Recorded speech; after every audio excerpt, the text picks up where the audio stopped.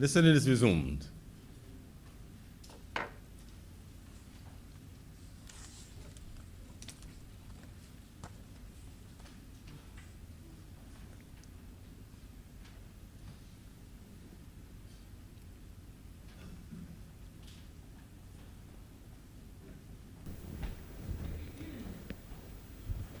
Order number one, sir. Order number one.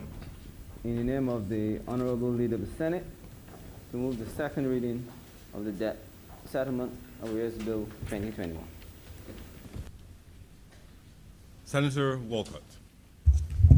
Thank you, Mr. President.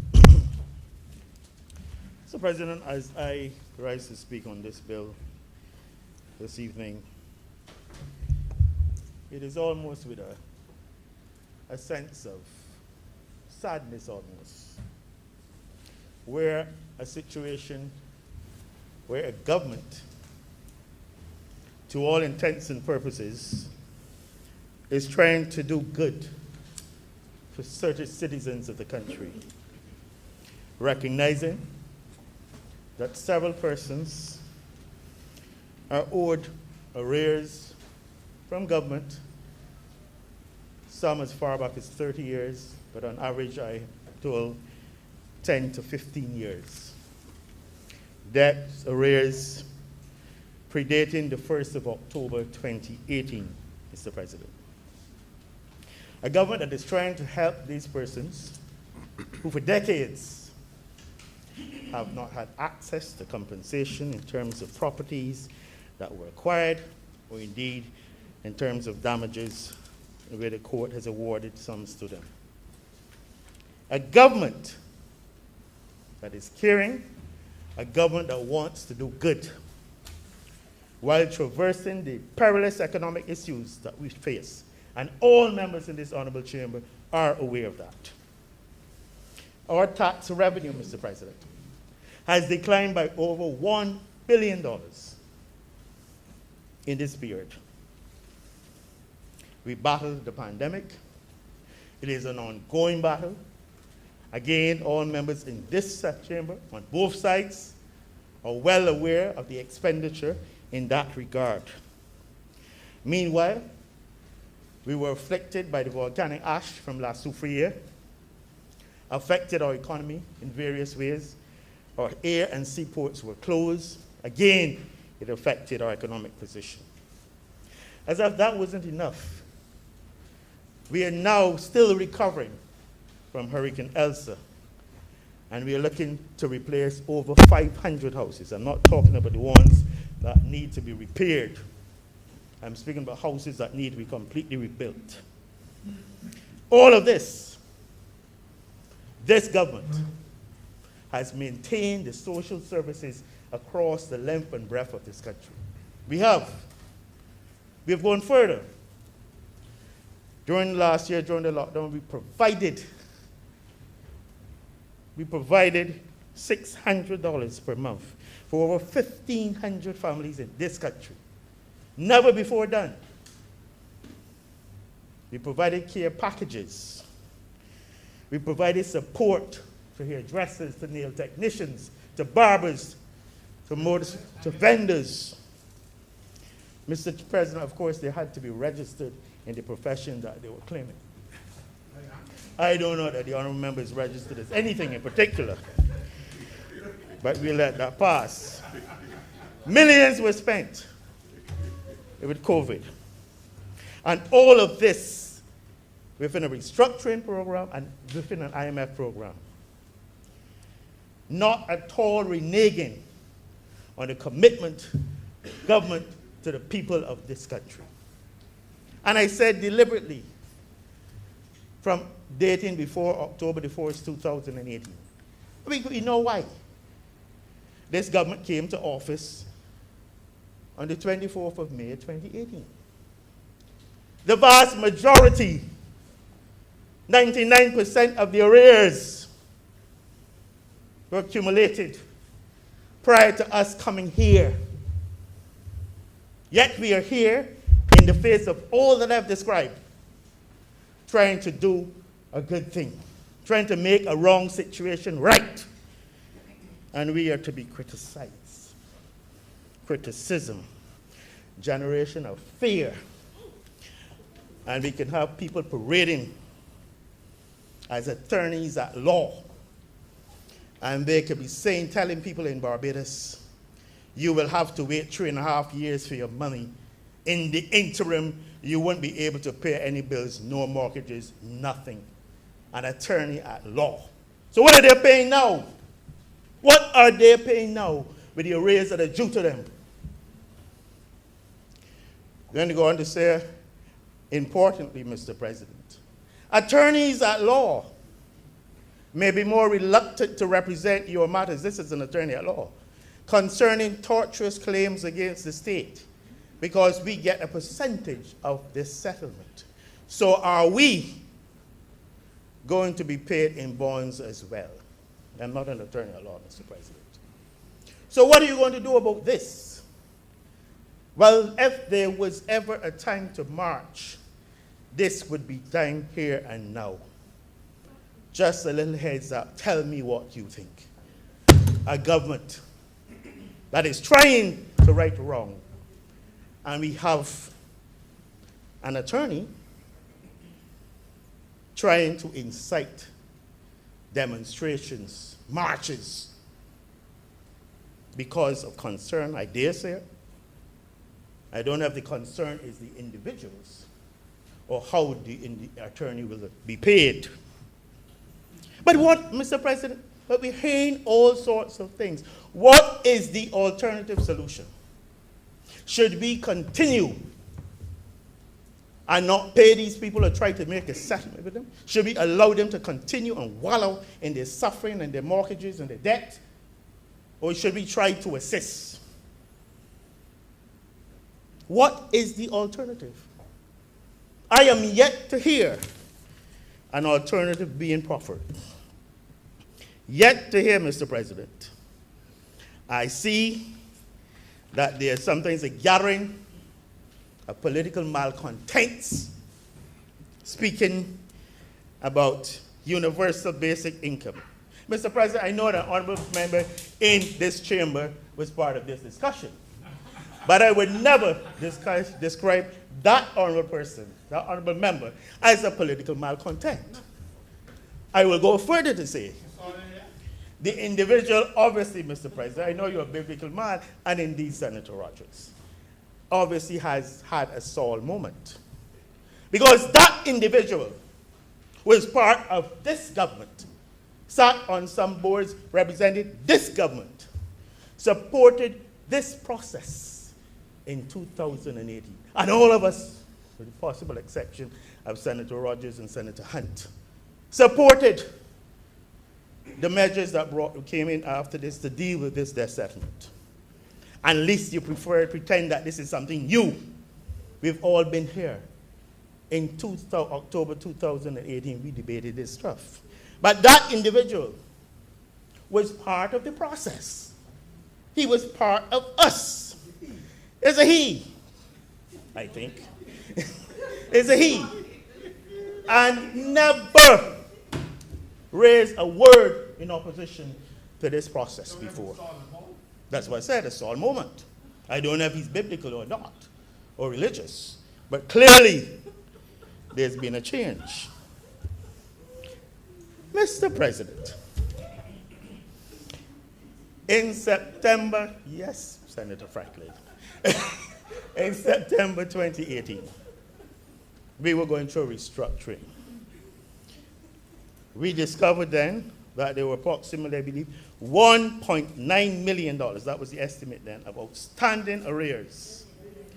Billion, sorry, 1.9 billion.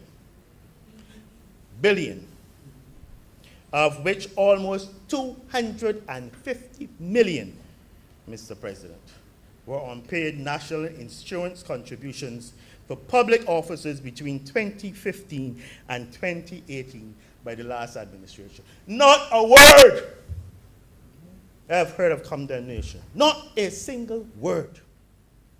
This government is trying to say that. In October 2018, this Honourable Chamber approved the Debt Holder Approval of Debt Restructuring Act and introduce Series F bonds to settle outstanding arrears. Mr. President, those Series F bonds had an issuance date of October 21st, 2018. Their final maturity, 30th of September 2022. The interest, nil. Principal repayment, payable in 42 equal monthly payments.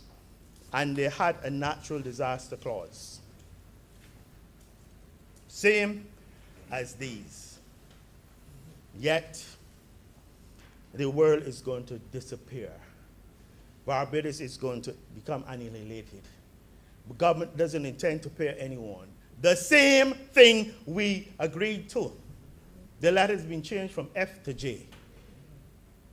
But all of a sudden, there is all of this consternation and worry.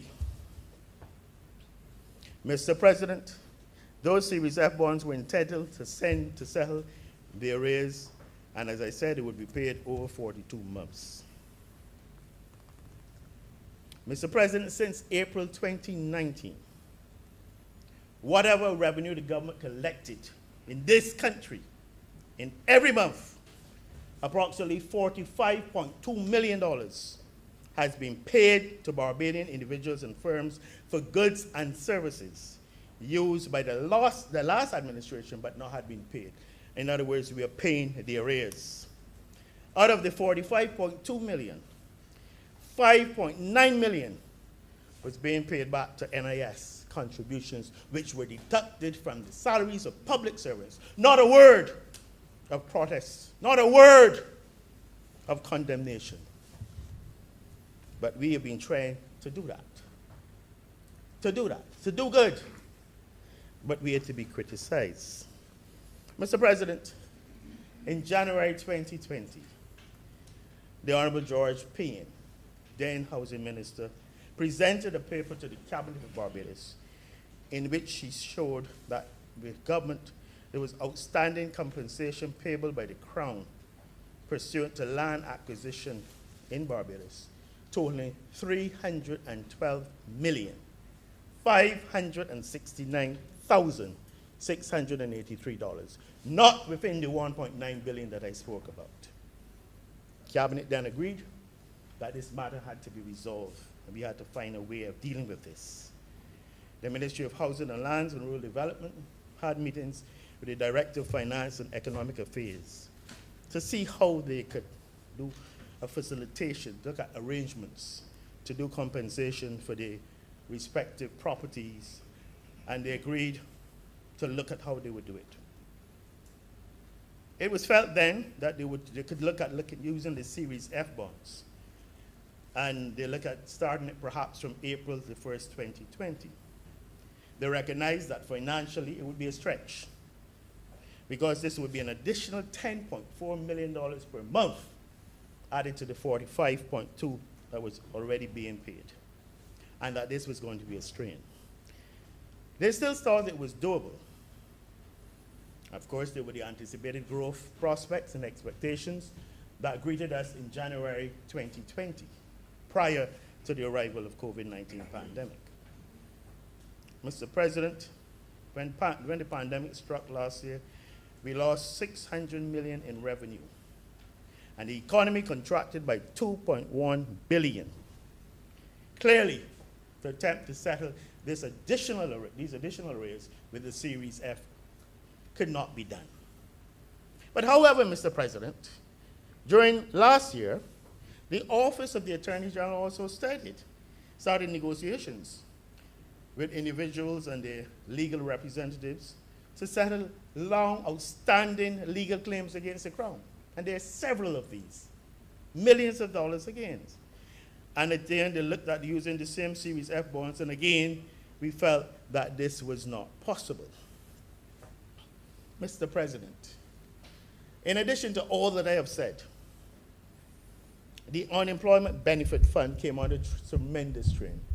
And the Honourable, my colleague Senator Franklin, spoke about this in glowing, in descriptive, I almost said, and in destructive terms about the NI, National Insurance Fund. He almost said that.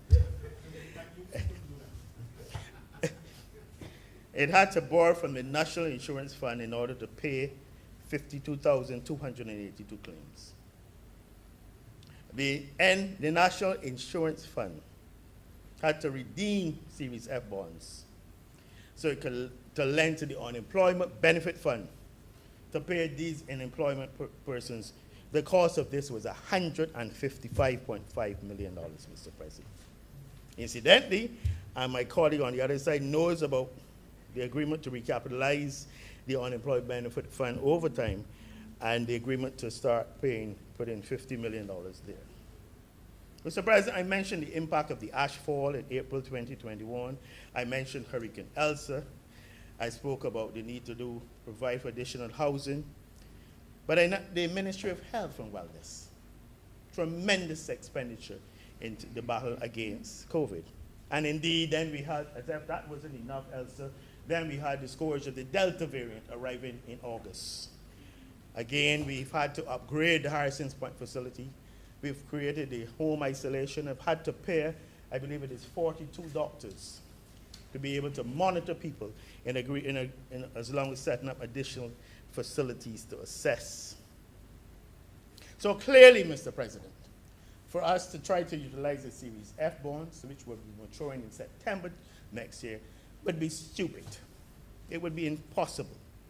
And hence we have come up with this Series J bonds to replace the Series F bonds and carry the same structure as what was agreed to in this chamber before, being limited to a fixed period and being flexible as it relates to the start date.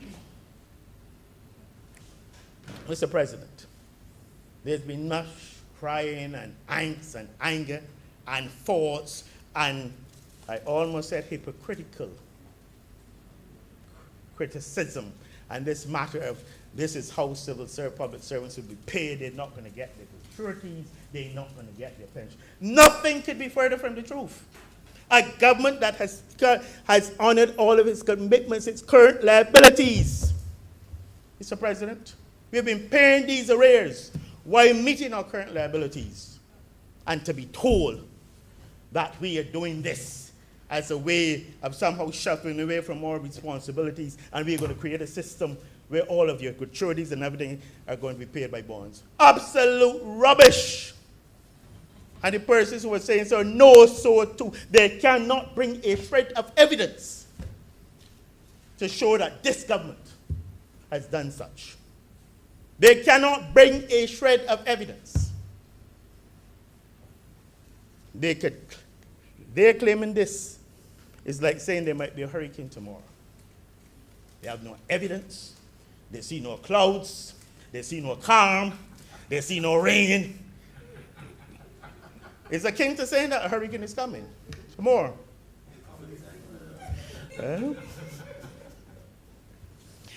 Mr. President, if the government was ever contemplating doing this, we had the clear evidence last year with the introduction of the BOSS. In case you forgot, the Barbados Optional Savings Scheme. It was debated in here, Mr. President.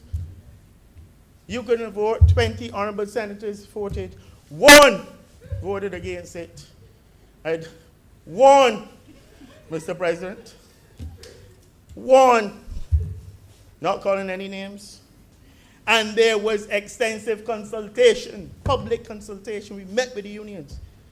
This government knows, and my honorable colleague, Senator Franklin, has said on more than one occasion when it comes to these public service matters, he always says that the government is trying to do the right thing, but there are other forces not part of the government that are acting otherwise.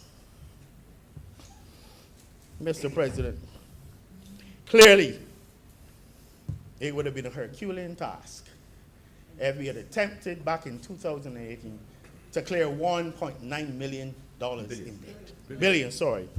Wishful thinking, I suppose, Mr. President. I believe some of the detractors might have been feeling so too.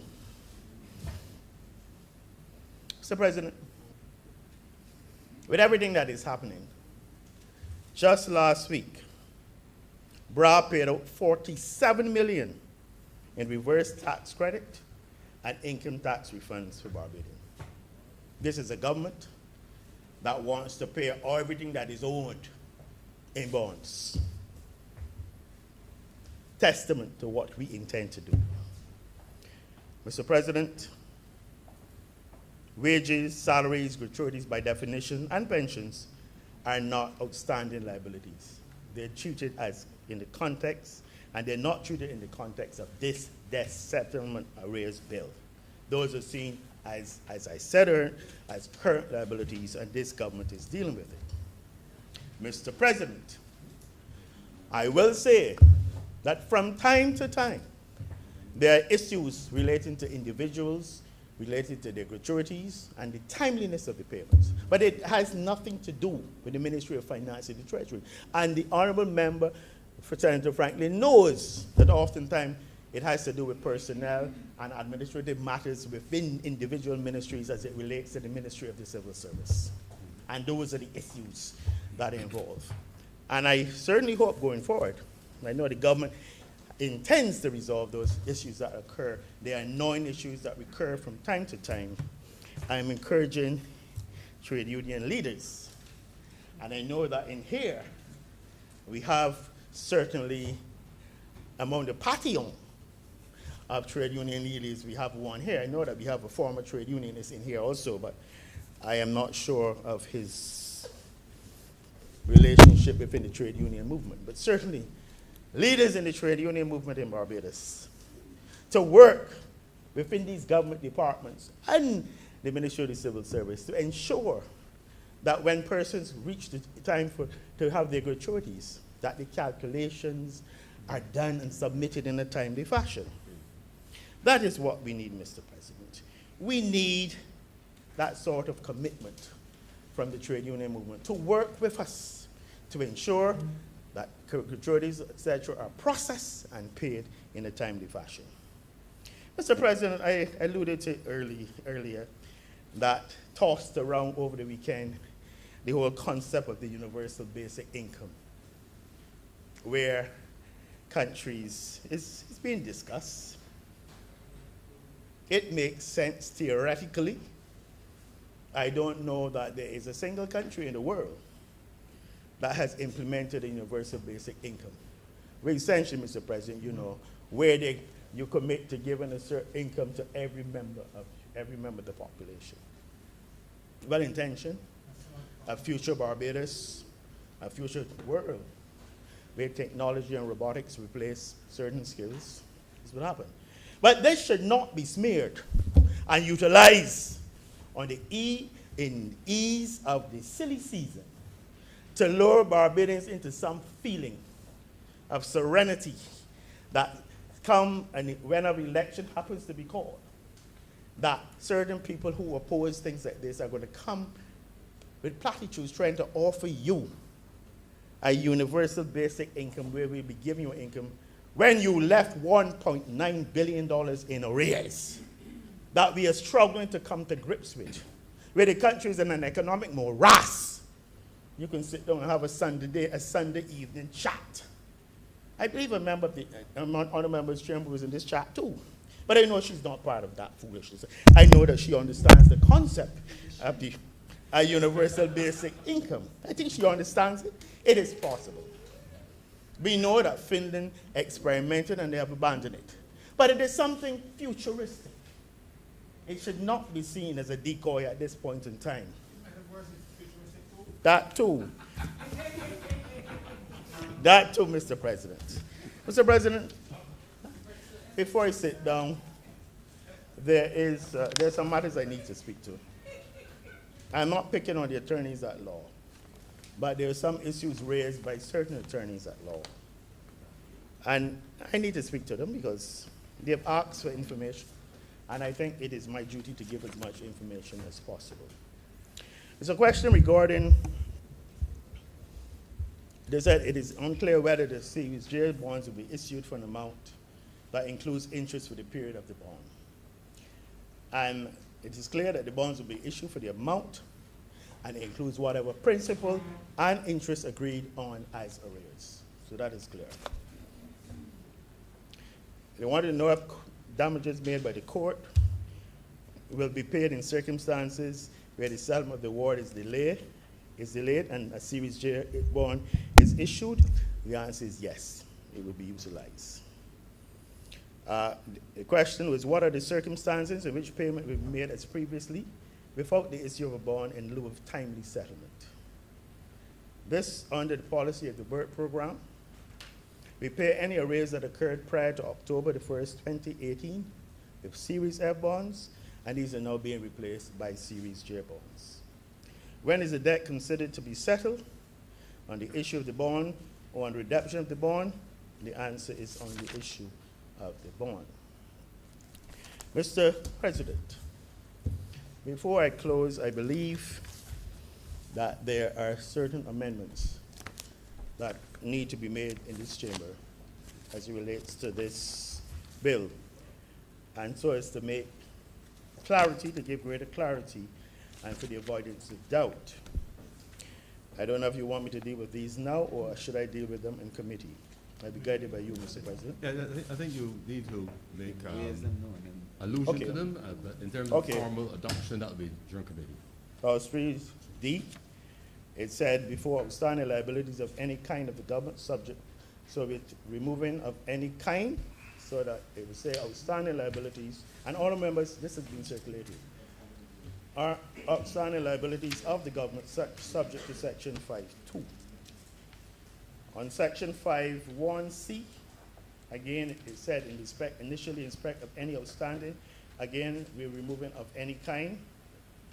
And we've inserted a 5.2, for the avoidance of doubt, paragraph 1c does not apply to salaries, pensions, gratuities, or any other emolument payable to public officers or any person employed by the government. Those are the amendments that I will move at the appropriate time when we are doing in committee. Mr. President, I know we have some other matters to deal with, and with those few words, I want to beg that this bill be now read a second time. I'm obliged to you. Thank you very much, Senator. Thank you very much, Senator Walcott. Senator Franklin. Thank you very much, Mr. President. If we were allowed to give applause in the Senate, I would have just given a rapturous applause for the to the speech made by the most honourable gentleman there seconds ago. Of course, I will never deny that. But I know he has a way of taking the government's chestnuts out of the fire, you know, and I can see the way he's the most honourable gentleman. They're going to reward him for that. You know, the government found itself in a situation where the criticism was being leveled at it, left, right, and center. Even some from me. Mine was mild. I was asking for elections. Yeah.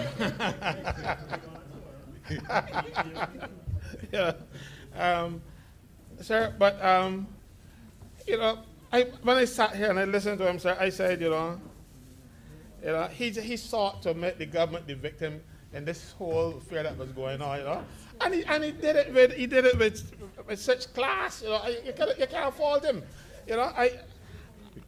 Honestly, you know, I enjoyed it. I enjoyed that speech, you know. But, you know, he said government was trying to make the wrong things right. You know, you know, if he weren't an excellent surgeon, stuff, he could be in the theater. You know, you can't look, politician, surgeon, and no pending comic.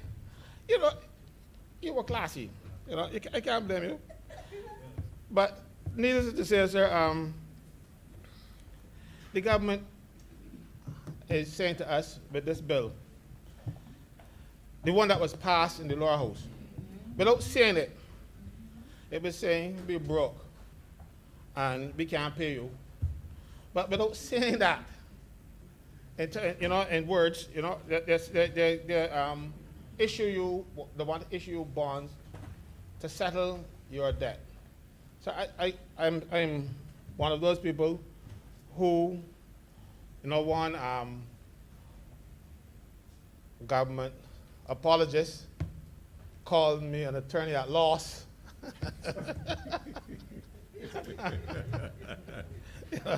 Because I didn't agree with something that the government says. But the fear of being called another attorney at law, sir, I will attempt to point out, sir, that what government has just done, the government owes people money, or what they're about to do, rather, and they are going to settle that debt with a debt. Because you give me a bond just simply say, oh, you so and so. So it is, but what they're doing, now, if I borrow money from the bank, mind you, somebody don't pay back, but if I borrow money from the bank, they charge me interest. Government borrowed money from me, and it set the terms and conditions. And on those terms and conditions, no interest. That's not fair. Mind you, this money was outstanding in other instances when Adam was, not this Adam, before he was a lad. But when Adam, the real Adam, was a lad, some of this money was outstanding there. I remember my grandmother telling me about land they took from her before I was born, over 40 years ago. And she has never been paid for it. Now, she went to the great beyond in 1995, so she will never be paid for it. But the road in Spring Farm that passes her house, all where that road is, was my grandmother's property. And she's never been paid, but that was before I was born. So government is used over the years to take in people's property and not paying. And I am glad that they'll even consider paying people. But you can't pay me with a bond and tell me that, if I use the words of the most honorable gentleman, he says, redemption of the debt is when the bond is issued. No. Redemption of a debt should be when you get money. Because I can't take that bond to Popular and ask the other honorable gentleman there to give me some goods. So you really didn't settle the debt. But for all intents and purposes, when you're reporting to the IMF, you will say, oh, we don't have any arrears now because all those arrears gone. That is sleight of hand, you know? You still owe this money. And you are not paying it. But you must pay people when you take people's property. And money is property. I risk of being called an attorney at loss again. I read somewhere, and my friend behind here can tell you, that courts have decided over the years that money is property, is moot. You don't even have to go and research it. No, money is property. You are taking my money. And you are giving me something, but you're taking my money without my consent, you know. And you are, so when I saw you nod there just now, I thought you would agree with me. But you're taking my money without my consent. And not even then give me the decency to pay me something for it. Because right now you're paying me today. Let's say the bond, even if the bond was something that you can tender. It's not legal tender. So let's say for argument's sake that it was. I could go and pay somebody with it. But I can't do that. And if I could give it to somebody else, I would have to sell it at a loss for somebody to make money on it, because you're not getting any interest. If it was such that you say, look, I have a bond here for $10,000. I want to sell it to you, and you can get the interest down the road, and you keep the interest. I just want to give my $10,000. No. If you have $10,000 now, you go and give the fella, if I can give $7,000 so he can make some money on it. So it is not fair to the person. You are giving them a basket to bring water. You are telling me that you are paying me, but you're still not paying me. Because what you have given me, or what you are about to give me, I can't use. And then you give me the interest. So, I remember when I was a boy. You know, we used to go to school, the school canteen used to get rice and soup with 25 cents. Yeah, but beef stew and it's filling. Now, I can't take that 25 cents and go to a restaurant and say, look, or even a school canteen and say, I want rice and stew. Because money, unless you get interest on it, it will devalue. So $10 don't buy what $10 today, what $10 to buy before. For that's 42 months down the road. Because when you go into the supermarket, and I go to supermarkets very often, and I see things, and I come back, and there's not a little 5 cents-ish jump on it, so some is $1. So you are giving people, you are devaluing what you are giving them. First of all, if you had agreed 5, 10, 15 years ago that a person's land was worth $100,000, you're not paying them interest all this while you are waiting to pay them. I know you're not paying them in interest for the next 42 months. That certainly cannot be fair. I understand what the government is trying to do. It's trying to make the books look good. But at the same time, it's not fair to the people of this country who the government owes. Senator Walcott, I prefer to call you the most honorable gentleman. The most honorable gentleman said that this money was owed for years, but it wasn't owed from 2008 to 2018. It was owed some of it before that. You know, so both administrations, or how many administrations there were, acquired property and did not pay for whatever reason. Some that they couldn't come to a settlement, and the government didn't bother to deal with them anymore, because I mean, you know, if you're buying from the government, if the government take your land, that land, even though you would have paid $200,000 for it, is now worth $5 million. And then after the negotiations break down, government doesn't bother. But there's a mechanism for that. You go to court and let the court decide. But either party can refer it to the court.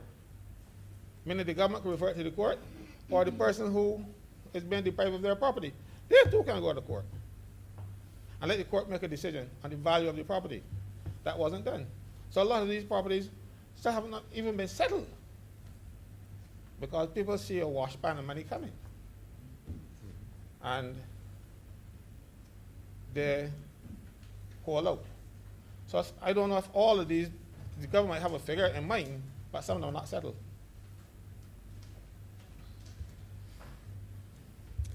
Now, which bill should I read from? Should I read from the one that was passed in the lower house? Or should I read from the one that I got today? The one that was passed in the lower house said that the purpose of this act is to provide for the creation and issuance of Series J bonds in settlement of obligations for land acquisition, obligations for people who had cases before the court, Barbados denominated arrears incurred or assumed by the government, and the part that that should have troubled every member in the other place was outstanding liabilities of any kind of the government. I am grateful that the honourable gentleman was able to persuade his colleagues to take it out, or to take out part, or not necessarily take it out, but reword it in such a way that we now understand beyond any doubt that you wouldn't be taking people's gratuities. Because the one that was passed, that troubled me. It troubled every right-thinking person, including the most honourable gentleman, that government could pay you in bonds for any outstanding liability of any kind. And we know why these trade unions act up. Because we always get problems with people complaining that they ain't getting a gratuity. And we've been hearing talks for years how they will stop paying gratuities because the IMF said that they ain't good and all kind of stuff. I hear all of that. But I assure people who come to me with that, I said, listen to me. Gratuities are paid to MPs as well. And they usually get more gratuity than you. Them ain't gonna give it, them ain't gonna fight off that. So you don't gotta worry about that. Gratuities will be paid. But some people use those gratuities to do things that they will never get a chance to do again. Because, let me give you an example. If you are working in the public service for 33 and 30 years, 400 months, your gratuity will be 25 months pay, lump sum, no deduction for income tax, nationals or anything, 25 months pay on the gross, and then your pension would be half of the salary that you would have been receiving over the last 3 years, the average of the last 3 years. So when people saw that government intended to give you bonds for any outstanding liabilities of any kind, that would panic anybody, especially people that were going home shortly. Because that 25 months pay did a few things. One, it fixed the roof. So now you can remove the little bucket. It paid for a new car or a better car than the one you have now, so that by the time the license is already stop you from getting the license, that car will still be working, and then you will pass on to your grandson or something like that. And it retired your debt, so that you could then live on that half pay, because you ain't got no more mortgage, you paid off the mortgage, you ain't got no more set of bills. The only bill you got now is light, water, telephone, and gas. It depends on how much you use. You can survive on that and buy some food. So when people saw that the government could possibly take out your gratuity because the legislation was not clear, it wasn't clear, people panicked. I can't play panic too when I get a gratuity. I might have a situation where I might have to go and take care of, my brother over there. He has these outstanding liabilities too, and they won't be able to pay them. Poor fella, yeah. So I understand what Senator, the most honourable senator, was doing, but that's just trying to do a little PR for the government. And that is his job, and he does it well. But you must understand that people had a genuine fear that government could have taken your gratuity because the act said so. Not in those words, but the act said so. Take your gratuity and give it back to you at the end of 3.5 years in a bond. Now, if that had happened, no mortgage didn't pay off, no landlord said that you hadn't pay off, so now you're going home and you're on half pay. You're on half salary. But the full salary is not paying current bills now. So half would put you left, you would be in severe poverty. People like to call it genteel poverty because you start home in house and don't say nothing, and poor. And then of course now, in terms of fixing the roof, you just gotta get a bigger bucket. And that's when the water come in, you know. So people were jamming, and the government saw it, realized that they made a mistake, and they fixed it. And for that, I am grateful. I don't know if it was the kind of fear that was placed in them to make them pull back, because I heard some threats to the government about not voting again, and from people who I know voted for them.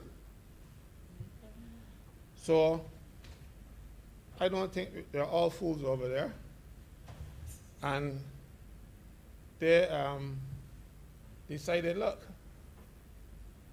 discretion is the better part of valor. We will use our discretion and exempt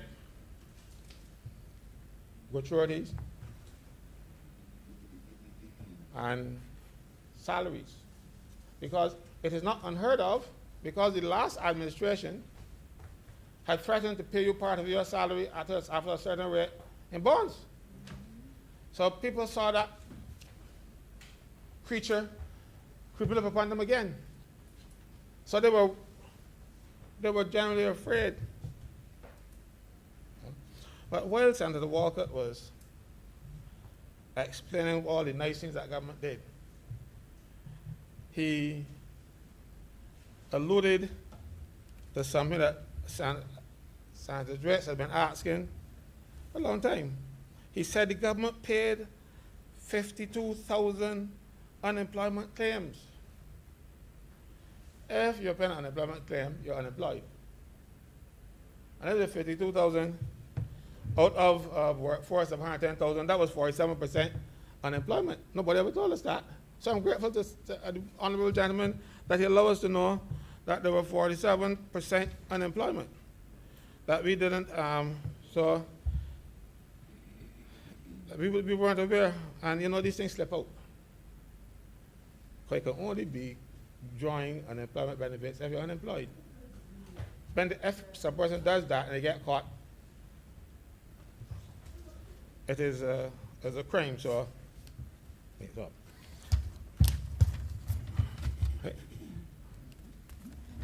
sir, you see me turning a lot of pages? All these pages I'm turning are my notes dealing with taking away the gratuity if you had. 4 pages. 4 pages of reasons why you shouldn't do it. So that's what I'm saying. I am grateful because it cut my speech in half. You know? Because right now it says here, in this new bill, and that comes before us today, it says that the government will pay, will give you bonds for outstanding liabilities of the government subject to Section 5.2. So they are not and Section 5.2 says, for the avoidance of doubt, paragraph 1C does not apply to salaries, pensions, gratuities, or any other emolument payable to public officers or any person employed by the government. That puts to rest the fear that public workers had, and that put to rest my call for elections over this issue. Because I can't believe that a Labour Party government will do this to laborers. I was angry.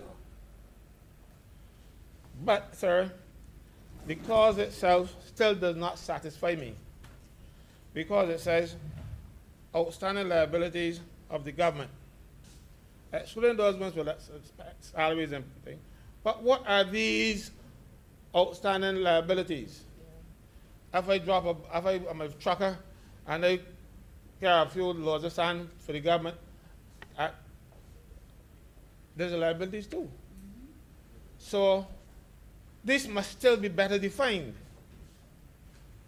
or taken out, because it gives the government the right to say to people who supply them services, materials, or whatever, or we'll give you a bond. People must be certain. Because I have a young assistant working for me, and I can't tell her, you know, I'm going to give you a bond next week. You work well, she works hard. She works harder than I anticipated that she would have. But I can't tell her at the end of the week, I'm going to give you something other than money. So the government should not be able to tell citizens of this country that we are going to give you something other than money for services or supplies or whatever, without telling us what these services and supplies are. I can understand obligations of the government to persons whose lands were acquired. I understand it. So I know that if the government take up my land, I ain't getting back the money in the short term. They'll give me a bond, and they can take me 3 years before I start seeing any money from it. 3.5 years. I understand that if I sue the government, mind you, I did sue the government, but the case ain't come up yet. So is that going to, so when I be in mind,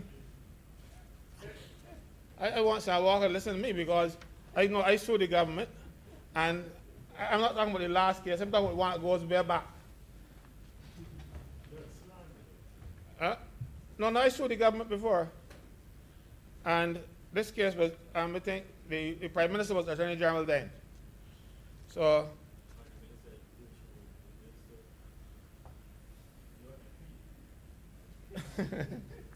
you know, and so when that case hasn't been settled, so are these cases, like the ones that we are saying now, even though I suppose the court award me the money I'm asking, I go away and bonds for these two, or you only dealing with the old debt? I don't understand. I don't understand what this means. And then, you know, Barbados denominated arrears issued or assumed by the government. I understand what all those are. But this D is still too poorly defined for me to explain to somebody what the government is going to pay me bonds for. Mind you, with my attorney at law mentality again, I will argue that the government under section 16 of the Constitution, I think it's section 16, can't take up your property without compensation. But bonds are not compensation. Bonds, so again, I might even argue that this is unconstitutional. But I'm fearful of the title, attorney at law, a guy who was called me and asked me for legal opinions, then calling me an attorney at law. You ain't even shame. And I got it recorded, asking me for legal opinions, and he abusing me because he support the government. I used to support one or two. I ain't calling any names. I'm not calling any names.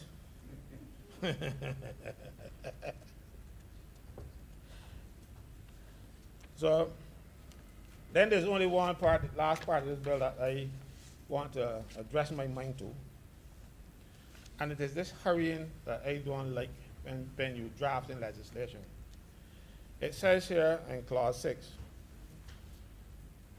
prepayment of principal. The government may, with not less than 15 days prior written notice to the instrument holder, repay A, part of, or B, all of any unpaid principal and unpaid interest, and unpaid accrued interest up to the date of such repayment of the bond. Now, if you are telling me over on the next page that maturity is 42 months and interest rate none, how are you going to accrue any interest? You know, maybe doing things here. So I'm asking, I wonder what this means. Because I can understand if it's a court settlement, the court says you pay 6% interest. That you talking about? Because it doesn't make sense to me. Mr. Chairman, oh, sorry, sir, Mr. President. I am opposed to this bill. I don't think that government should be paying people with IOUs. If I could pay people IOUs, I would do so myself. But I can't legislate it. And government should not be legislating these unfair practices of people. But I have to live with it. Because I can only give one vote, and the government will say yes, that they can do this and they can get away with it. But I'm warning you, you're playing with fire. People don't like to be treated like this. You got money for me, give me it. And you're giving me paper that might not be worth anything, because let's say you saw an old man in the paper a couple of weeks, last week it was, or the week before, claiming that the government owed him money for land that took up. So, I can't remember how many years it was now. But none of us have another second put down into our lives, because we can plan and go. But when you reach that advanced age, it's more likely that you can go long. So people like that, sir, I feel that even though you want to send these things down 42 months, give people their money in 42 months, those older people should still get the benefit of their monies. So if the government can see their way to pay it before, pay them. Because I ain't nobody got 3.5 years put down. And sometimes some of these people are living hand to mouth, some in squalor. And government owe them a lot of money. A caring government that you proclaim to be should take these individual cases into consideration rather than put a blanket on all and just say, this is what the act says. No act is written in stone. Even the laws that were written in stone, Moses brought them up, we had to give some more, you know that. So, but that's a fact. Moses had broken them up. You read that? And so they had to give him another set. So, these are just paper. So, Mr. President,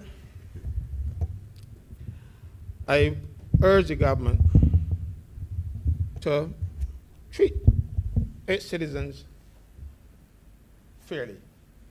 This legislation is not. I'm much obliged to you, sir. Thank you very much, Senator Franklin. Senator Boyce.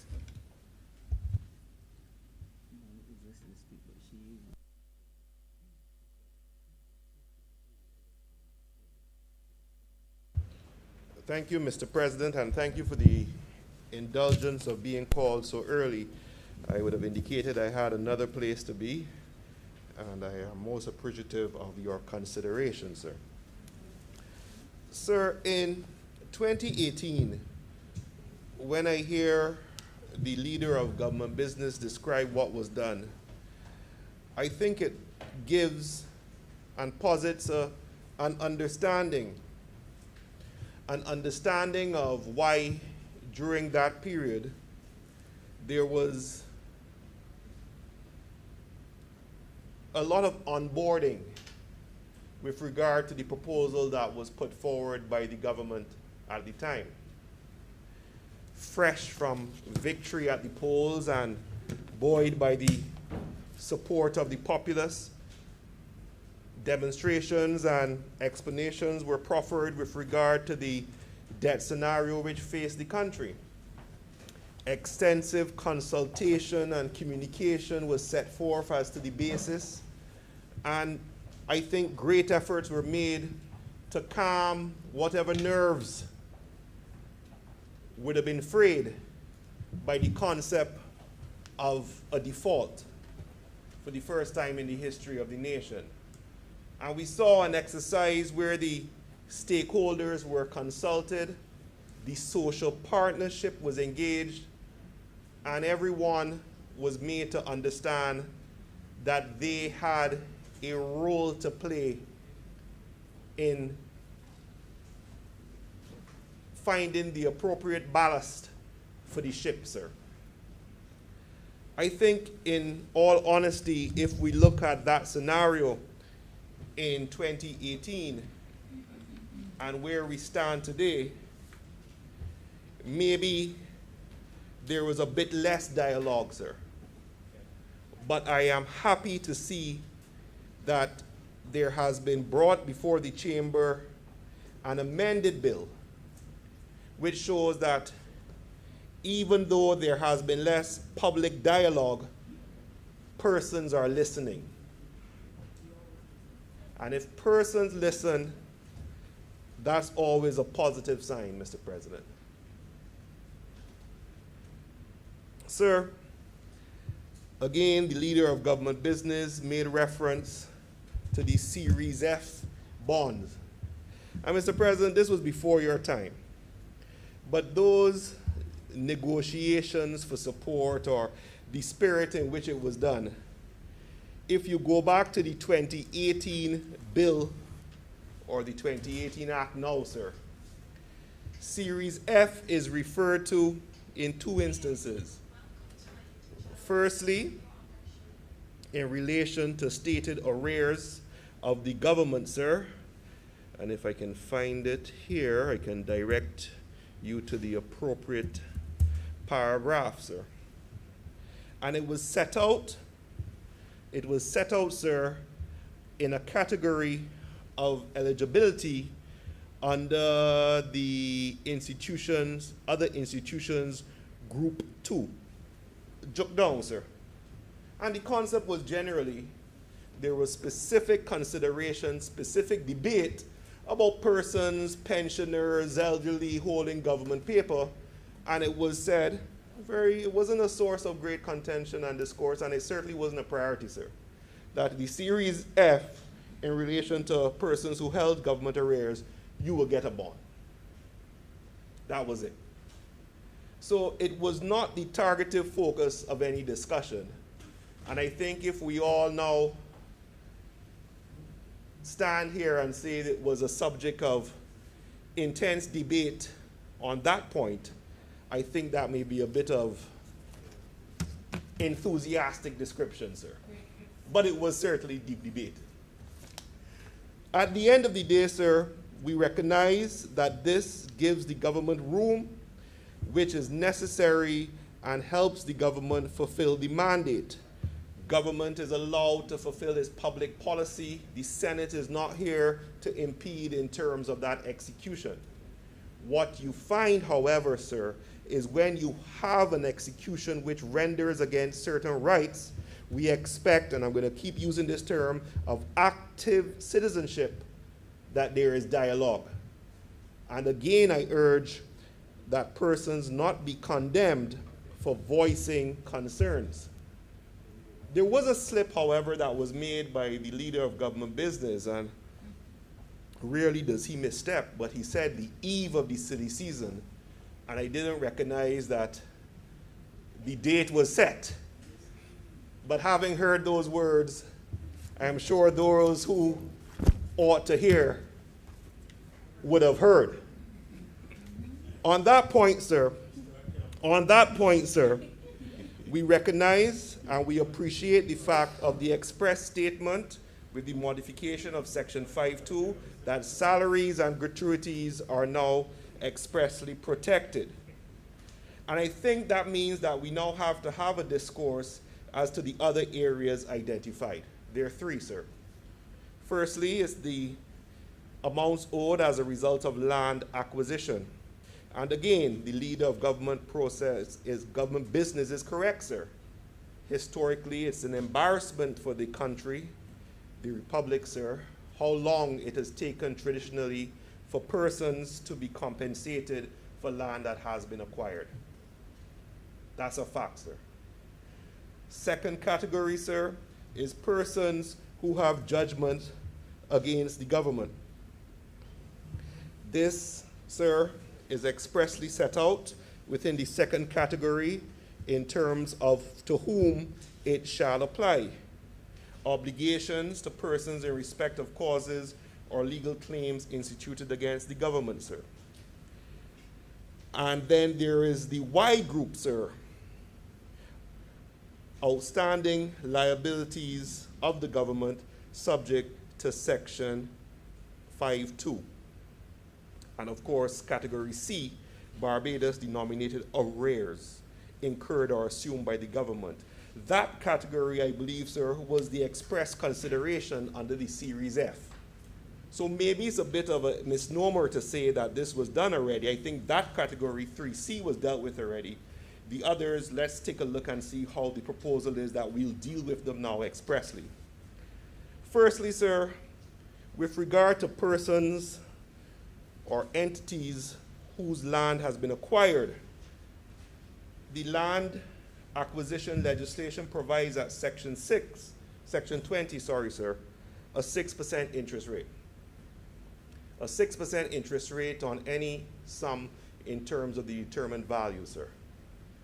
So when we see that there's a set interest rate in another piece of statute, it therefore supports the contention put forward by the leader of government business that the bonds which would be issued have to include an amount which has that interest already calculated. Because there's another piece of legislation which says you're getting 6% interest. Now, of course, if this act was a bit clearer, it would have assisted in resolving any discrepancies or doubt with regard to that process. But my understanding, and I'm sure be clarified by the leader of government business if it's not correct, is that if there is an acquisition sum, the 6% interest would be included in the value of the bond. And this, Mr. President, and we know that your love is the accounting field, sir, is supported by the legislation itself, which stipulates that there will be, if there is an early prepayment of the bond, under Section 6, prepayment of accrued interest. So the only way you can prepay accrued interest is if the value or the sum of the bond includes interest, even though the draft says that it shall not accrue interest on the bond. You see how confusing? So let me say it again. The bond itself doesn't carry any interest, but the bond value accounts for the interest which you should be awarded based on the value of the land. And I believe that deals with the persons in terms of land acquisition, sir. Sir, the second group, I call it Group B, is the one which concerns the lawyers. Now, I'm yet to see someone cry for a lawyer in Barbados or anywhere in the world, Mr. President. Albeit, we do tend to rescue societies when they find themselves at the brink. And the courts are the one who, whenever, despite all the dialogue that is hurled at them, finds the solutions to the Gordian knot, sir. And in this circumstance, sir, judgments against government will carry an interest rate which is set out at Section 35 of the Supreme Court of Judicature Act. That will be the judgment which was awarded by any court in relation to a debt a judge has a discretion. So again, even though the bond itself does not carry any interest, the assumption is that the bond amount will reflect the value of the judgment along with the interest. But again, Mr. President, we ought not to be making that assumption. In an ideal world, sir, the basis of the calculation, even the wording of the bond, I've actually drafted one, sir, which has held up itself well.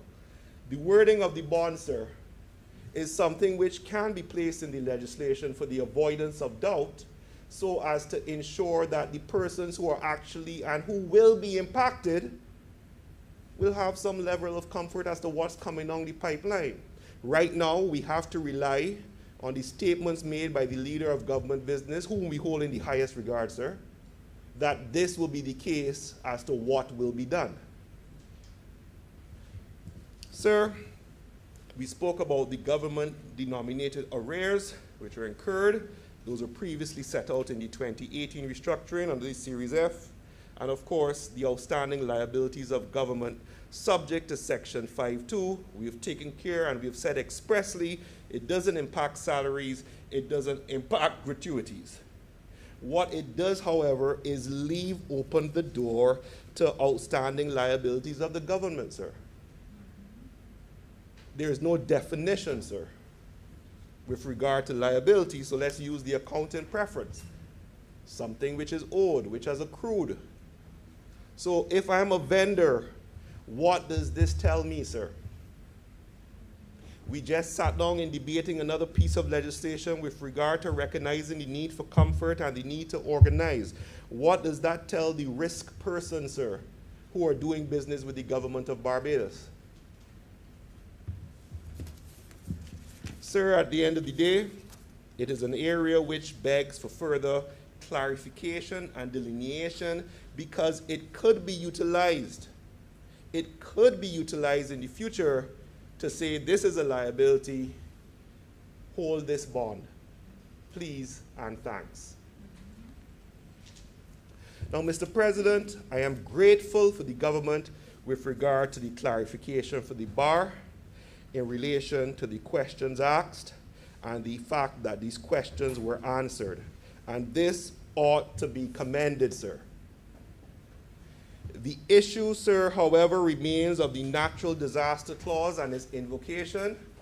Again, natural disaster, invocation, it is somewhat wide, and the rules of its utilization, even though we have incorporated the clause into some of our own borrowing, are yet to be ascertained. These things are factors, sir, which impact those who make the decisions to lend. So we have to be careful in how we wield this power, sir, if we are granting it as a parliament to ourselves.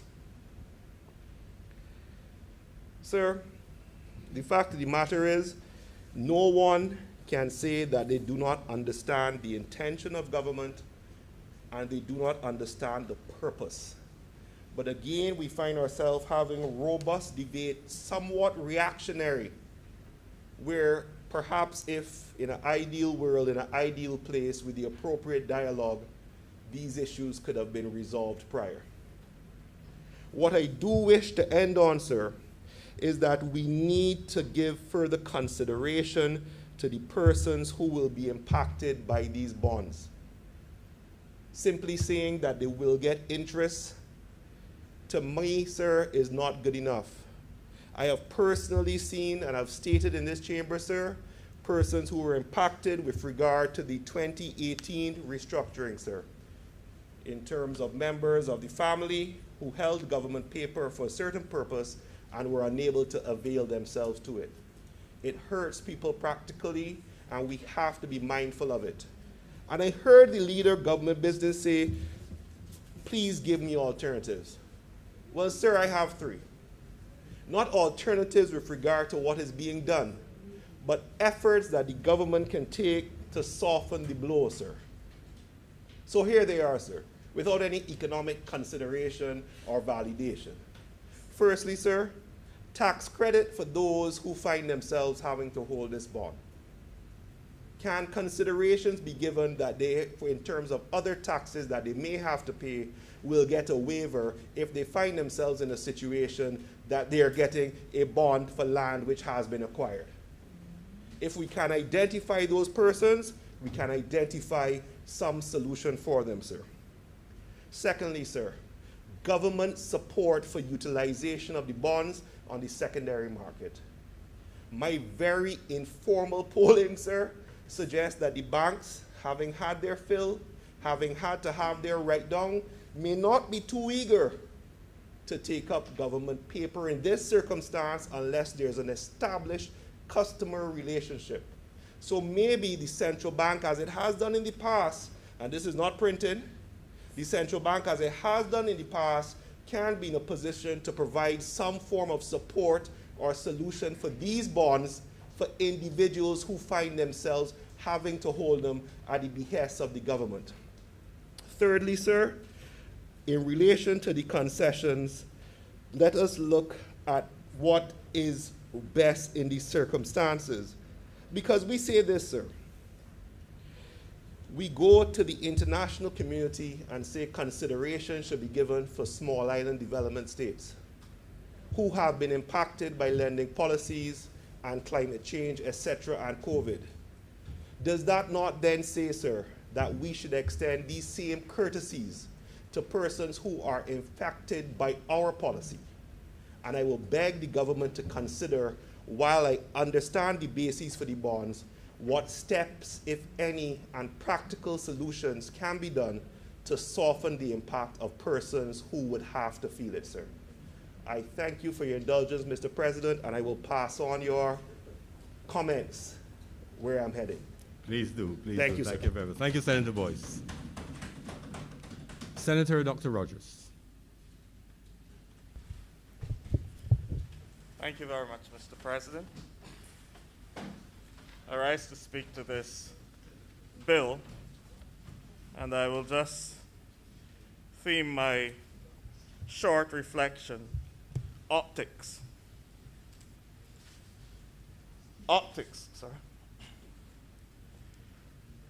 Coincidentally, today is the feast of St. Lucy in the church, and St. Lucy is the patron saint of eye patients and blindness, the blind.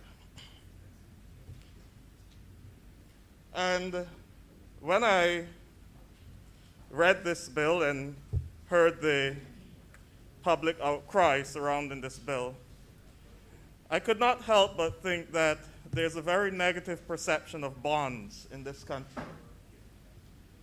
Once you mention the term bonds, people cringe. And it has a lot to do with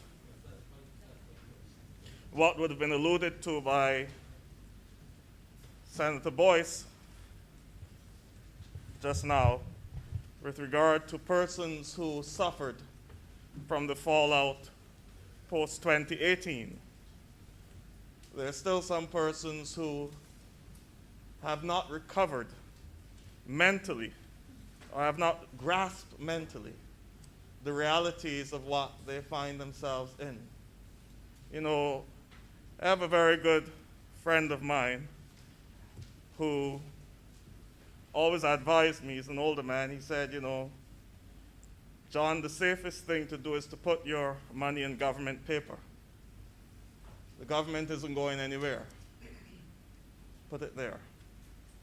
But I believe that some persons would have received that advice as well, but now they're having second thoughts because of what they experienced. Said all of that to say, sir, that when the first version of this bill came out, and there was a public outcry surrounding what is the now well documented paragraph C of section 5, persons were very concerned, as Senator Franklin would have pointed out, about what it really meant. And I wish to thank the government for revisiting the paragraph and giving at least some clarity. But what has happened is that we know what it does not include, but we do not know what it does. It reminds me of one of Jesus' healing miracles in St. Mark's Gospel, chapter 8. Strange story. Jesus encountered a blind man. He wanted to be healed. He took him outside the city. He spat on the ground, touched his eyes, and asked him, "Can you see?" He said, "I can see people, but they look like trees." And then Jesus had to repeat the process, and then he saw more clearly. I suspect there'll be a need to repeat this process so that we can have some clarity onto what outstanding liabilities of government mean now that we know what it does not include. What does it include? We're also in the season of Advent, sir, where we invoke the memory of John the Baptist, the voice of one crying in the wilderness. And it's metaphoric in that the sense that the wilderness is not a physical place, but the wilderness is just a space where your voice seems to be the only one that is uttering a particular thing. And so John the Baptist became a voice in the wilderness of Judea in his time. And his message was one of social justice, challenging the people to repentance. And repentance doesn't mean simply saying sorry for the things you've done, but repentance in the true sense of the word in Greek, metanoia. Meta meaning change, noia from the root nous, mean mind, a change of mind or a change of perspective. And as I listened to the leader of government business, Senator Walcott, speak to this particular bill, I could not help but shudder that what John the Baptist called for in Judea, Barbados needs. We need a change of mind, a change of perspective. Coincidentally, when John the Baptist spoke to the people, they heard him. But everyone kept asking, "But what should we do?" He said to the people, "Well, if you have 2 coats, give one to someone who doesn't have any. If you have food, share." When the tax collectors came and asked, "What should we do?" he said, "Well, stop exacting taxes from the people beyond what they owe." When the soldiers came, he said, "Stop bribing people and threatening people." And perhaps the question we should ask ourselves today is, what should we do? Because why I shuddered at the speech of the leader of government business is because this debt goes back 30 years in some cases. It means that we have an endemic problem as government in Barbados. This is not about this is a problem we have. And it goes back to what I would have been touting all the time and challenging us to remember, that the government is not a political party. The government represents the elected officials and the Senate who are called to care for all the people of this nation. You know, in the last 30 years, we had what has been described as the golden era, one of the best economic periods in this country. In the last 30 years, we have what was described by some as the lost decade. But in doing so, many persons were accused of pilfering and getting large sums of money from big contracts.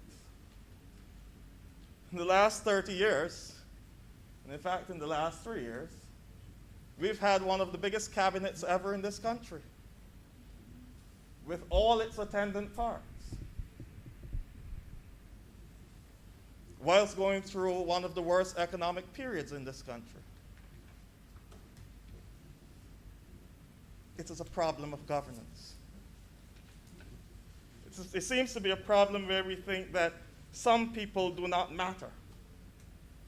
And when I say we, I speak of the governments for the last 30 years, all who would have presided over this. It seems as though the people only matter once every 5 years. And as Senator Boyce would have pointed out, these are people, some who are living in squalor. Some who need this money. But now it's the best we can do, I believe, in the circumstances. But it's a shame. It's a shame that we've gotten to this point. It's a shame that we have to come here now and tell people, we owe you some money, hold on to this paper. You may get something in the next 3.5 years, but if a hurricane comes, that has to be delayed.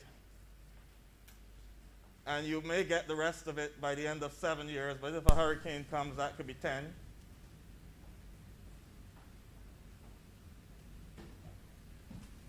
It is downright unfair that people have to go through this. But we understand what the government is attempting to do in the issuance of these bonds. But it's really an indictment upon all of us who have ever sat in the positions of governance in this country over the last 30 years. And so, sir, I do not have any solutions like Senator Boyce had. But I encourage us to consider the optics. Consider the optics.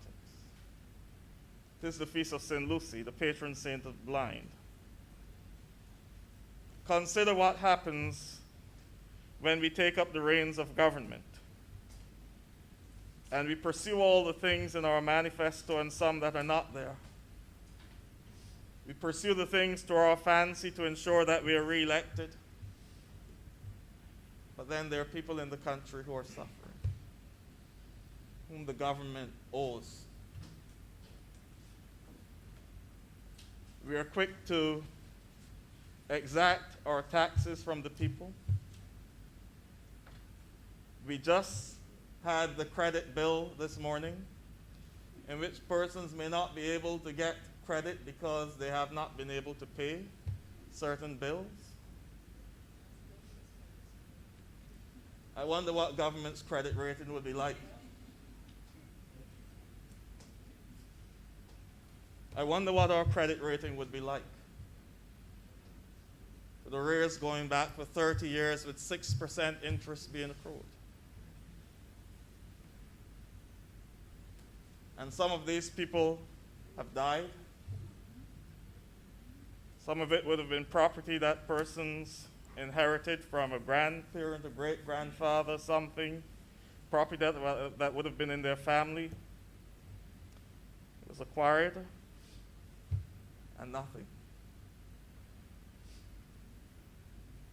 You know, there was a lovely article yesterday in the newspaper, from one of the media sources, with a young man thanking the Prime Minister and the government for affording him the opportunity to go back to university without paying the fees that it seemed he would have had to have paid, $18,000 a year, he said. Could you imagine if this young man was from a family whose property was acquired, and knowing that that money is there somewhere? Can you imagine the trauma, the pain? This is a matter that we have to fix, sir. But it is also challenging for property owners. Some must be trembling in their shoes, wondering if their property is acquired now, when will they get their payment? See, it's a cycle that we're starting. As I said, when we look back over the past 30 years, we had some really purple patches. Over the last 30 years, a lot of money flowed through this economy. But none seem to have gotten to these people we owe. fell into a lot of hands, I heard. A lot of strange hands. Right now we have lots of consultants. But then again, they had lots of consultants another time too. We always have consultants.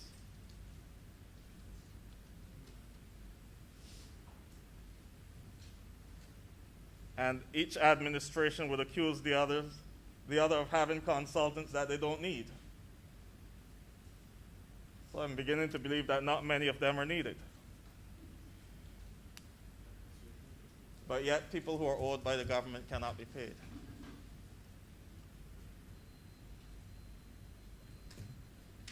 We cannot fix this. I understand that. And we have no choice but to support the legislation that is before us. But I hope that what is taking place here evokes something in us to hear the voice of John the Baptist again calling us to metanoia. There must be a change of mind. There must be a change of the way we operate in this country.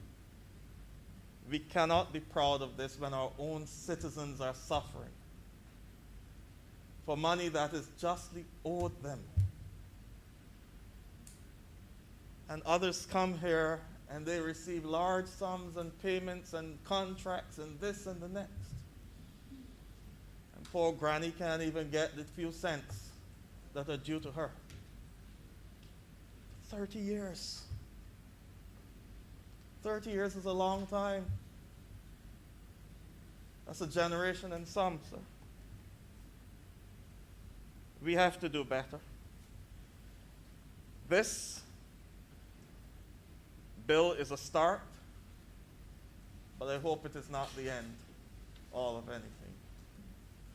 I hope that as a government, I'm speaking of future administrations, the government of Barbados will be committed to ensuring that its citizens, which are owed by the government, are properly compensated and timely compensated.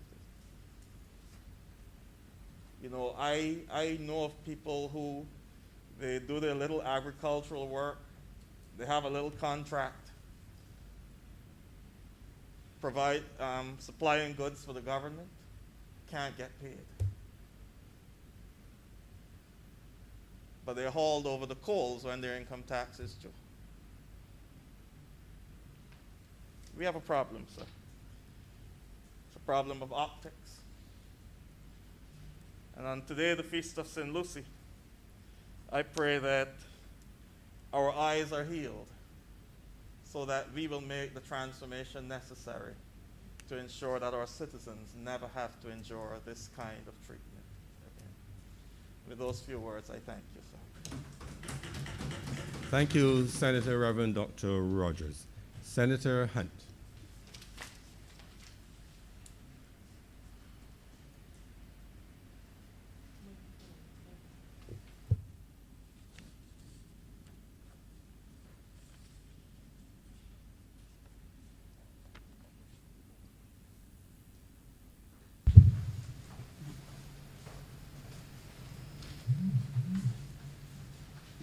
Mr. President, today's exercise is a difficult one for me. I think that the task before us all today is difficult because we are watching government or assisting government in doing what it has to do as far as outstanding obligations are concerned. But the tool by which the government is attempted to address that which must be addressed, it is not the best, might be the best thing that can be found at this time. But when we look at the effect that it will have on those to whom the legislation applies, like some of my colleagues who have spoken before have said, it does create some situations where some hardship may still visit them, where we know that the intent of the legislation ought to be to put an end to any hardship that they might be experiencing by virtue of the existence of that. I listened to the most honorable leader of government business introduce the legislation by referring to a number of significant events which have conspired against our country being able to have as much disposable income as we would all prefer our country to have. There was reference to significant reductions in tax revenues. There's the current pandemic that we're all wrestling with. Other issues which impacted the ability of persons and entities to do business and to generate revenue, like the volcanic ash, natural disasters, had the hurricane. These are realities that really cannot be denied. And these are realities which have brought additional hardships.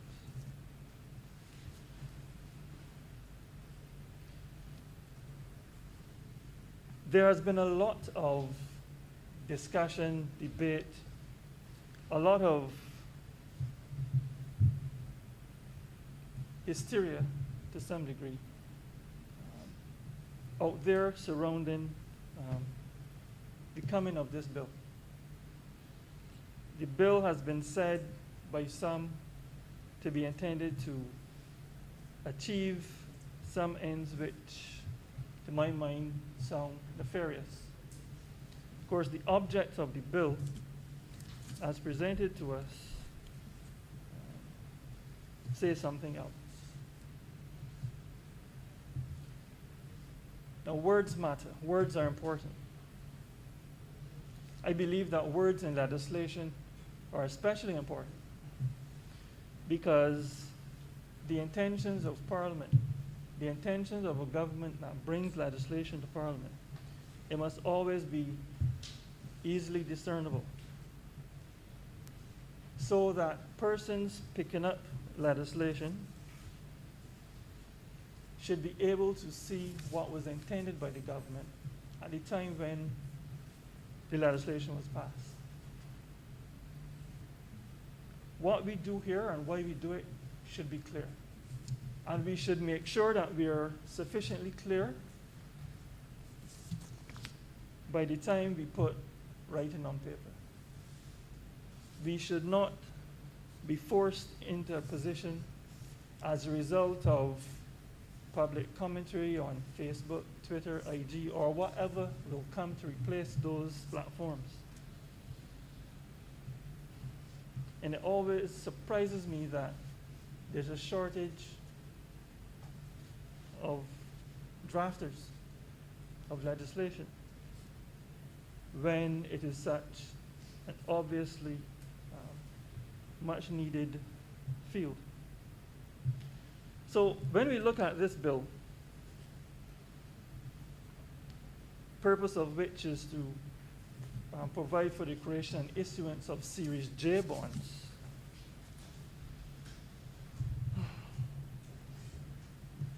there are a number of purposes which have been spoken to by my colleagues who spoke before me. And prior to the most recent amendment, which we had shared with us earlier today, there was a vacuum of information that caused a lot of fear across Barbados.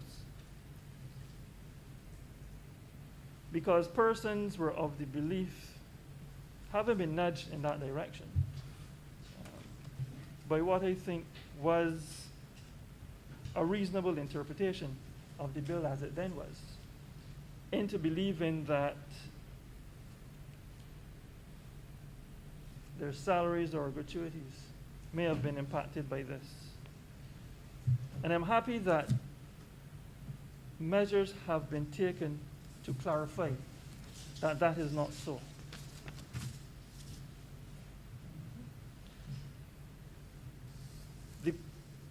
The part that deals with the purpose of the bill points you in a direction where you find that clarity.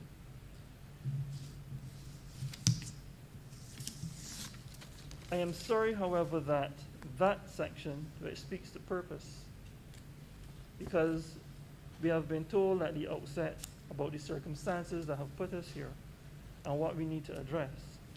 But I think we stopped a bit short of dealing with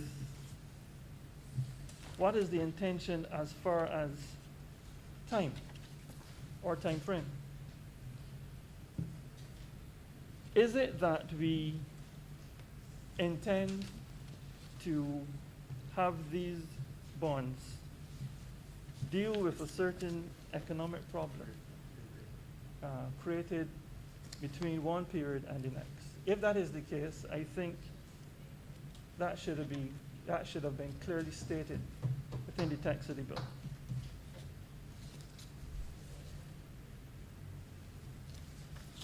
The bill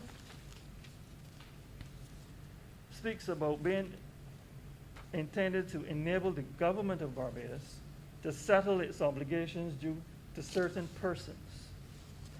Those certain persons, as far as I understand it, are dealt with or are identified at clause 5.1.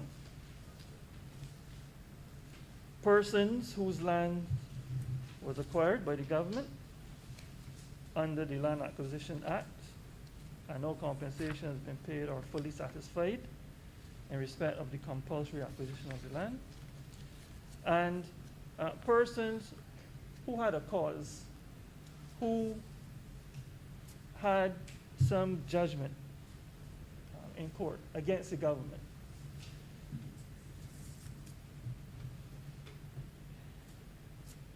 Persons falling into that second category could possibly have won a case against government and could have had interest attached to what they're owed by the government. A question which has been raised in respect of this: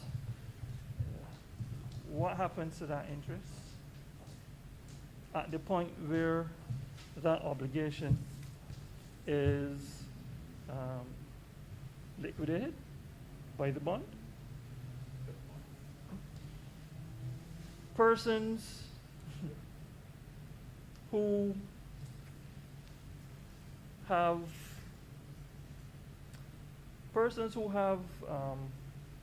who won these claims, where interest is attached, could have expected to gain by the accrual of interest over time.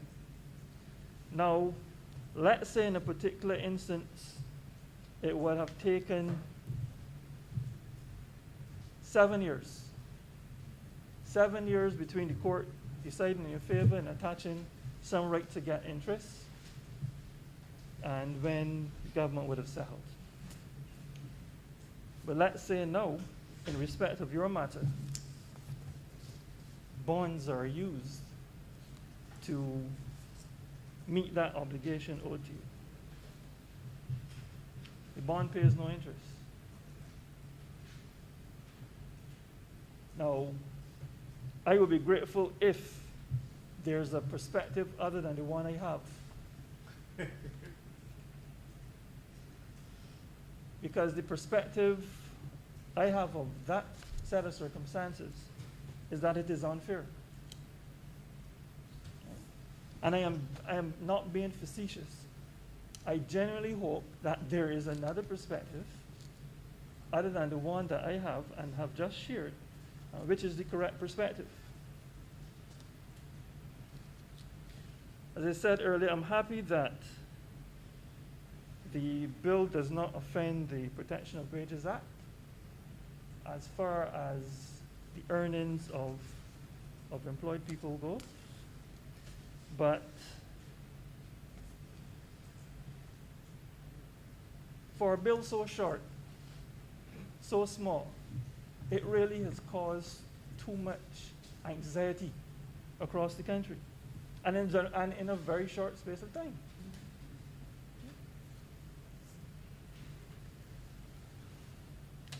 You have had confusion caused by, well, some people are saying it is clear to them, it's obvious to them, there's no interest being paid. But yet, somewhere in the text of the bill, there's reference to interest. So, what is the true state of things? Right? Clause 6, for instance, refers to any unpaid principal or unpaid accrued interest up to the date of such prepayment on the bonds. And that is referring to the government's ability to, with not less than 15 days prior written notice, pay part or all of any such unpaid principal or accrued interest. That clause seems to create some tension with the start of the schedule found on page 6 of the bill, which clearly indicates that no interest is being paid. Right? Now, what I'm saying is, if you are passing legislation that deals with something as fundamental as how much money individuals have in their hands, we owe it to them to be clear in how we as a parliament express what it is that we're doing. Earlier today, we passed the Fair Credit Reporting Act, where persons can have access to credit based on a credit rating, or persons may have difficulty accessing credit based on a credit rating, based on how they have in the past been able to service their debt.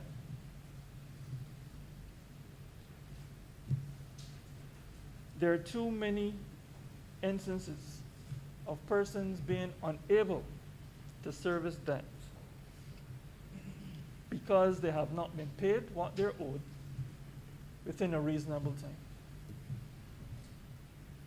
And unfortunately, I am afraid that there are going to be persons who, under the operation of the same Fair Credit Reporting Act we passed earlier today, they're going to suffer because they will be paid in bonds, in these same bonds.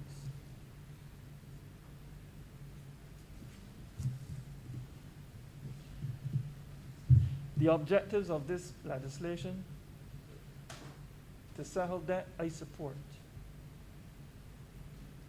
That persons are not even entitled to even a low rate of interest in respect of the additional inconvenience of waiting to receive what they're owed, I do not support.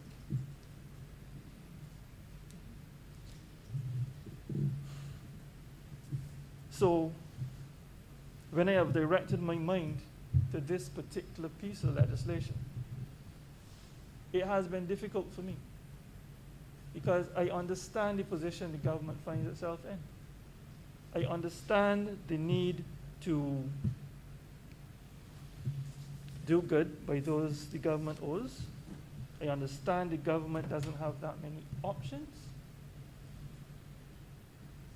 But I also understand the hardship That is being faced by people who have been waiting to receive what they're owed.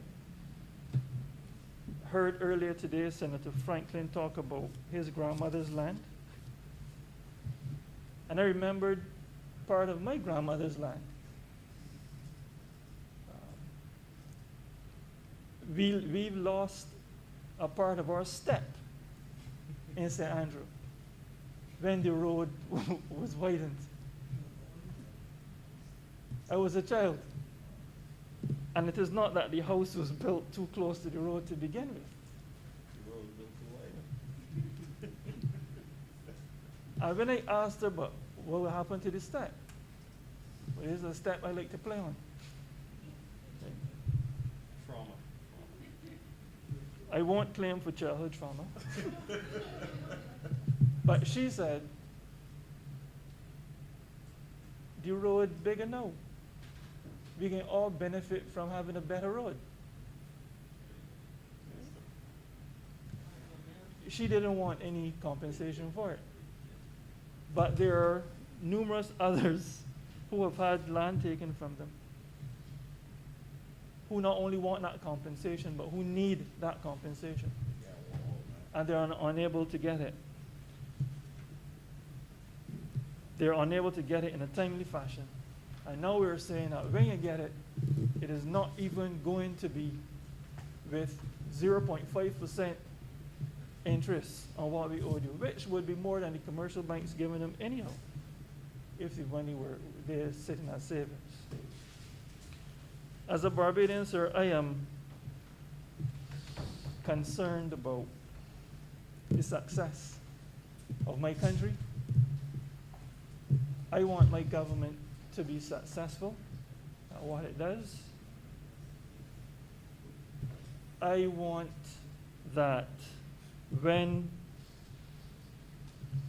we as parliamentarians create legislation, we do it in a way that soothes the life experience of the people of Barbados, and that we do not take them through a process that causes them to be fearful, angry, and sad. I think that the government needs to be mindful of the level of anxiety and the outcry of the people because of this small bill. Because, as we read, sir, in Measure for Measure, it is excellent to have a giant's strength, but it is tyrannous to use it like a giant. I'm obliged to you, sir. Thank you, Senator Hunt. Senator Drakes. Good evening, Mr. President. It's night time? 7, yes, sorry. Yeah, good night, Mr. President. You're losing track of time in this room. Mr. President, I have had the pleasure of serving in this chamber since June of 2018. And I must admit that when I saw the first iteration of this bill, it was the first bill that I would use the word, I was flabbergasted by, because of how vague and generalized it was. And what it also signals is that somewhere within the corners of government's decision-making, dare I say there's a lackadaisical approach to how economic policy is being formulated and then translated into legislation. Because if, for all intents and purposes, the government was very clear on what debt or what arrears it was trying to restructure with these Series J bonds, there would have been a level of specificity within the bill that when anyone reads it, there would have been some level of comfort. We'd have all been quite clear on the intentions of the bill, but that was not the case, Mr. President. And therefore, the level of scrutiny and the questions being raised by those outside were warranted and were justified, because the first iteration and even the second iteration of the bill, based on the legislation, irrespective of government's intent, allowed for certain liabilities by law to be included, to be restructured with these Series J bonds. But nonetheless, Mr. President, we have some amendments to the bill which do calm some of the fears that persons had as it relates to salaries, pensions, and gratuities. But there are other areas by which we still have to be concerned about. But, sir, what it also says is that government has clearly found itself in a position that it cannot, in any comfortable way, financially settle some of the obligations that it has had in the past. And based on my recollection, and I checked, under the IMF extended fund facility that we are still tied to, we are not allowed as a country to accumulate a certain level of arrears. So we have an administration who, by all intents and purposes, are finding creative ways to pay off the arrears despite not having the liquidity to do so.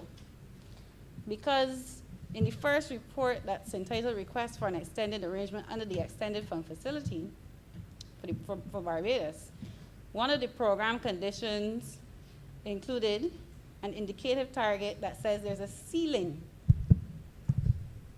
on the stock of central government domestic arrears. And I'm wondering if, because of the pandemic, that we have now seen government bring this bill to the chamber, because we may be at a place where we're heading towards the ceiling that was firstly agreed on. Mr. President, what I am also a bit confused about is how much debt are we really restructuring with these Series J bonds? How much debt? When we restructured the debt in 2018, 2019, we knew the arrears was, as was stated earlier, about $1.9 billion. Even with the BOSS bonds, governments noted that they wanted fiscal space of about $100 million. So there was some nominal value attached to the bond issuance in both respects. But, sir, I am finding difficulty in understanding what is the level of arrears that the government is trying to restructure with this piece of legislation. Sir, when we first signed on to the IMF program, projections for arrears, all domestic, for 2020-2021, the arrears for that year, projections were $445 million. For 2021-2022, it was $270 million. And then for 2022-2023, $75 million. Sir, I find that interesting because in the last central bank report, the last quarterly report, the public debt that was outstanding And there are various categories as it's related to domestic debt. There are two classifications that, when reading this bill, I highlighted. The first was there are other domestic debts that are approximately $2.1 billion, and that is just classified as other. And that is outside the monies owed to the central bank, commercial banks, the national insurance, insurance companies, and the like, the financial institutions. Then there's a category called other debt. So of the $8.8 billion of domestic debt, we have this category called other. That is $2.1 billion. Then we have, Mr. President, a category called domestic arrears. Domestic arrears in the last quarter, based on the central bank's reporting, was $34.6 million. Based on how this legislation is drafted, I can assume that these other debts that have been rolling over year on year could possibly be included for restructuring by these Series J bonds. So is it that we are restructuring a few $100 million, or is it that we have the ability to restructure almost 1/3 of our GDP? Because if it is that these other debts are included at $2.1 billion, and the economy is only now $6.6 billion, that is essentially 1/3 of our GDP. And those, Mr. President, are completely different numbers when we're talking about restructuring. So I just would like some clarification. And I'm not sure if I will get it because, as the previous senator who spoke noted, this legislation does not have a time component. The first bill noted that the purpose of this act is to provide for the creation and issuance of Series J bonds in the settlement of, and it went on, but it noted that it was in relation to debts before the 30th of September 2018. Right now, we have no reference, Mr. President, to a time component for these debt settlement arrears. So is it that we're also, Mr. President, restructuring future arrears? So things that we don't even know that we will owe in the future, we are just applying these Series J bonds to, which I find, frankly, a bit dangerous. Because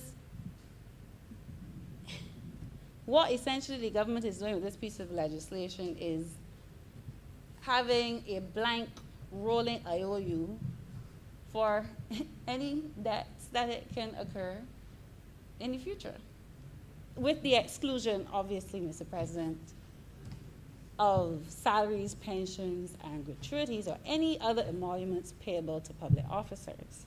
But there's so many other persons that have liabilities owed to them by the government. But sir, then we have the terms and the leader of government business in all of what I would call his youthful exuberance. youthful exuberance. Noted that these bonds were similar to the Series F bonds in the restructuring. And that is fine. But because something is similar to a previous instrument does not take away the pain that the instrument caused at the time. So because we have precedents does not take away the pain that many persons who would have I'm going to get to these solutions. You're not going to like them. Who would have suffered under the national restructuring, debt restructuring exercise? So, sir, if, for instance, someone who falls into the category of a person whose cause or legal claim instituted against the government has not been satisfied, which could be in the case of, let's say, a personal injury. And that person, Mr. President, has medical bills, they probably have to go to physiotherapy, they need medication, and all these other things that go along with sickness, Mr. President. And the court awarded that person, let's say, $50,000 with some attached interest. When the government then turns now to give that person these bonds, these Series J bonds, they are not going to get that payment in a lump sum. They are now going to have to wait 3.5 years when the bond is issued, the maturity date. They're going to have to wait that time frame first. And then, over the next 3.5 years, bit by bit by bit by bit, over the 42 months, pending there's no freak storm, to have this money paid to them, which will, I am sure, not going to be sufficient to cover, sir, their medical expenses. And there then has to be the question, if that is not the intention, to make those types of persons be disadvantaged, then there must be some sort of exclusion for those individuals. So we have, for the avoidance of doubt, for things like salaries, pensions, and gratuities. But there's still doubt as it relates to things like medical injured persons. Mr. President, there's also doubt as it relates to the consideration for smaller types of arrears.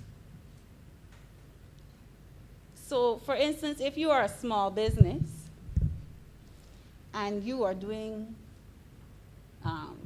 transactions with the government, could it be, Mr. President, that for arrears, let's say less than $25,000, irrespective of what they may be, are those persons excluded from the Series J bonds? Why would I have to wait 3.5 years to be paid $25,000? But no such provision is made in this bill.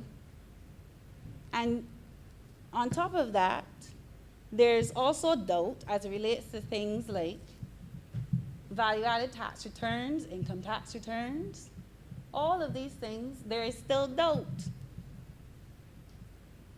So, yes, we have clarification for certain areas, but not for some. And then, Mr. President, what is still in doubt is for persons who hold other types of bonds, other instruments. There's no exclusion for them. So if you, in good conscience, and given that the country needed assistance at the time, you signed up as a good servant, public servant, for the boss bonds. When those bonds are due, could it be that those are included in this restructuring? Could they apply, Mr. President, to this bill? The bill does not state that they're excluded. So for intents and purposes, are they included? If the government finds itself in a position, and I started to add up, Mr. President, when those bonds are due, I believe, 2024. And Mr. President, there's no time frame, as I said before. So these could be future arrears. So when the boss bonds mature, can the government say to those persons who willingly said, I will help the country out, I will assist, I will play my part, I will make the sacrifice, Are those persons included? Does this bill speak to those types of future arrears and liabilities? And Mr. President, what also has me a bit disturbed is that I have tried to find another jurisdiction that has used bonds in this way, where there's very little information in relation to the amount of debt you're trying to restructure, and also another country who has legislated the restructuring of future arrears.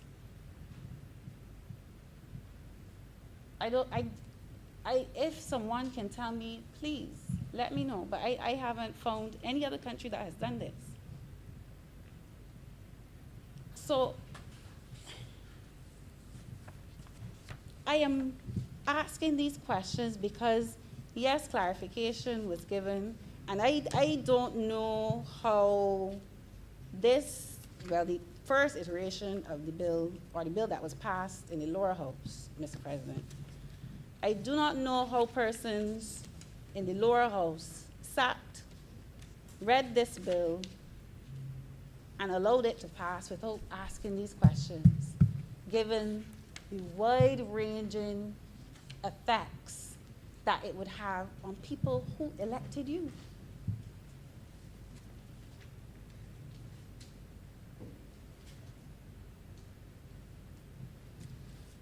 But, Mr. President, I move on, because the bill, I assume, is also a symptom.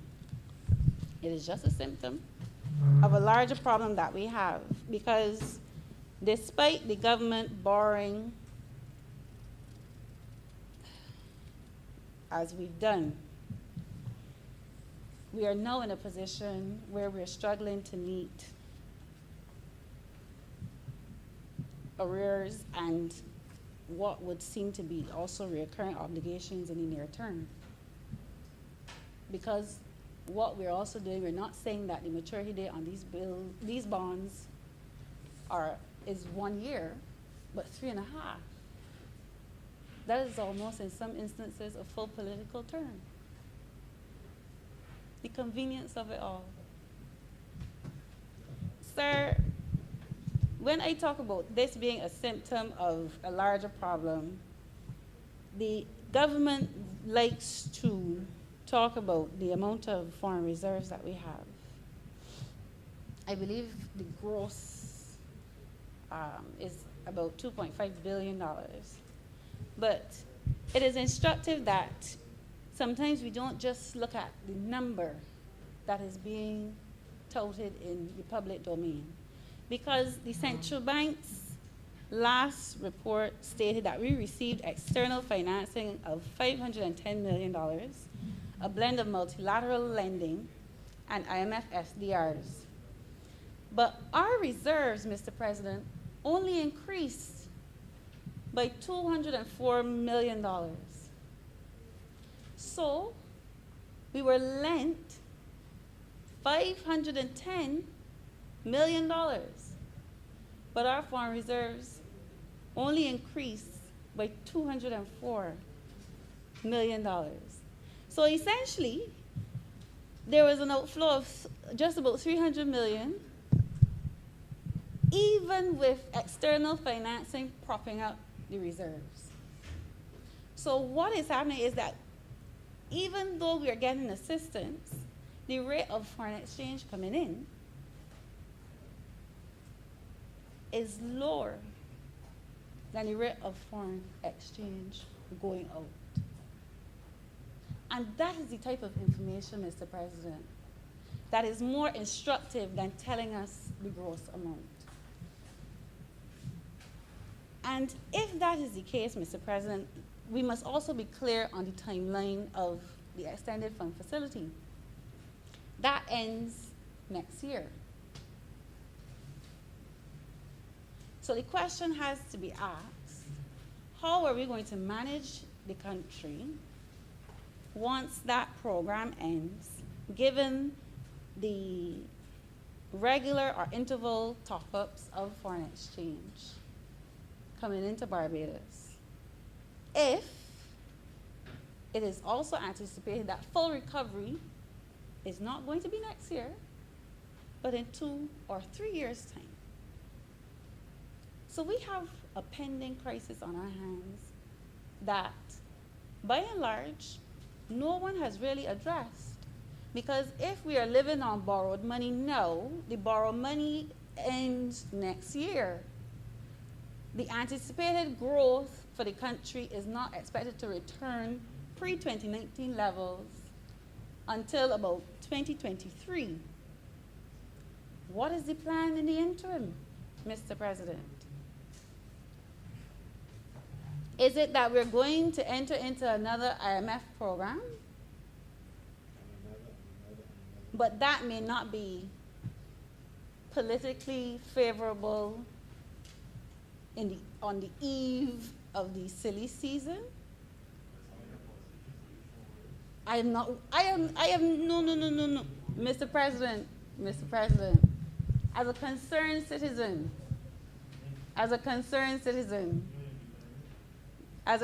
citizen, I am raising these questions.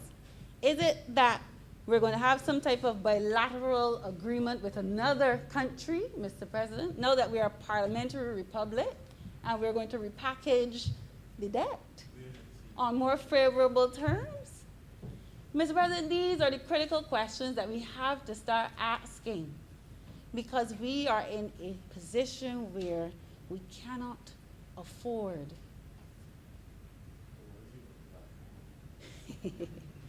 we cannot afford, Mr. President, our current standard of living in Barbados.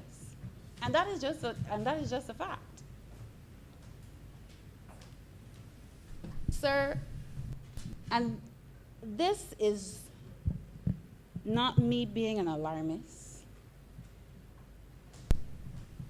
I read recently, sir, an UNCTAD article called Small Island Developing States Need Urgent Support to Avoid Debt Defaults. And we know, Mr. President, we cannot default on our debt that we just restructured, because then all of the concessions that we were given, we would no longer be eligible for. So even in terms of the debt defaulting, that is not something that we can contemplate. But sir, that article stated that a country is considered debt stressed when 3 key indicators are considered high. The first is the total debt stock, which Barbados is at about 146% of GDP, debt to GDP ratio. The current account ratio in relation to GDP, which for Barbados is 14%. Then there is the government interest payments in relation to government revenues, which for us moved from 8.4% in the last financial year to 13.4% this year. And based on those indicators, Mr. President, countries are ranked either moderately distressed, high distress, or very high distress. And sir, I am not saying this. That's what the research showed. Barbados was ranked as being very high distressed in relation to debt. So that is why I said this piece of legislation that we are debating is just a symptom. It is just a symptom, Mr. President, of the larger problem that we have. And Senator Rogers noted in his presentation that John the Baptist was the one crying out in the wilderness. And I will be honest with you, Mr. President, that's how I feel standing up in here sometimes.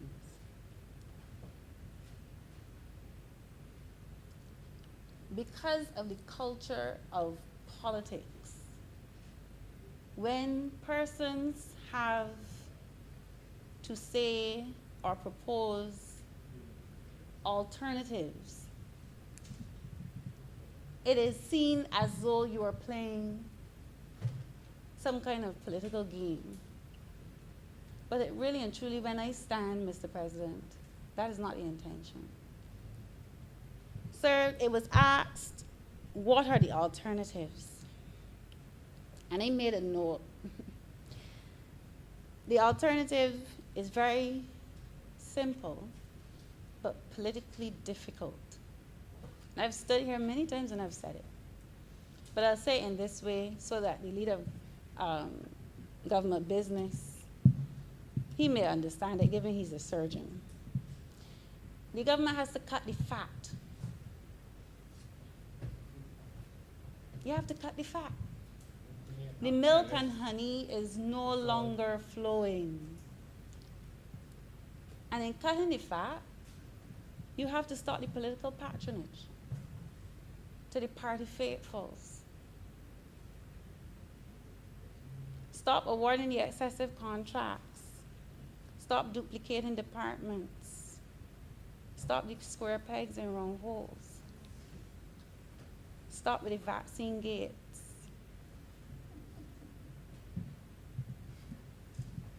Stop with the projects that only go to certain contractors. But that won't happen because that's just the way it is. Even in a time like now, when we are in the deepest economic crisis that this country has faced, we do not have the political maturity to have a real conversation with the citizens of this country, whether they support the party or not. Because we will all suffer if we do not get this right. And if the government needs any examples of what it looks like to cut the fat, just look at St. Lucia. Last year, St. Lucia's cabinet decided that they were going to take a pay cut of 75%.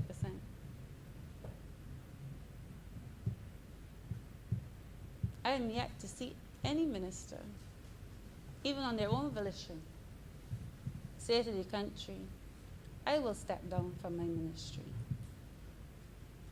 because I am in this with you. Even the persons who get in the Series J bonds that now have to wait 3.5 years. We talked about moving to a republic, and the symbolism is important. Show us the symbolism. Show us that real change is actually possible. Show us that we can trust governments to hold to their promise after the campaigning is over and you retain the reins of government. Because a lot of persons, Mr. President, have lost hope in the political process. They feel they get two sides of the same coin at this point. And this administration now has a chance to show us differently. Sir, the future of this country depends on what we do now.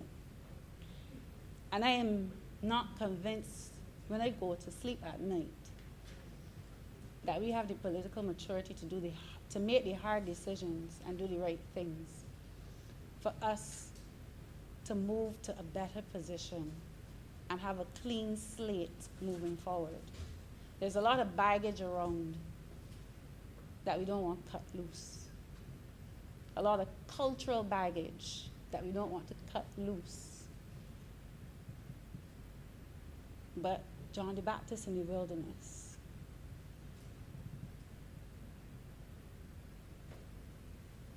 Mr. President, I'm obliged to you.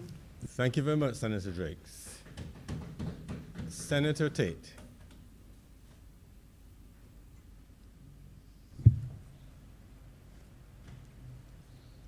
Thank you, Mr. President. Mr. President, after listening to my colleagues, my first thought was, will all Laura be in trouble? But everybody talking, there's an unknown amount of debt being dealt with by the bill because it's not declared. There's no intention, or the intention isn't clear. There's no time component, so the bill may be dealing with future liabilities. We have a situation with the legislation of other bonds speaking to interest, making provision for interest, but this one doesn't. We have a bill that basically gives the government a limitless and unfettered pass to pay bonds for every debt it has whatsoever for however long.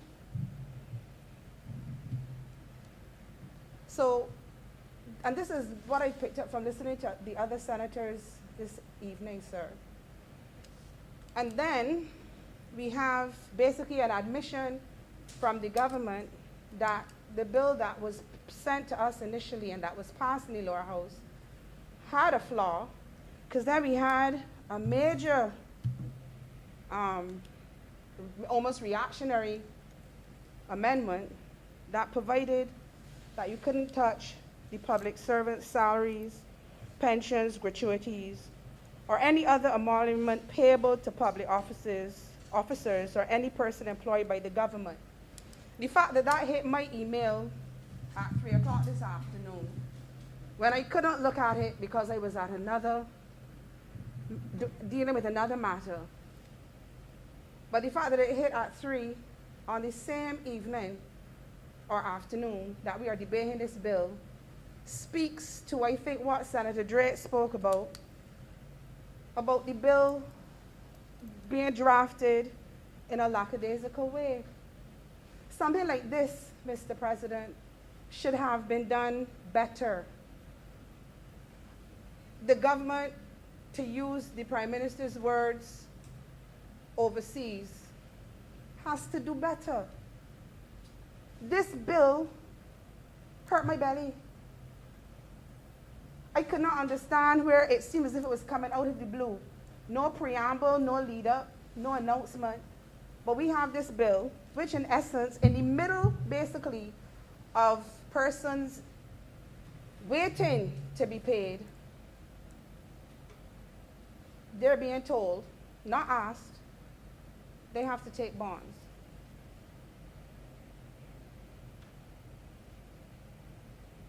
Now, I, like Senator Rogers, I don't have the solution. As usual, Mr. President, though, I have questions. And as usual, they will take the form of perhaps more legal questions.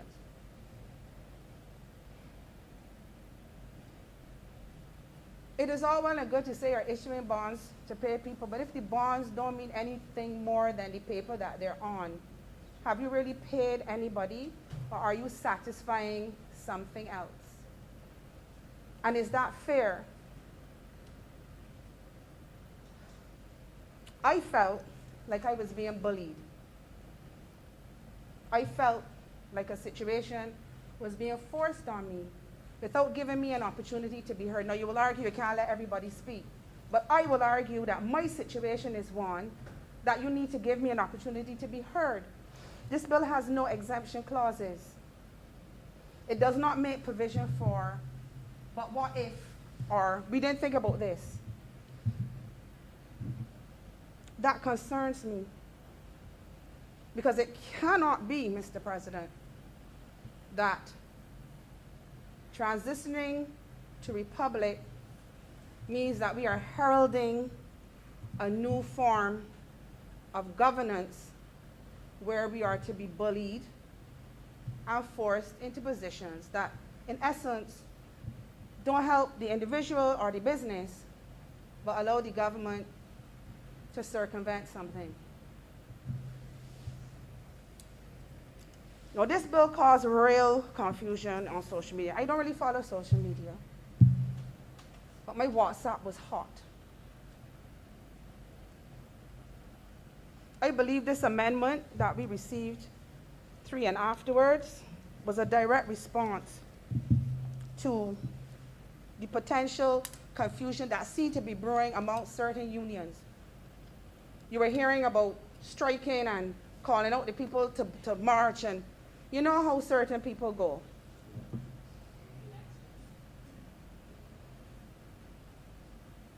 But what bothers me is that it left the other place in the condition that it was in. To come up here to have to be cleaned up. When it is more that place than this place, save or except a few that have been announced, that are representing people for real. Others in here are aspiring, or will be, or want to be, or soon will be, or whatever. But I don't think anybody in here has a seat yet. How you let that type of bill get here? Where you had a bill that had the potential of, it, the way it was worded, the government could pay everything with a bond. And this is in an environment where bonds have been issued already for other programs that the government put in place, as we were ably reminded by Senator Drake. And I will not pretend to understand that world. You gotta speak slow and in English for me. Economics is not English for me. Break it down. But as I understand it, those bonds have been issued, but they're not yet mature. So there's no payout arising out of the issuing of the bonds. I really would say it. I will stand corrected if I'm wrong of my understanding. But you're issuing J before you show us that F worked. How that working out? We're supposed to trust you, but you brought a bill that coming up on in my vehicle to get here this evening, I listened to the most honorable leader of government business. He was clearly making his point with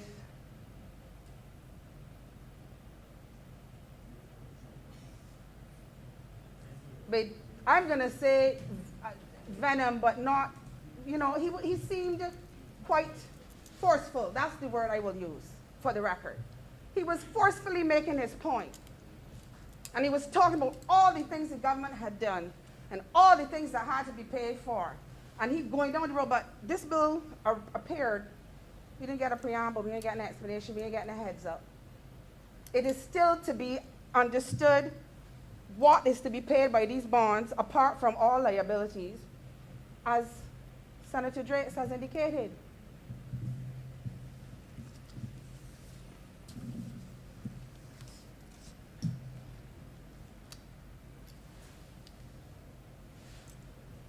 But the way that legislation has evolved in this country recently, particularly within the last 3 years, you usually can get an indication that something is coming that will be unpopular. You see the vending bill? Everybody, every man jack made a contribution to the vending bill in both houses. Because that was a seminal piece of legislation. We are to be followed in the region. It was a great bill. That's what the senators and the people in the other place said. So everybody spoke. This one, but if you didn't looking for it, you wouldn't know it had happened. You wouldn't know that it had left the lower house. I don't even know if there was any debate. And if there was a debate, it was let me put that, I don't know how they're going to type that. So I will say, little to no debate.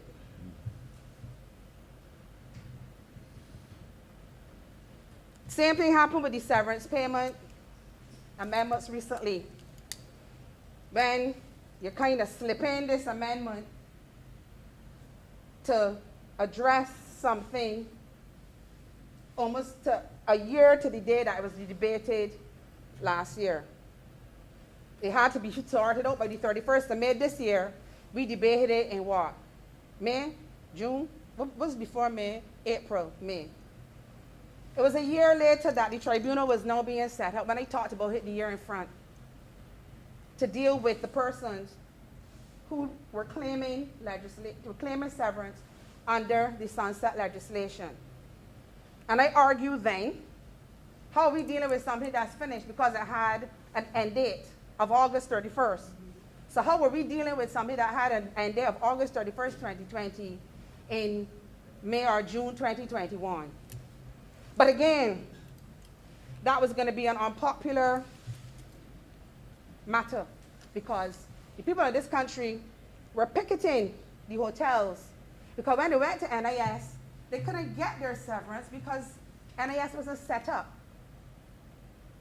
So you didn't hear about the amendment till we got in here. And then thereafter, there was a blackout in the media about it. No coverage. None. Unless you watch the video, there was no coverage. But that's okay, because it's on the record what was said in the chamber. So that's okay. Those who do what they do know what they do. I hope they can answer to what they do. So we have this legislation that slips in. It's almost like you want to let it come in and nobody will notice and it'll be passed real quick. But I do not understand for the life of me how anybody could still feel that that is what happens in this particular Senate. Not this the one that is made up with the likes of Senator Franklin and myself, who have made it clear from day one, contrary to the comments of a senior government official that the Senate is to rubber stamp, not us. We're not rubber stamping anything. We're going to ask questions, we're going to object, because the government isn't always right. We have seen that. They made an amendment on the spot, and then we had the safe zones that gone back to the drawing board.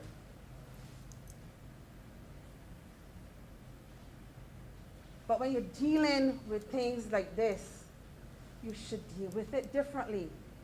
The people in the other place have, to my mind, a moral, and I would even like to say a legal responsibility to do better. Anyway, Mr. President, I'm going to speak to the bill generally, and I'm going to look at specifics as it relates to the law. I know Senator Boyce dealt with a few things, and even Senator Drake's touched on some matters, but I'm going to get a little more specific to help, hopefully, the review of this bill.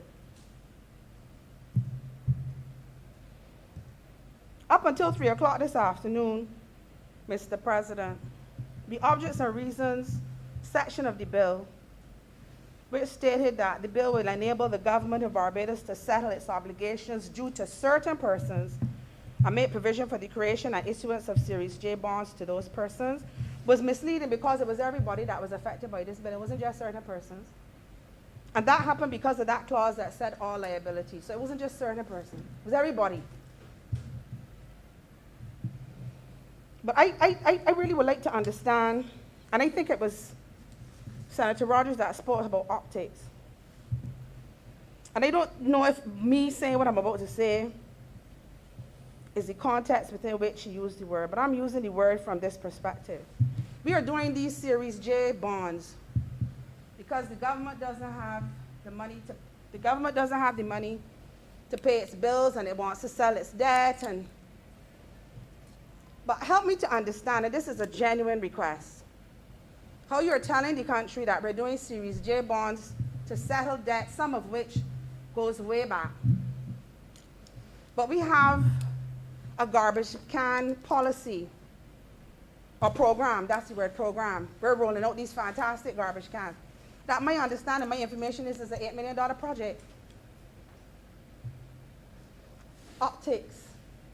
Or we have the very beautiful, I haven't been there, I've heard everybody talking about Golden Square. How much did that cost? Optics, Mr. President. I'm just asking. I don't know if I'm talking about money that is only for over there, and this money is from over here. For me, all is money that the government's spending. So why do we need Series J bonds? And why do we need Series J bonds for the things that we need them for? And why are we not seeing provision for exemptions? I go on. We were told, the government, at clause 4 of the bill, the government shall create Series J bonds on the terms and conditions set out in the schedule. I don't even know if that's still what it says in the new one, because as you know, sir, I came in this evening. So With the use of shall, it means that whether we like it or not, it's the same thing. Bonds coming.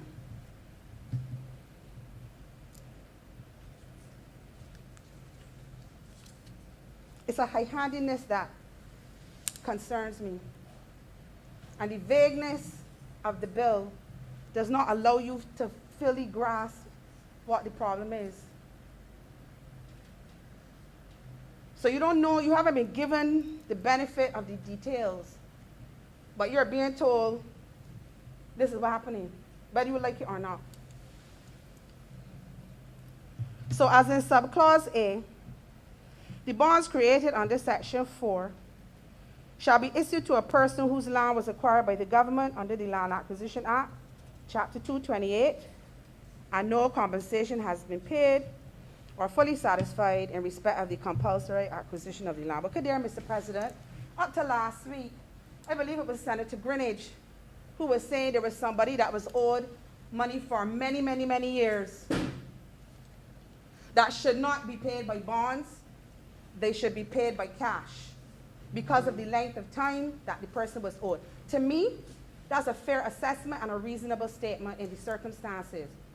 The trouble is, notwithstanding those 2 points, there's no provision in this bill really for that to happen, or is there? Where is the exemption? But even in the water bill for the residential, there's a relief committee. Mind you, I still waiting for them to come back to deal with the commercial. Y'all promised me that to come back in October 2018.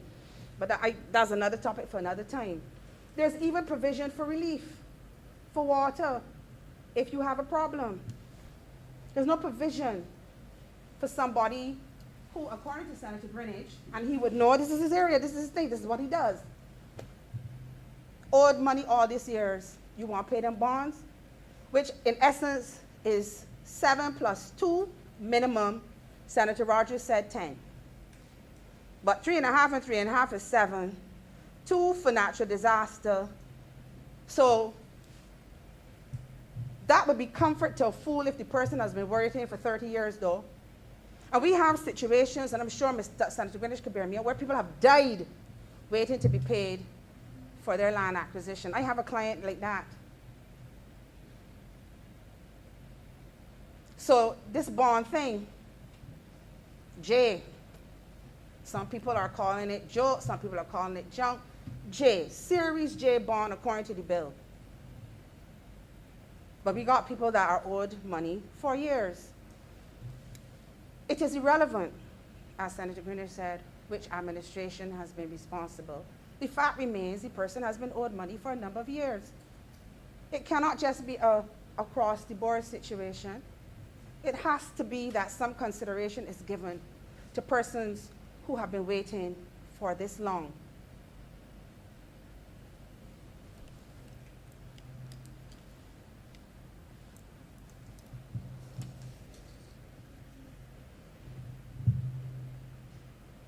You know, I can't remember who mentioned it. You take the property, you acquire it. There's provision for compensation, but you don't get any. Section 16 springs to mind, Section 16 of the Constitution, which deals with protection from deprivation of property. It can't be that the government is trying to encourage breaching of a constitutional section where our rights, our fundamental rights are enshrined. So that's another thing. You see this uncertainty and this clashing where one piece of legislation says one thing, but then this now puts a different slant. So then you have uncertainty. Before your time, Mr. President, with due respect, I kept saying you cannot be passing laws that are vague. You cannot pass laws that are not clear. Not that you cannot, because we've been doing it in here. So you should not pass laws that are vague. You should not pass laws that are not clear. And you shouldn't just say yes because you're supposed to.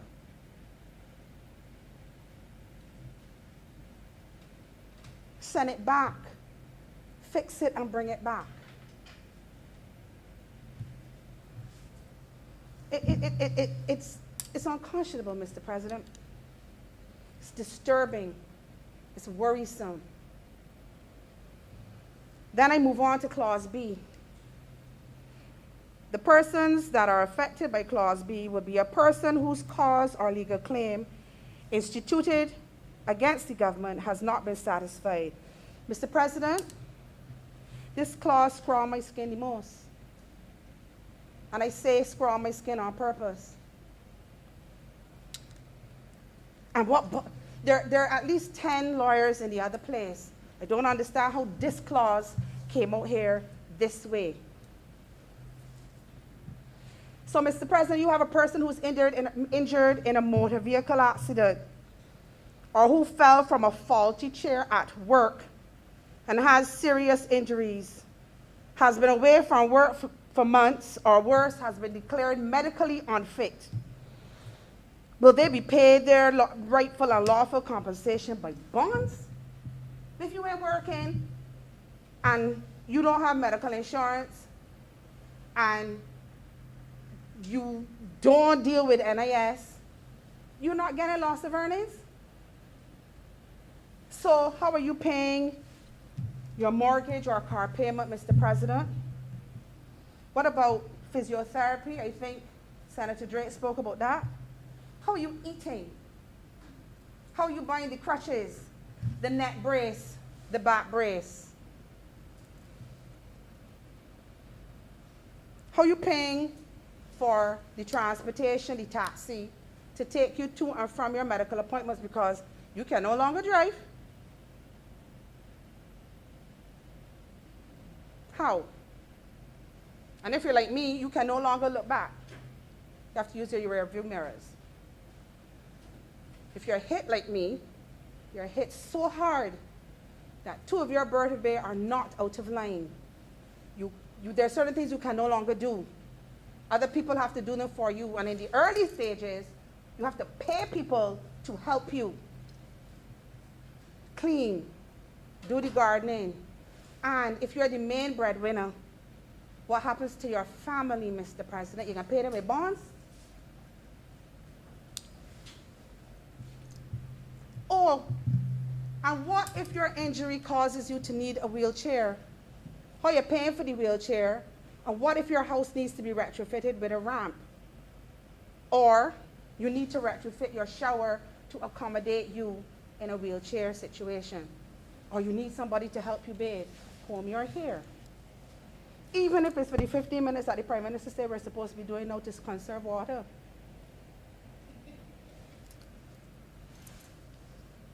How are you paying it with bonds, Mr. President? What if you need to change your vehicle to accommodate your wheelchair because you were driving a Mini, now you need a Jeep?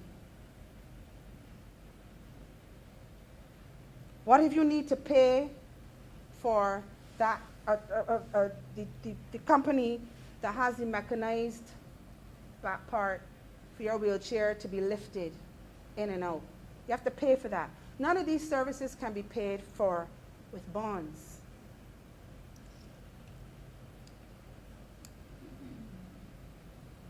And then, Mr. President, what about interim payments? The Supreme Court Civil Procedure Rules makes provision for applications for interim payment, which usually arise and for which orders are granted when circumstances dictate, and it is confirmed by medical and financial evidence that an injured party needs urgent financial assistance and cannot wait until the matter is concluded. Or you may have a person who needs an interim payment because their claim cannot be settled until a doctor does a final medical report, but the person's treatment is required to determine if they will ever get better or to what extent they will get better. How will the government comply with such an order? It cannot possibly be with J bonds. A person who has applied for an interim payment is usually seriously injured and may need something like 24-hour nursing. A nurse can run you anywhere from $10 an hour to $50 to $100 an hour if they're specialized and they have to do injections and administer medication. 24 hours a day means 24 hours a day, which usually means two shifts of nurses every day.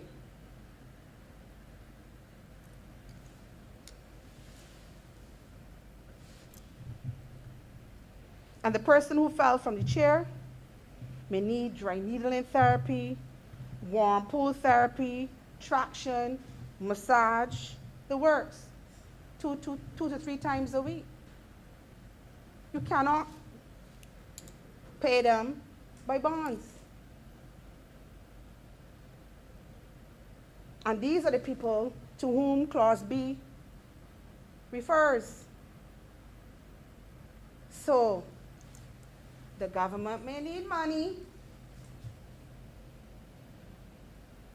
but you shouldn't, because they did it already, be writing these generalizations and sweeping clauses without making provision for persons I just described. And those persons I just those types of care that I just described was consummate of a couple of clients and myself, Mr. President.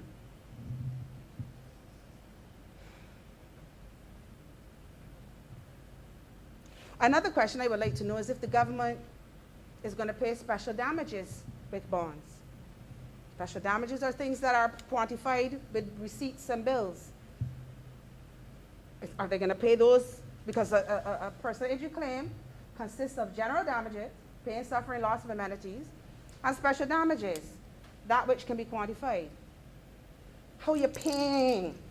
If you are somebody who's been home, you haven't worked for a while, how are you paying with bonds? How you bring this legislation like this? You're supposed to have more than enough people who are supposed to be able to inform how legislation like this, if it is deemed to be necessary, should come to the people and certainly come to the Senate. And I heard a lot about lawyers. Lawyers get hit a lot today.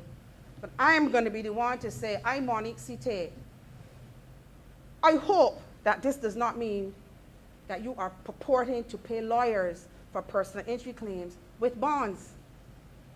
You're looking after the public servants with their salaries and their emoluments and their pensions. Do not be trying to tell me you're trying to pay lawyers with bonds for work sometimes that goes on for 10, 15 years with no payment because the person cannot pay until the claim is settled. And then the person who's paying the compensation is supposed to cover a portion of the legal fees. I said it. I'm not sidestepping it. There are some lawyers who only do personal injury matters. You can't do this. And I'm surprised with the number of lawyers in the other place how that was allowed to come here like this.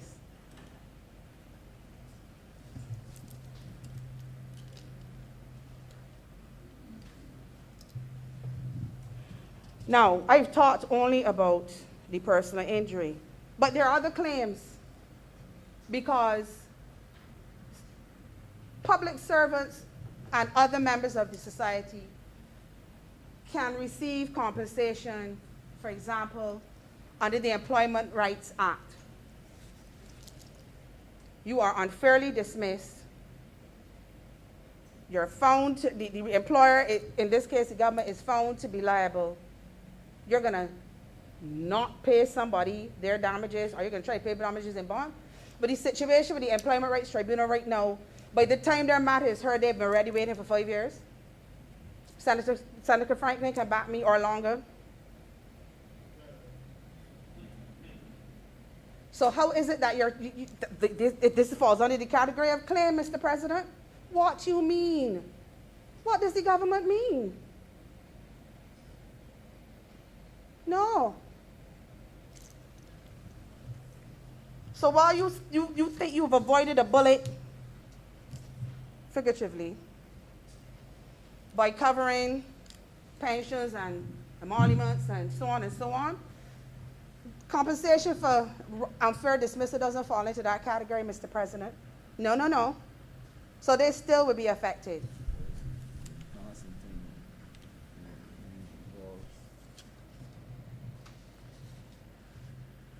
So, Mr. President, we have a situation where that needs to be reviewed, Clause B.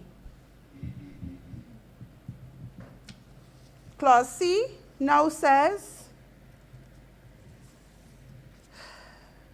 in respect of any outstanding liabilities of the government. Now, that's an all-encompassing, all-embracing phrase. I find it, to use, I agree with Senator Drake, it's dangerous. How is this okay? We have a situation where people who have offered goods and services would have done so in good faith, expecting to be paid. Then there's a unilateral change in the terms and conditions of their arrangement with government, and government could just come and offer Series J bonds, and they're paid. Meanwhile, they're waiting on that money to inject back into their business, to pay salaries, to pay their VAT, to pay their income tax, to pay whatever. How is that okay? How are we promoting a breach of contract? How is that okay? You're causing businesses to collapse. You're telling businesses don't do business with the government in an environment where you said that with BERT, you have to pay your debts within a certain time. That's not happening. But then you come with Series J bond and you telling people that that's how they're going to be paid without them being able to say, well, listen, my mother, I need this money because my mother is ill. I need this money because I haven't had any money coming in because of COVID. The government says their buzzword is that they care. This is not a caring bill. This is a scary bill for me.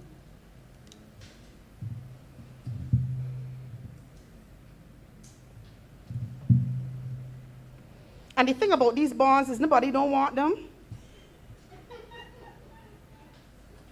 The banks don't want them. You can't pay the bills with them. They don't kick in for 30, 42 months. What are you supposed to do with them? You know what it is? We call that in my world paper judgment. You have a judgment, but it has no value. It has no worth. It is just the words and the numbers on a piece of paper. Sir? I feel. Mr. President? Just on a point of order. I guess this is a point of elucidation. It is not the case these bonds don't kick in until 42 months. The principal is repaid monthly. So holders of the bonds actually get a monthly cash flow in cash. After 42 months. Senator Day. But let me answer that. They don't kick in until 42 months you start, and then you wait another 42 months to be paid. Have you ever tried to be paid $100,000 but $300 a week? Senator Walker, what do you raise? Point of order. Mr.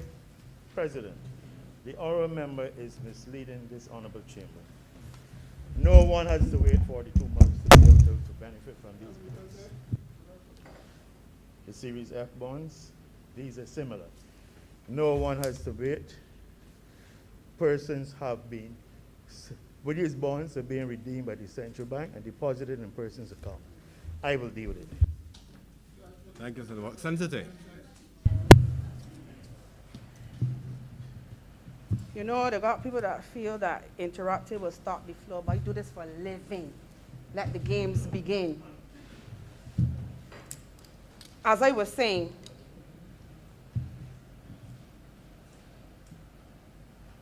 this bill, as far as I'm concerned, is unfair.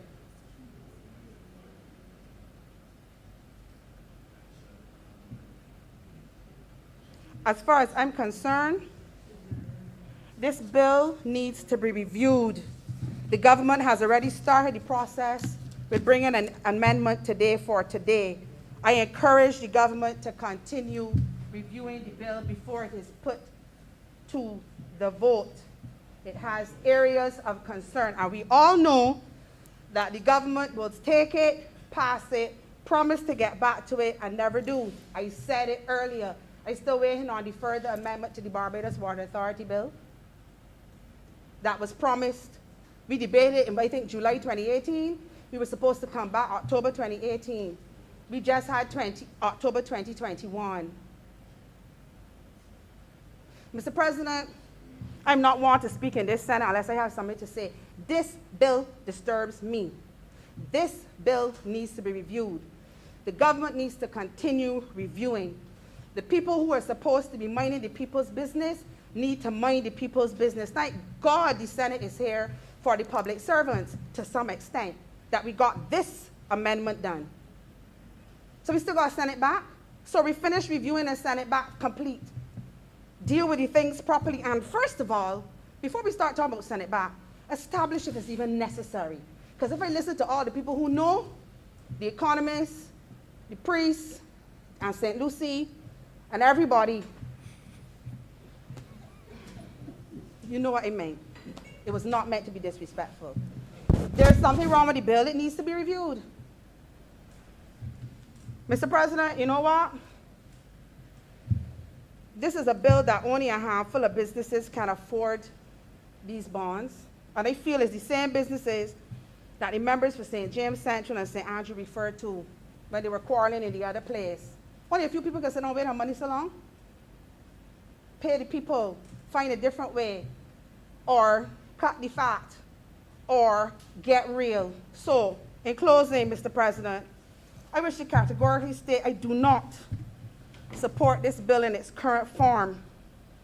Instead, I say big stoops, small stoops, wide stoops, long stoops, tall stoops. Are you serious, stoops? You cannot be serious, stoops. You should be ashamed, stoops. No. I'm obliged to you, Mr. President. Thank you very much, Senator J. Senator, His Honor Senator Greenwich. Mr. President, I didn't want to speak on this topic, but I've literally been called out. And Mr. President, let me say that I do not envy the Prime Minister. I do not envy our Prime Minister at all. This is not the easiest time to be Prime Minister of Barbados. It is not the easiest time to be the Minister of Finance in charge of an economy such as ours. In fact, I believe that that is something which literally runs through the entire Caribbean. It's not easy at all.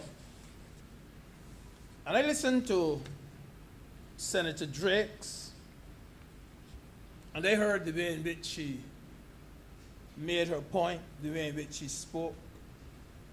And she did so with an aura of confidence. And the way she did it, you know, this exuded from her as if she was saying, here are the reasons why this government has problems. And then she ended up, towards the end, she said, and let me give you the solutions. And she did give a couple of solutions, which she said that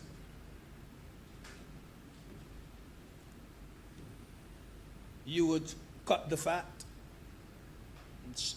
cut the political patronage, stop having these square pegs in round holes,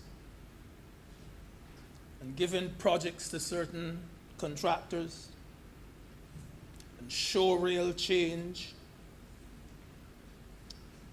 and the need for political will to do the right thing.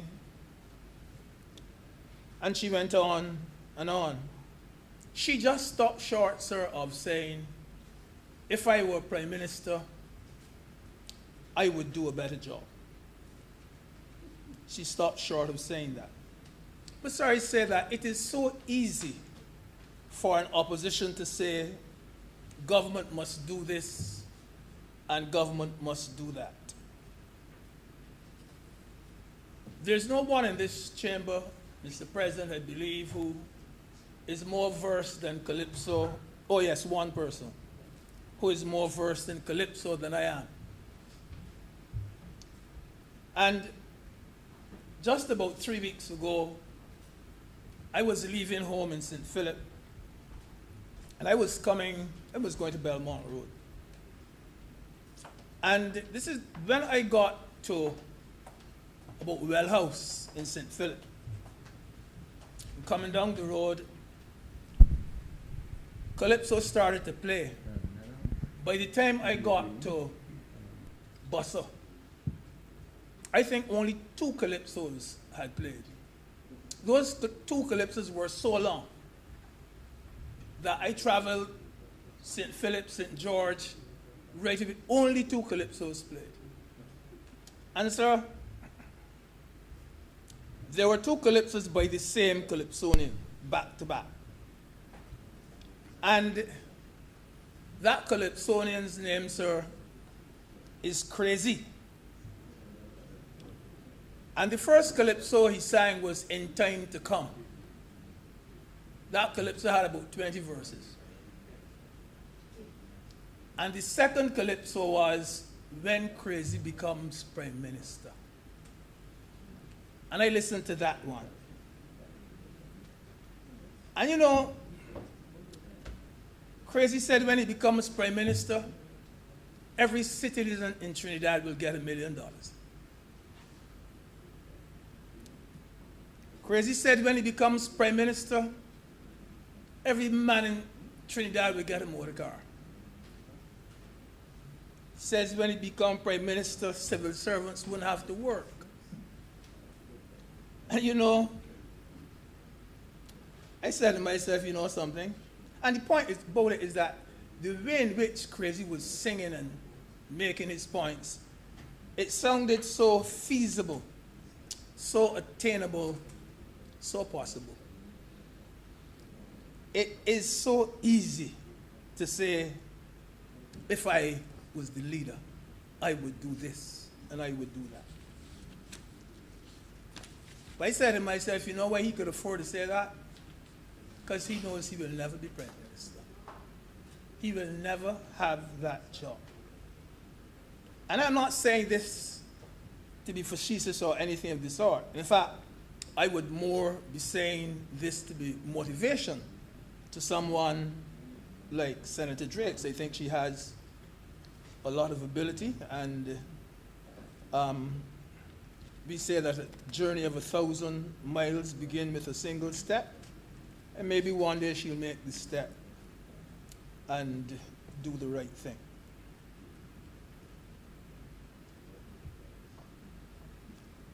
Senator Franklin said in his contribution that, and I think Senator Drakes made the same, that we are trying to make the books look good. That we are in an IMF program and we are trying to make the books look good. But it is no secret that government is involved in an IMF program. Everybody knows this. And there is no secret either that there are certain stipulations that you must follow when you are in an IMF program. And one of such stipulations is that government has to bring its domestic debt under control. That's the fact. And Senator Drake, she introduced the whole question of our borrowing. And she anticipates a crisis from next year, she says.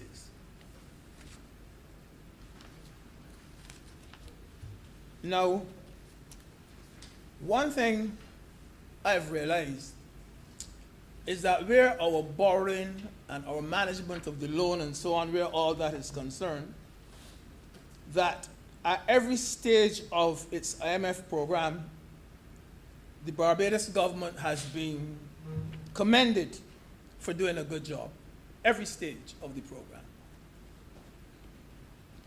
And indeed, since becoming involved in the program, we have not heard a single negative remark from IMF or Moody's or Standard & Poor's or any one of those agencies. Indeed, sir, far from it, Barbados is allowed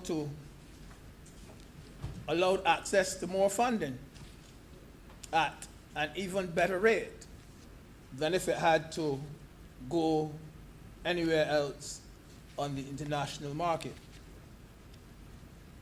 So I would just want to put Senator Drake's mind at ease and say that the direct quote from Standard & Poor's is that the government of Barbados has continued to meet its reform targets, which allowed Barbados to access external funding from multilateral institutions that will support its reserves position and provide financing for its fiscal deficit, as well as its debt service payments for the upcoming 12 months.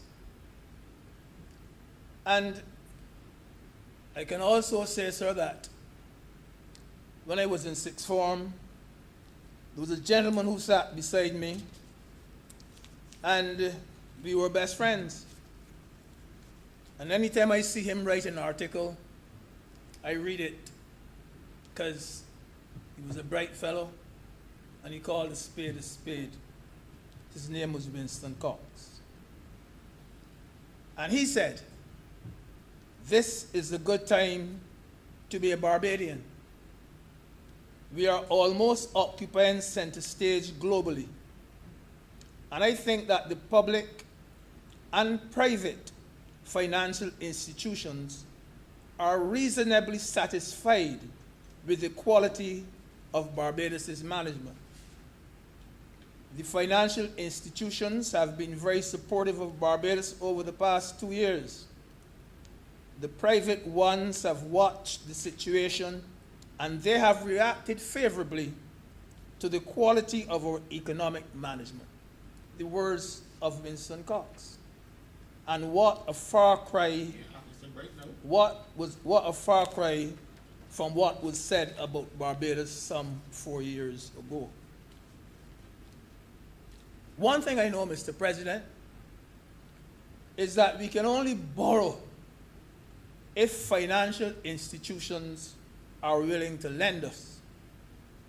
Nowadays, sir, no one lends you money blindly. They lend because they have a concept as to whether you are capable of repaying. It is a good place to be in. And Barbados only has access to loans because of the reliability and the favorable opinion which the lenders have placed on this country. Mr. President, we have to make a real effort to understand and to appreciate the position that this government finds itself in, where local debt in particular is concerned. And as we have all heard, sir, there are scores of old legal claims against the Barbados government. And we are told, sir, that we have to face them and fix them. We had the whole question of land acquisitions, and I agree that land acquisitions, this has always been a really sad indictment on our governments, our respective governments. Very sad. indictment indeed. And that has run us into millions and millions of dollars. And I only last week spoke about the gentleman who was not paid for some 32 years in a land acquisition matter.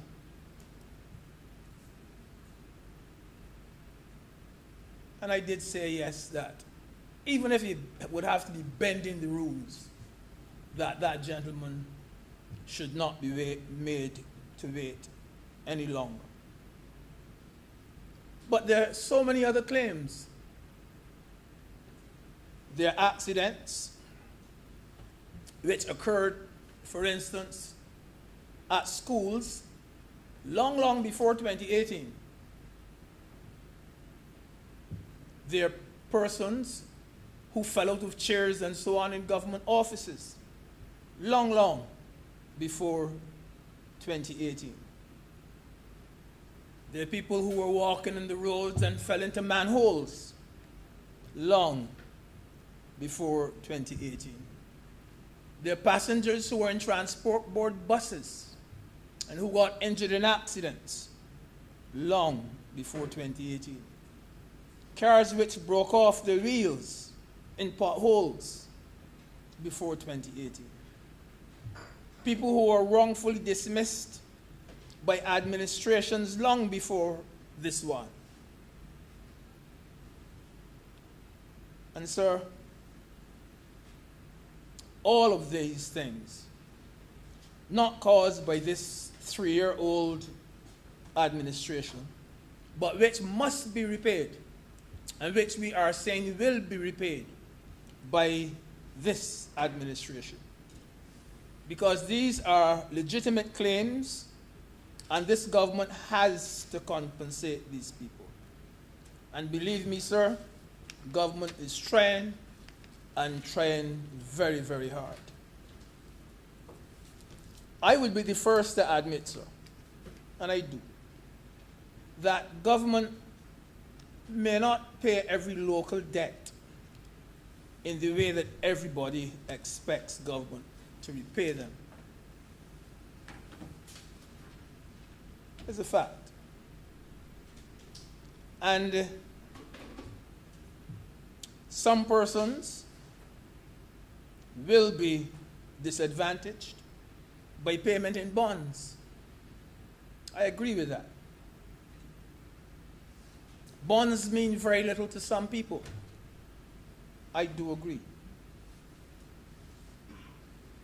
And one of the first things that people tell you when you talk about paying them in bonds is that by the time the bonds mature, I may be dead and gone.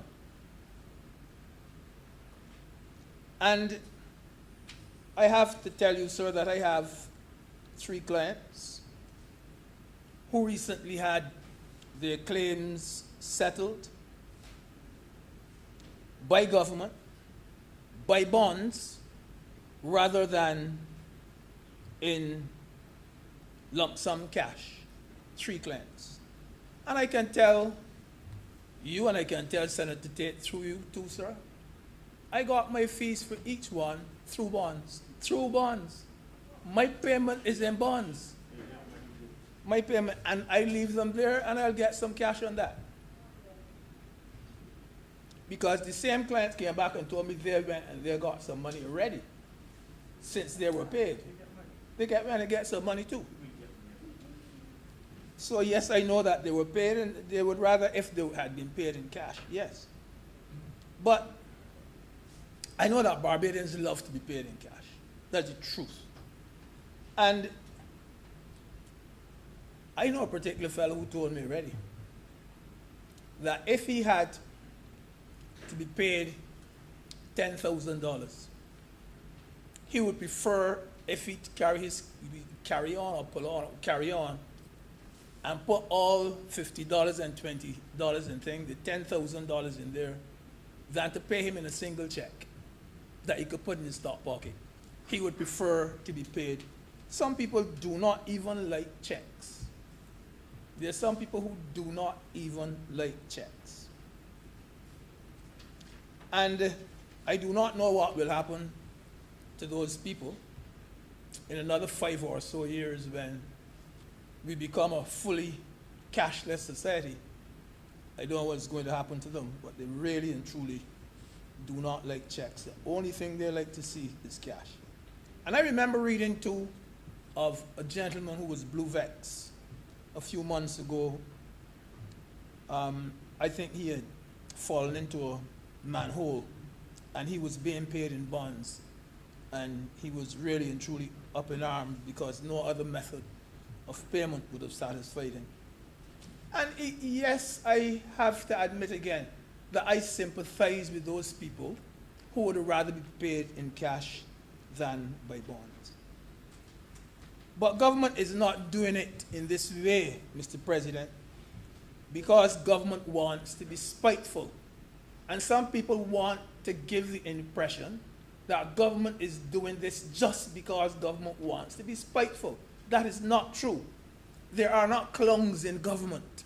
Not all. They're not clowns in government.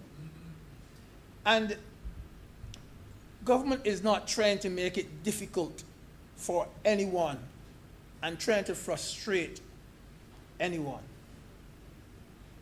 This is a balancing act that government has to perform. Government is stepping gingerly through a minefield. It says step there but not there, here but not there. And that is exactly what government has to do. Government has to watch its every step. Government has to watch its cash flow.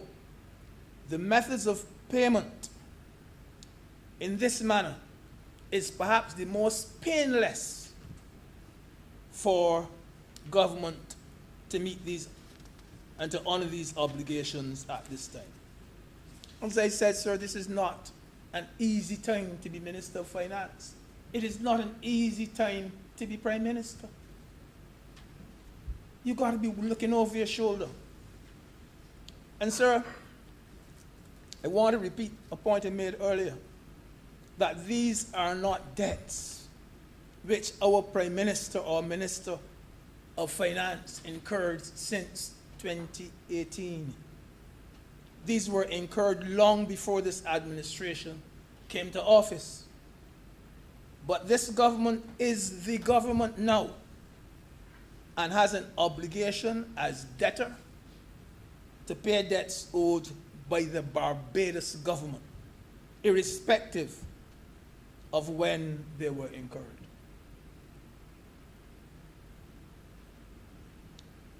Our creditors have a right to receive payment irrespective of which government is in office. I know something, Mr. President. Truth be told, sir, that it is virtually impossible for any government, whether it be a B, a D, or PDP, to repay only those loans that it has borrowed.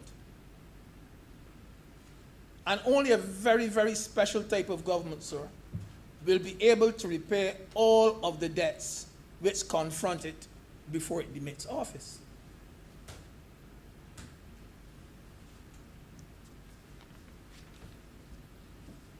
Mr. President, again, I'm going to repeat that we cannot say that this debt was created under the Oenatha administration or the Frenzel Store administration, and it is therefore not our responsibility.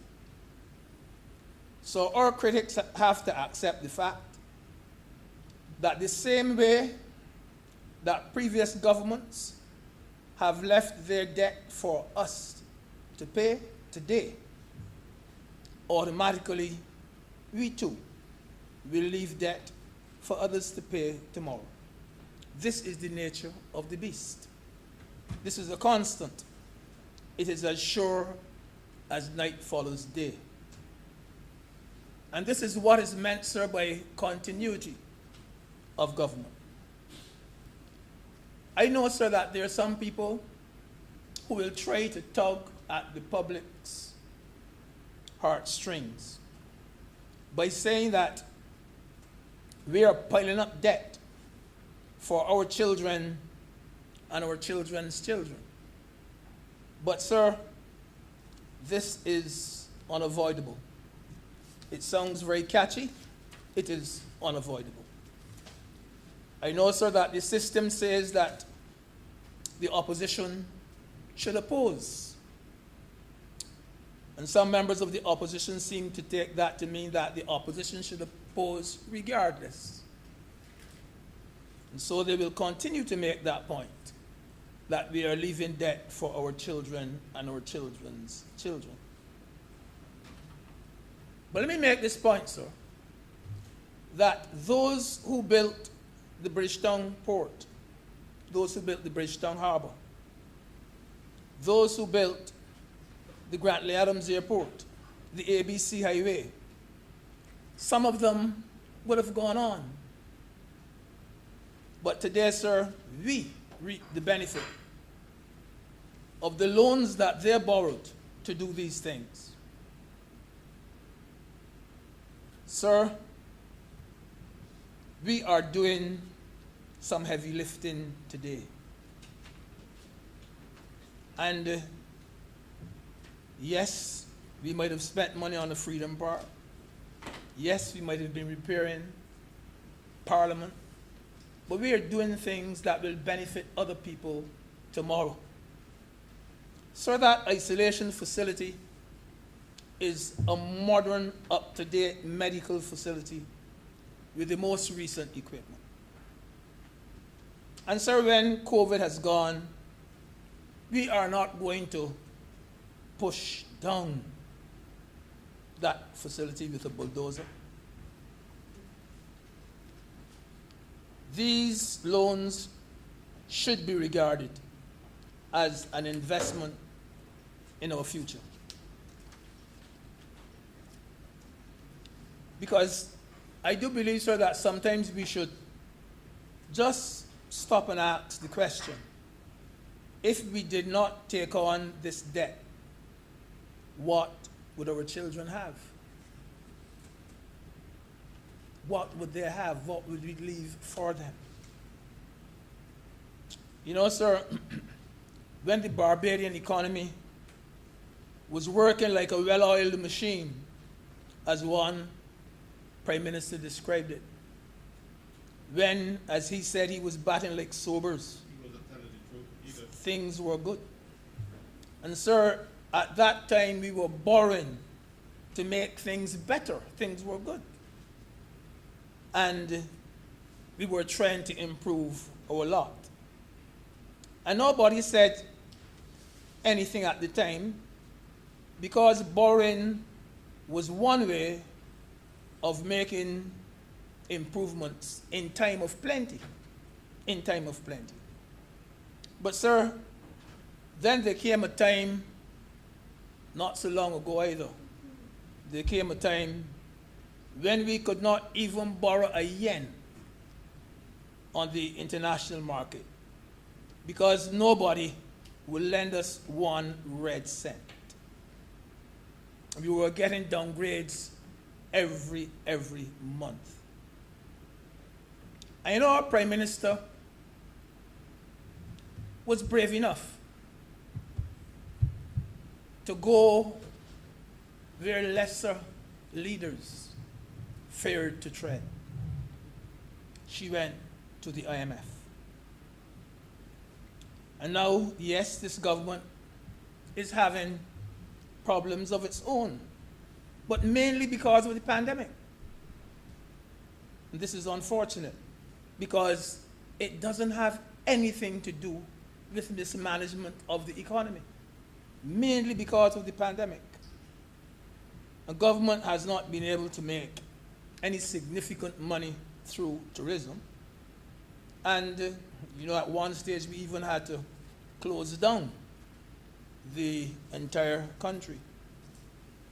Because COVID itself has plunged this country into debt which was not bargained for. And if you look at our COVID expenses alone, you would see exactly what I mean, Mr. President.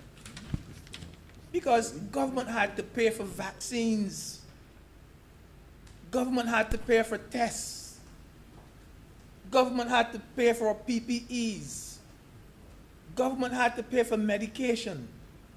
Government had to pay for ventilators.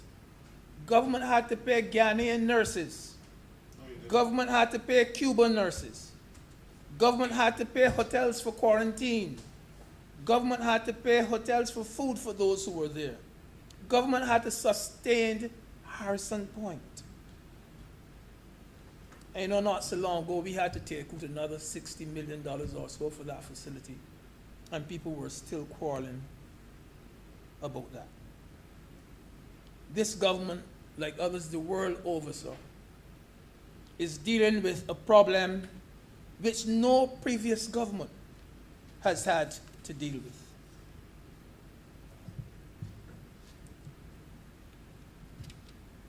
I do believe, sir, that, to use a phrase that my mother, God bless her, in her grave used to use, she used to say, a blind man with a trotting horse. A blind man with a trotting horse could see that this administration has a very progressive agenda for this country. It had to do more than it bargained for, yes. But it had no option. And we have found out, sir, the hard way that these are not normal times. We have encountered problems calling not for less and less funds, but for more and more funds. Because the amount we were forced to borrow this year in 2021 was not the same that we borrowed in 2019 and 2020. More. So yes, sir, we have had to borrow in time of need. And as the leader of government business said, Barbadians still expect us to provide things like water and buses and garbage trucks and repair roads and so on, and to do all those things for welfare. We still have to do them. And how else could we exist, sir, if we are forced to spend all that money, but at the same time we are not making a cent? Nothing really coming in. And that's why from time to time I have said, sir, that debates like this one should not always be antagonistic. But, sir, alas, there are some voices that continue to disappoint us.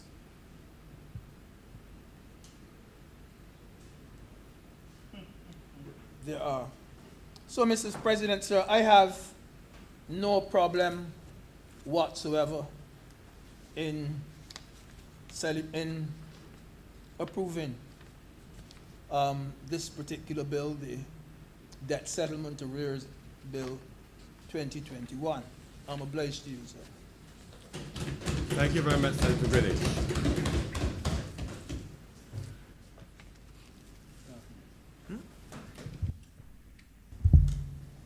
Senator Walker. Thank you, Mr. President. As I rise to wrap up the debate on this bill, I first of all want to thank honourable members for their contributions, whether they were supportive or not. And I would want to do so by starting by thanking my colleague on the other side, Senator Franklin, who made his position clear and that he would not be supporting the bill. Senator Boyce, I took notes of some of the points he raised, but indeed, Mr. President, he was gratuitous enough to admit that some of his queries had been clarified. I noted Senator Rogers' speech, his contribution, which was critical support, which he gave, and he framed it around the optics, which I think is very important. And I agree that a lot of work has to be done. He made the point that we should not be here. The point I want to make is that we are here, and it is how we get from here at this point in time. Senator Hunt also made some very useful points and points to think about. Senator Drakes took us on a tour of the economic state, or so she thought, of Barbados. and made the overwhelming point that the solution to all of the problems highlighted by her was to trim the fat. I believe she was speaking about ministers cutting their salary. She referenced St. Lucia.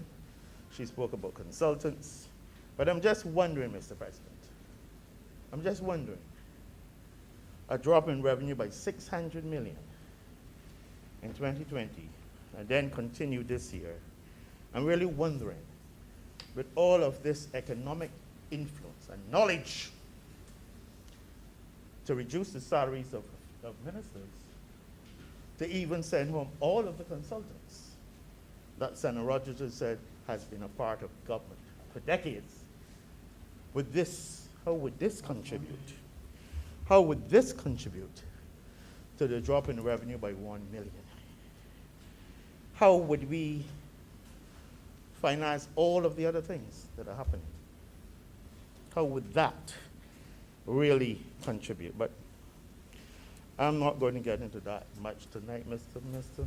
President. I dare say that I get the impression that there's going to be a lot of time to address some of these matters in the not too distant future. She spoke about political immaturity. Well, I mean, this is astounding, but she's part of the process, Mr. President.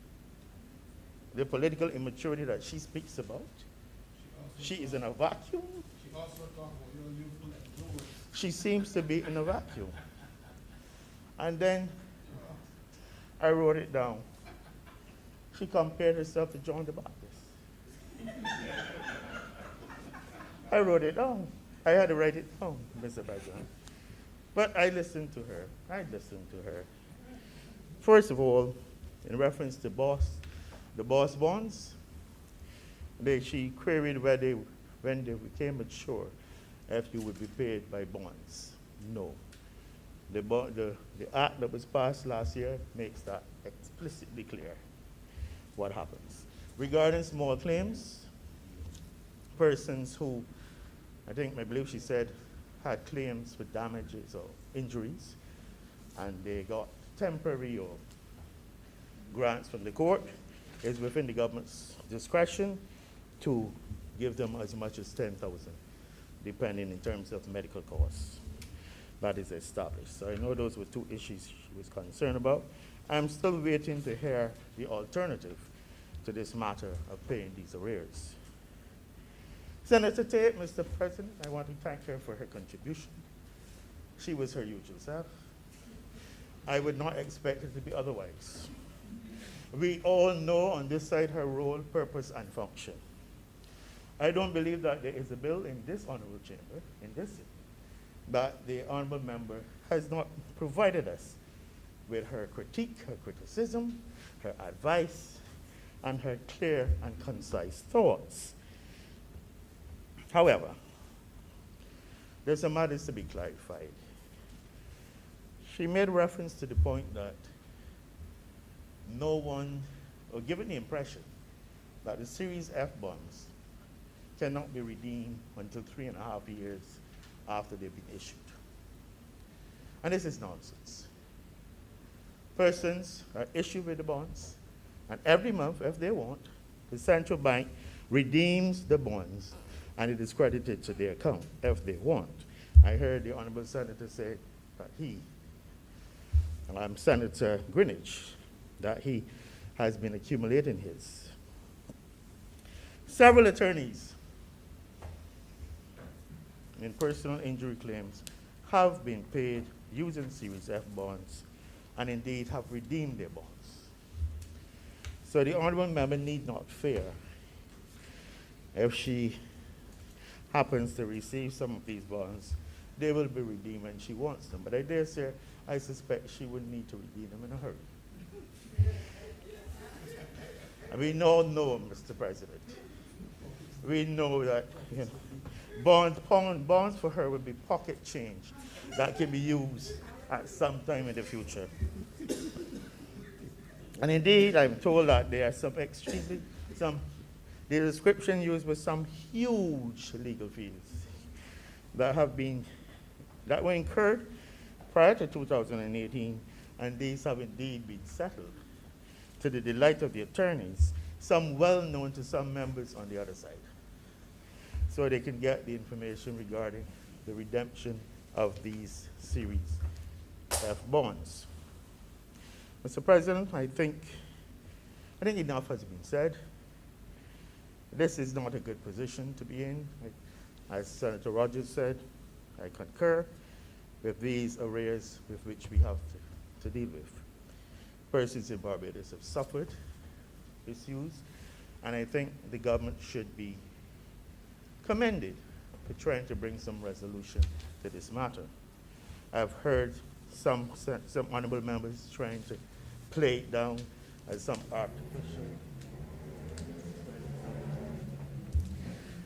artificial method of dealing with the books, with arrears. But Mr. President, as I said at the beginning, it is a government trying to do good by people who have been offended in this way for several years. Mr. President, all I can say at this time is that I am pleased with the bill. It is being amended. We've heard, we've listened, and amendments have been made. And I would say that I beg to move that this bill do not pass, and the amendments will be made at the appropriate time.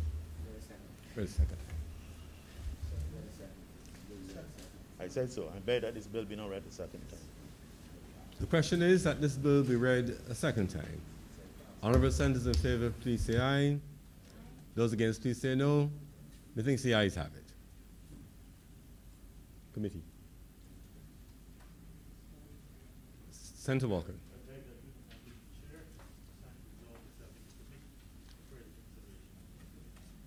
The question is that I do not leave the chair, and the Honourable Senate resolve to serve the committee for further consideration of this bill. Honourable senators in favour, please say aye. Those against, please say no. Methinks the ayes have it.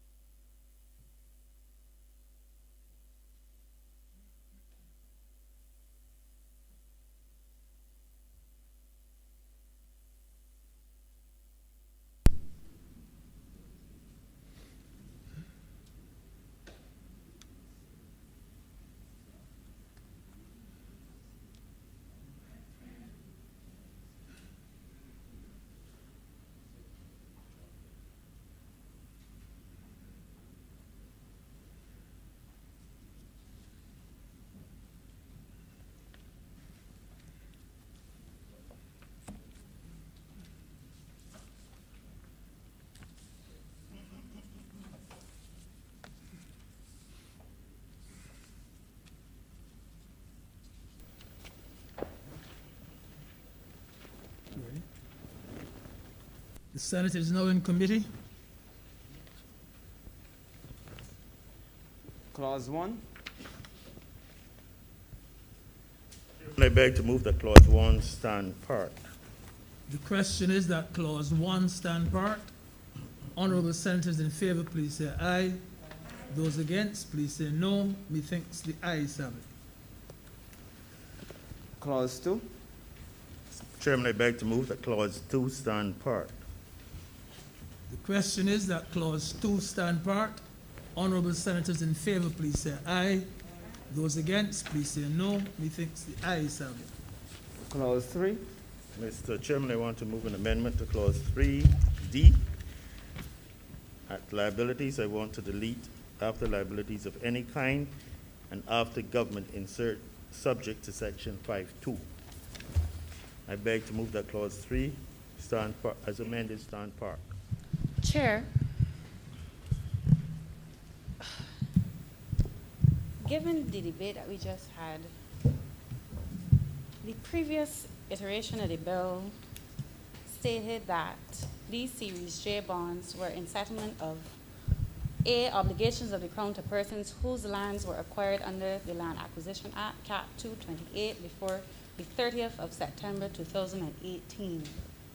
That previous iteration, Chair, had a time eligibility for these bonds.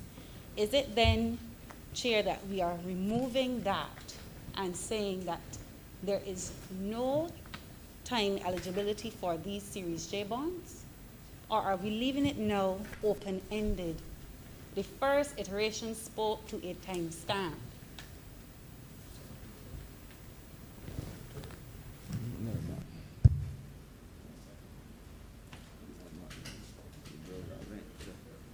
The bill that was not sent, you don't have that thought.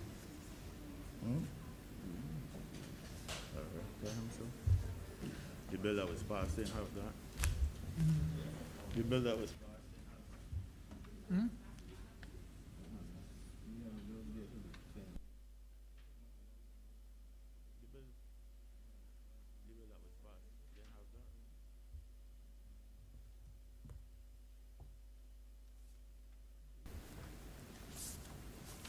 Senator, The bill that was passed didn't have that. The bill that was passed didn't have that.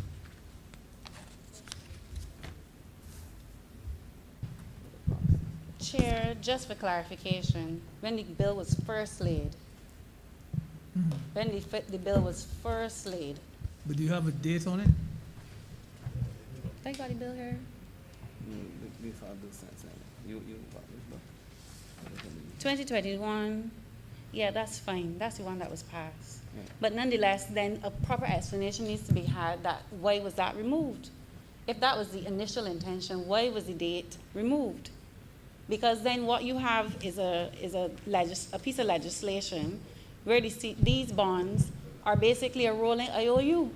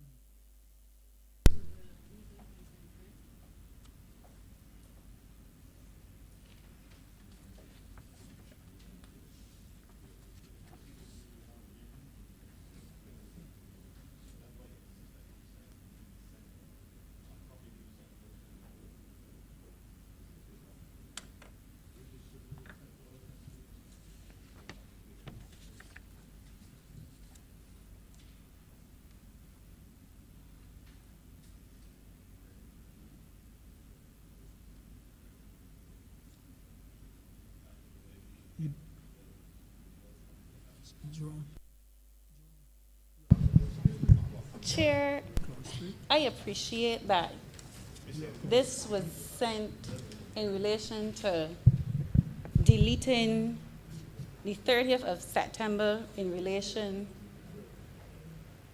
to the provision of the bonds. But my question still is, why was it removed?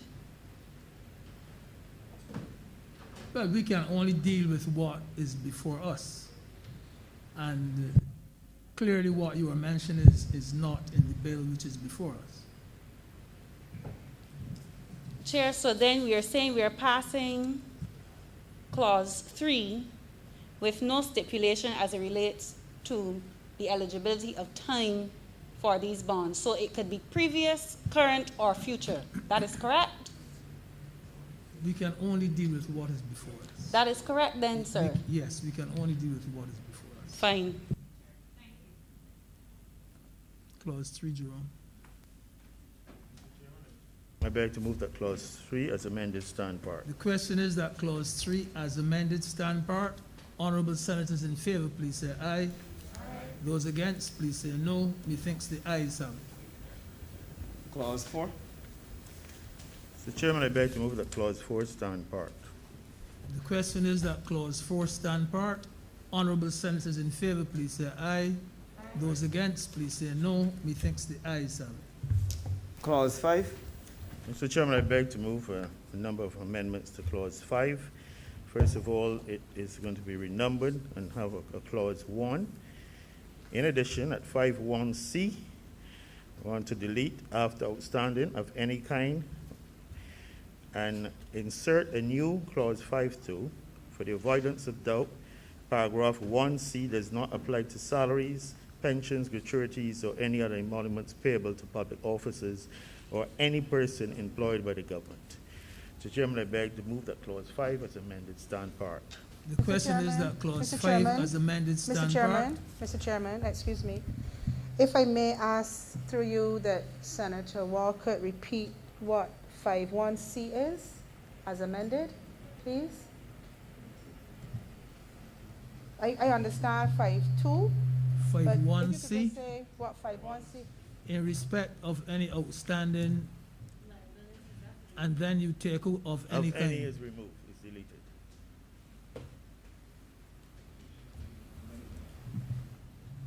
So it reads, in respect of any outstanding liabilities of the government? Yes. And then the mop-up clause will be that for the avoidance of doubt. Yes. Paragraph 1c does not apply. In to respect of salaries. any outstanding liabilities of the government. Thank you, Mr. Chairman. Jerome, clause. Mr. Chairman, I beg to move that clause. You didn't amend it to put in this clause too, you know, you got to put in there. Yeah. I didn't hear you. He said so, yeah. For the avoidance of doubt. Yeah. I read it out, I thought I did, Mr. Chairman. The question is that clause 5 as amended stand part. Honourable senators in favour, please say aye. Those against, please say no. Methinks the ayes have it. Clause 6. Mr. Chairman, I beg to move that clause 6 stand part. The question is that clause 6 stand part. Honourable senators in favour, please say aye. Those against, please say no. Methinks the ayes have it. Schedule. Mr. Chairman, I beg to move that the schedule be the schedule to the bill. The question is that the schedule be the schedule to the bill. Here's a question. Mr. Chairman? Go ahead. Jerome, turn off. Okay. Senator Franklin. Sir, based on what I heard in the discussion or during the debate, I understand from the mouth of you, sir, and also from the most honorable, that these bonds can be redeemed by somebody other before maturity. Because my understanding is that they will mature in 42 months, and at that period then you will start getting a payment of 1/42 then of what the government owes you over a further 3.5 years. That is what is written in this document. That's what I understand this document means, but that is not what is said in the debate. Senator Adams, yourself, sir, and the most honorable leader said otherwise. So I want to have this clarified, sir. But would you wait until now to clarify it when you could have clarified it in the thing? No, it wasn't. You said words that what you're passing here now is not what you said in the debate.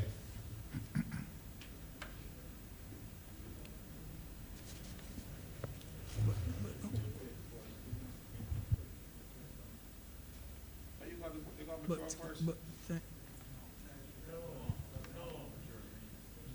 no.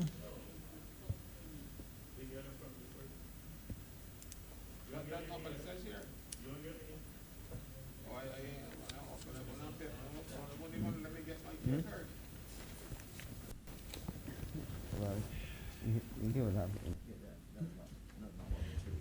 Hmm?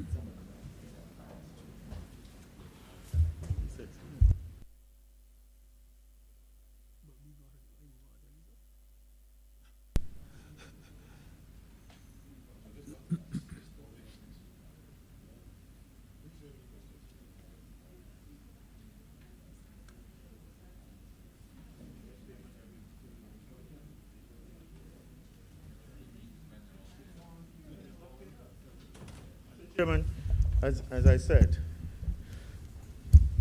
the way the Series F has been working, persons have been having their bonds redeemed monthly. My understanding is that majority means that when they've all Everything is paid not up, paid up. everything has been completed. Everything is not paid up. So I believe there's a little misunderstanding.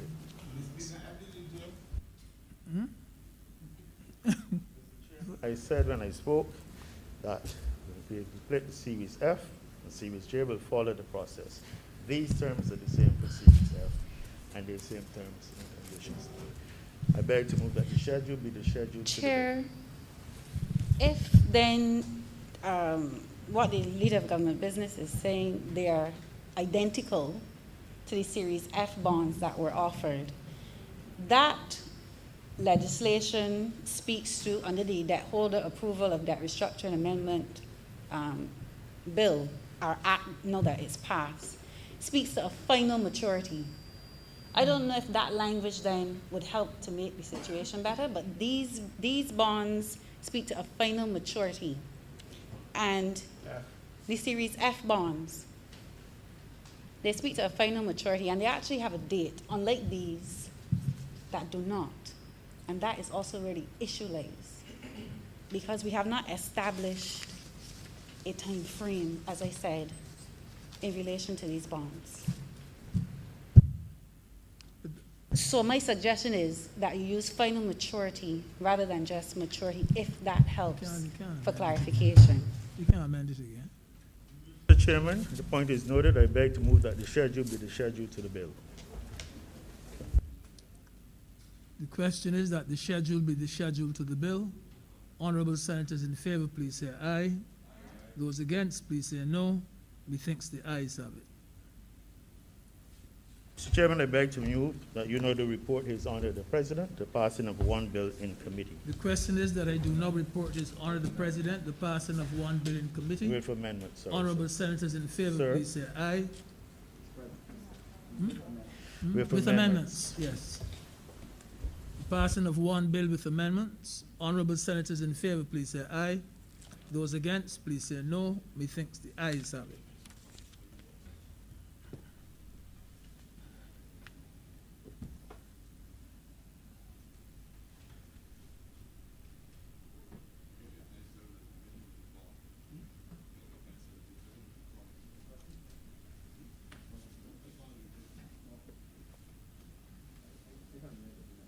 The chairman has reported to me the passing with amendment of one bill in committee. Mr. President, I beg to move that this bill be now read a third time. The question is that this bill be read a third time. Honourable senators in favor, please say aye. Those against, please say no. Methinks the ayes have it.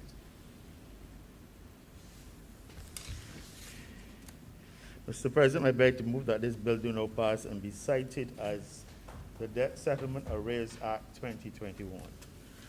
The question is that this bill do not pass and be so cited. Honourable senators in favor, please say aye. Those against, please say no. Methinks the ayes have it. Division has been called.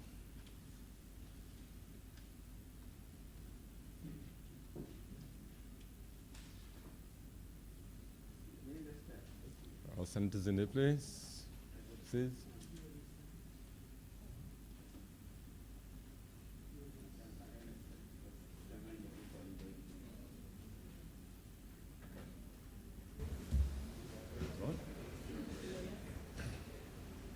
She left. She left. missed the bill. No.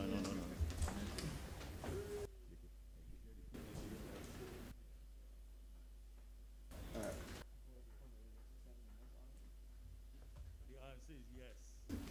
Aye. Whatever you call me, it is aye. Senator the Most Honorable Dr. Walker. Aye. Senator McConney. Aye. Senator Cummins. Aye. Senator Dr. Springer. Aye. Senator Sands. Aye. Senator Grant. Senator Dr. Haynes. Aye. Senator Adams. Aye. Your Honor, Senator Greenwich. Aye. Senator Franklin. No. Senator Driggs. No. Senator Wiggins. Aye. Senator Dr. Rogers. Abstain. Senator Hunt. Abstain. Senator Nurse. Senator Nurse. Abstain. Senator Tate. No.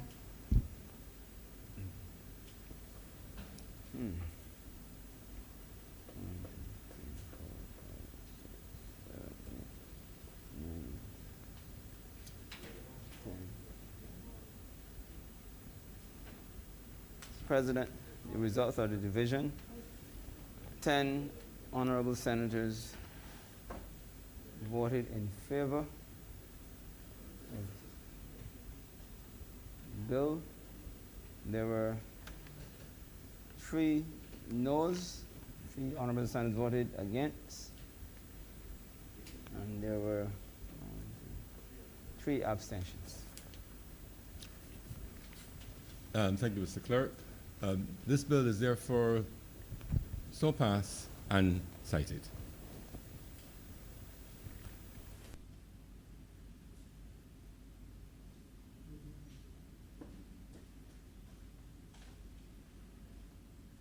Order number 2, sir. Order number 2. In the name of the Honorable Minister of Tourism and International Transport, to move the second reading of the Customs Bill 2021. Senator Cummins. Thank you very much, Mr. President.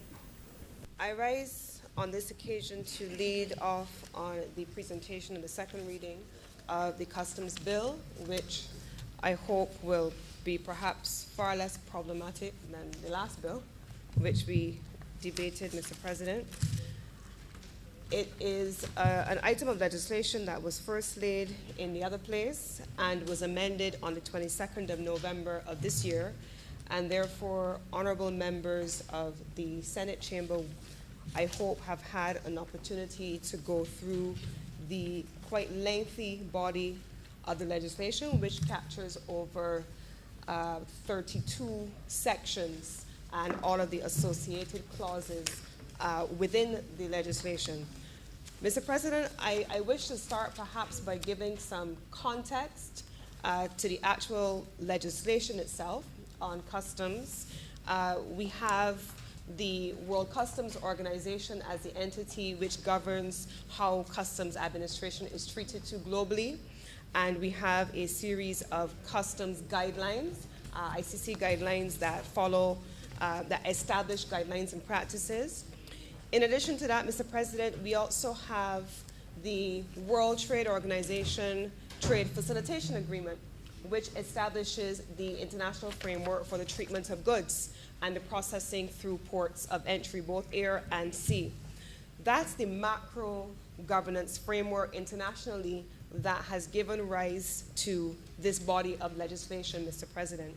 Now, there is no doubt in anybody's minds, and interestingly, I believe the last bill that I rose in this place to introduce was the maritime legislation establishing the Facilitation of Maritime Traffic Bill, which spoke to the establishment not just of the legislation, but the electronic single window that governed its administration.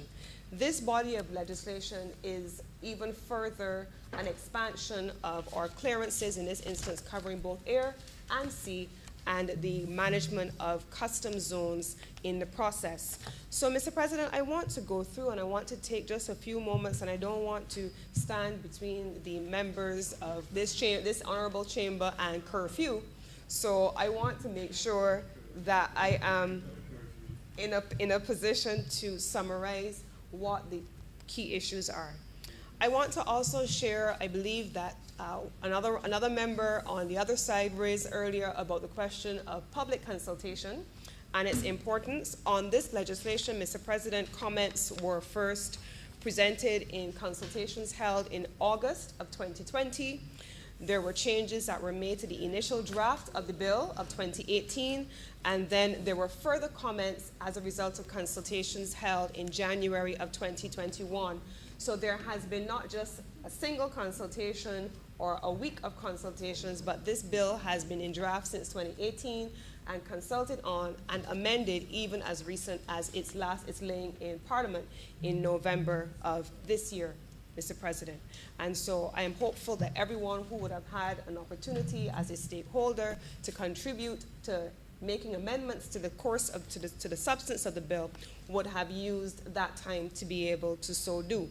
Now, Mr. President, if I were to just go through a bit of summary of the actual sections of the bill, it will give you the context for what it hopes to accomplish. But I won't start there. I will start instead, Mr. President, with the process that this administration began in 2019, in September in particular, when we introduced the Assecuda World system of goods clearances. Now, everyone saw the Assecuda World system from one standpoint, but I want to take a moment today, Mr. President, to speak to the impetus that would have led up to not just Assecuda World, but a comprehensive review of the doing business indicators in Barbados, trading across borders, how it affected things like the cost of living, clearance of goods, cost to consumer, all of those things which are tied up in customs clearances, both at the air and the seaport. Now, Mr. President, at the time we undertook to look in the first instance under the umbrella of the social partnership, where labor, business, and the government agencies were represented at overall port efficiency. Now, what does that mean? Around 90% of our goods and our cargo come in through the seaport, and mainly our perishable items come in through the airport. And so there was a heavy emphasis on ensuring that we were able to achieve port efficiency. And there were a number of elements that were raised in that process, which are then covered in the bill, and I'm going to cross-correlate them here to give context, Mr. President. In the first instance, we spoke about things like pre-clearance. Now, in the bill, you will see reference to pre-clearance versus post-clearance inspection.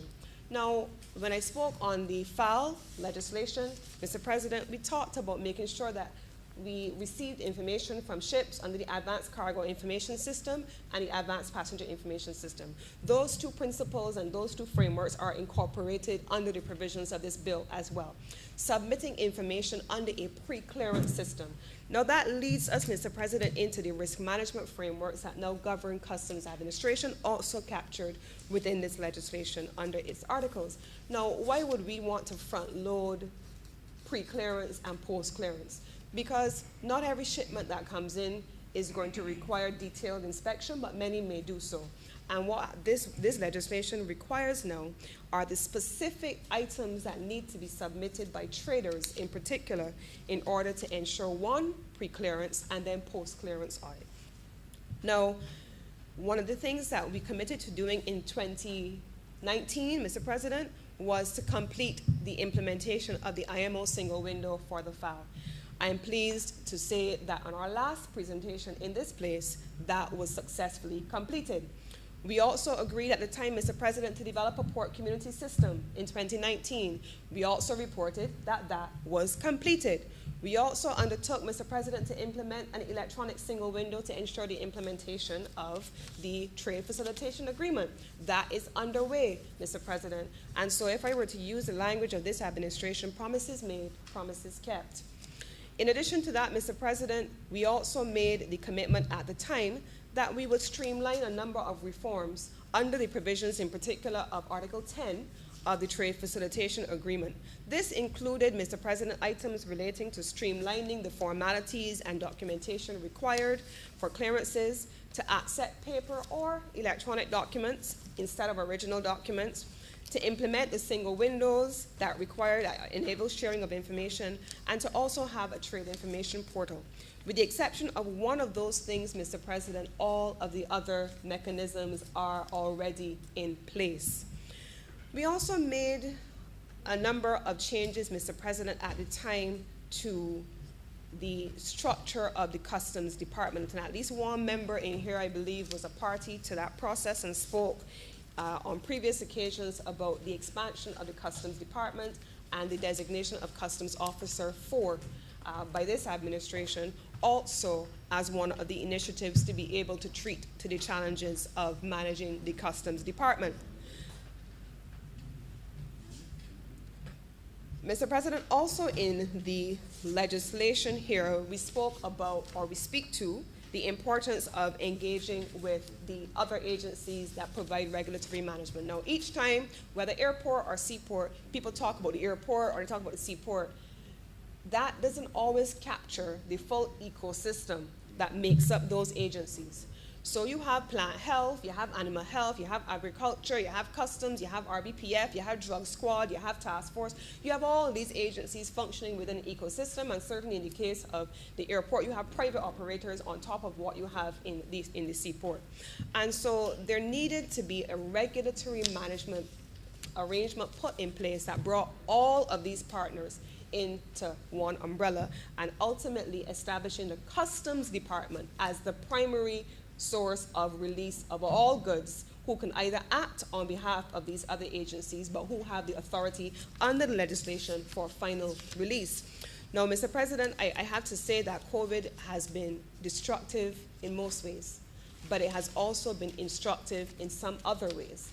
Now, I had the privilege of serving in the Bridgetown port in a previous life, as you know, Mr. President, and when COVID started, we had any number of difficulties trying to implement what at best you could only describe as change management.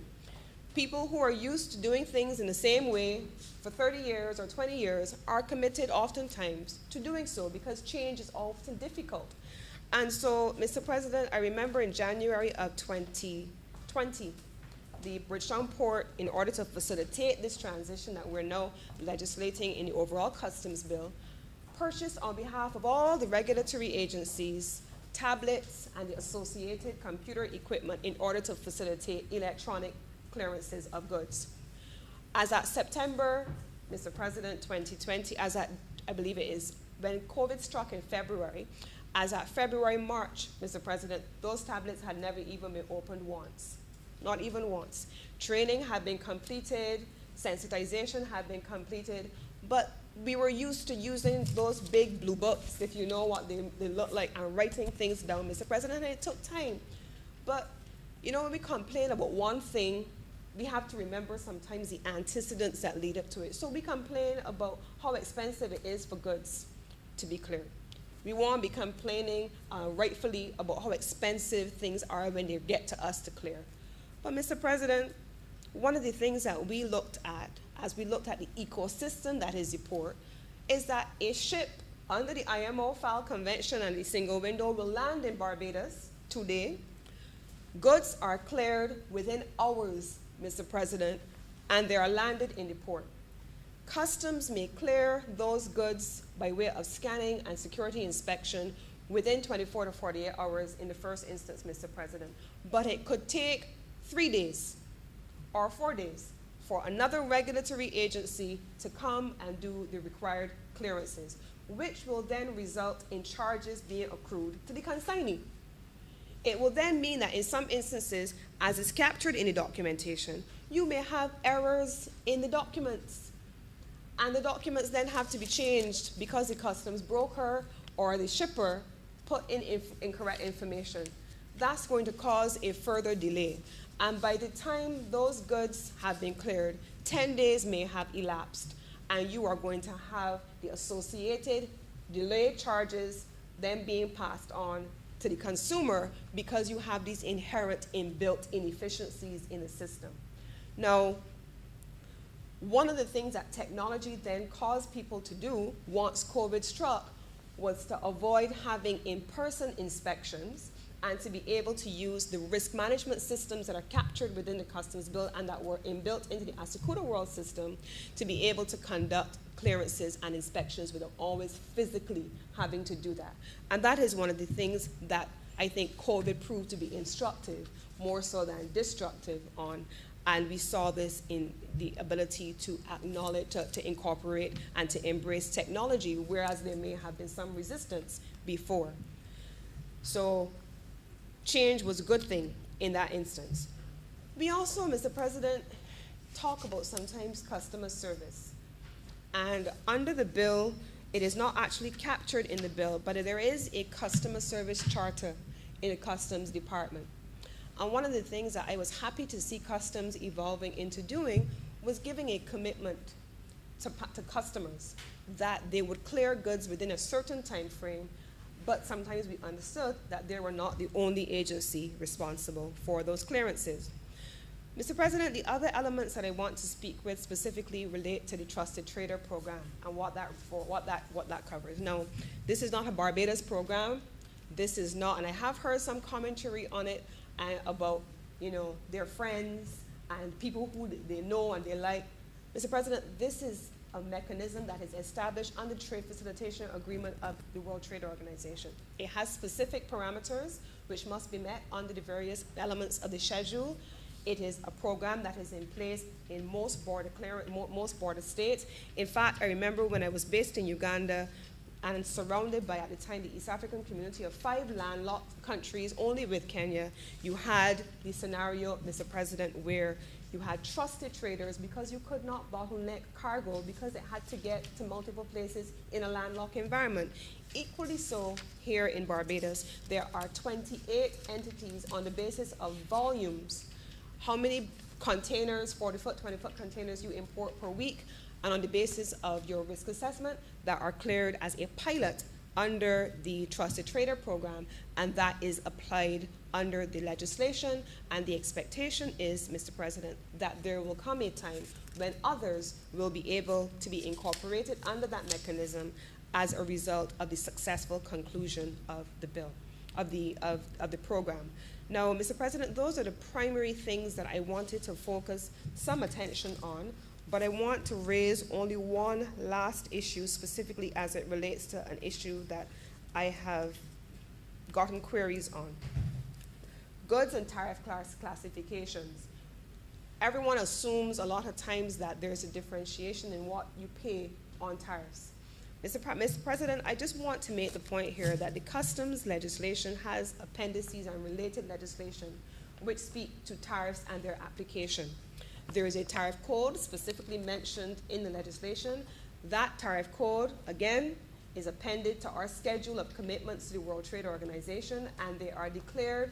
There are thousands of tariff lines, and they're broken down by product line, product item, and importers have an opportunity. If I wanted to, I could go and use my classification code, the HS classification code. I'll see what it is on the tariff code, and I'll pull it up, and that will tell me what the applicable duty is, and I would have to pay those charges by customs.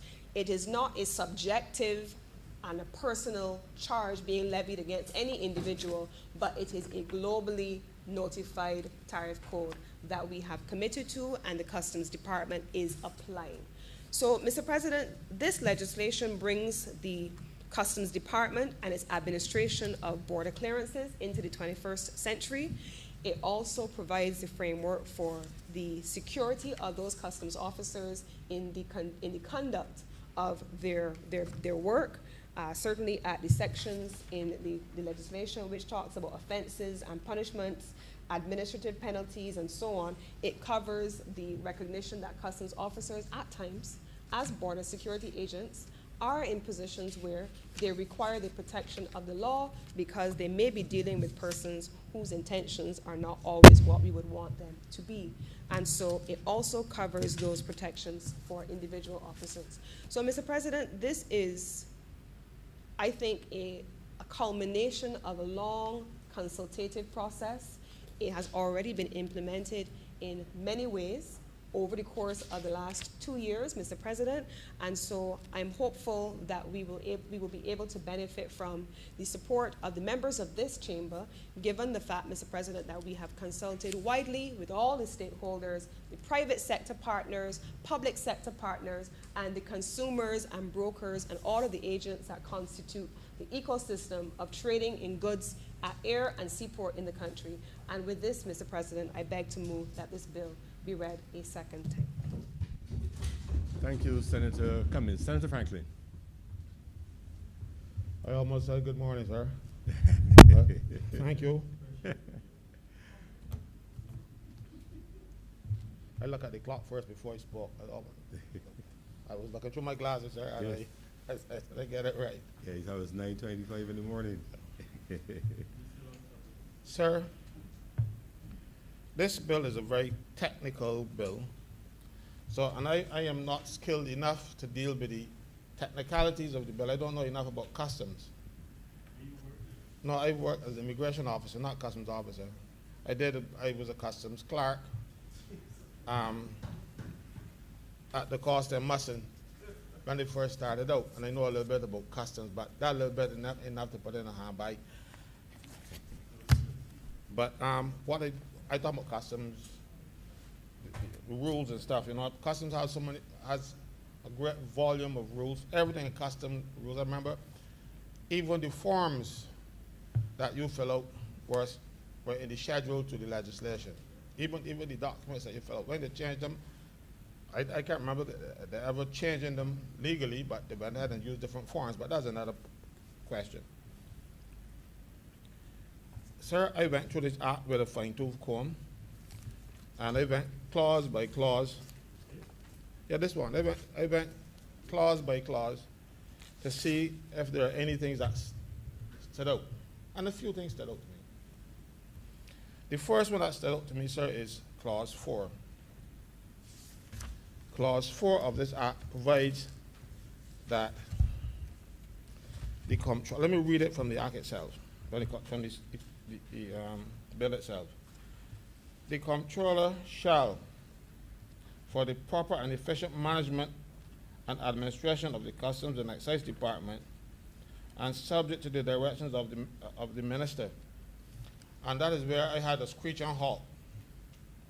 Customs, as you might be aware, is the oldest law enforcement agency in Barbados. And Customs is not only about collecting revenue, it's law enforcement. As a matter of fact, the customs officers under the present legislation that we have more powers than the policemen. Like, for instance, a customs officer could go downtown in a store and see some goods there and say, look, let me see your documents for them. And if you can't produce the documents, he can tell you to bar them off, take them down, and seize them. He can see you at the airport, and he can search you. When the police want to search persons at the suspect airport, they're going to bring it to customs and ask customs to do it for them because they don't have the authority to search. And many times there's such cooperation between government that when the police bring them down, the customs search them, all kind of money drop out when the fellas take off their undergarments. Thousands upon thousands of dollars. And I'll talk about that in more detail down the road. So customs is law enforcement. And under the Police Act, they don't get control from the minister. The president should be responsible for the customs. Customs is a security agency. As a matter of fact, you even put it in the Protective Services Commission, simply because you recognize that it is law enforcement. So why is the minister? I see things. I don't like the minister getting involved in law enforcement. That is not his role. Now, if you're going to tell me that the minister could give directions as it relates to duties and waivers and stuff, I can understand that. But this act is not so specific. So it says, and subject to the directions of the minister. So, where does the law enforcement powers of the minister stem from? Ministers have none. But customs is law enforcement. So you cannot expect the minister to be given directions to control of customs in such areas. So that this you need a rethink of that. Customs is law enforcement first and foremost.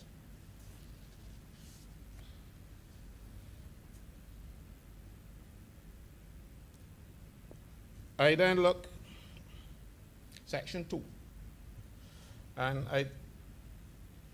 they come upon the trusted trader, and you have to go all the way down to section 103 to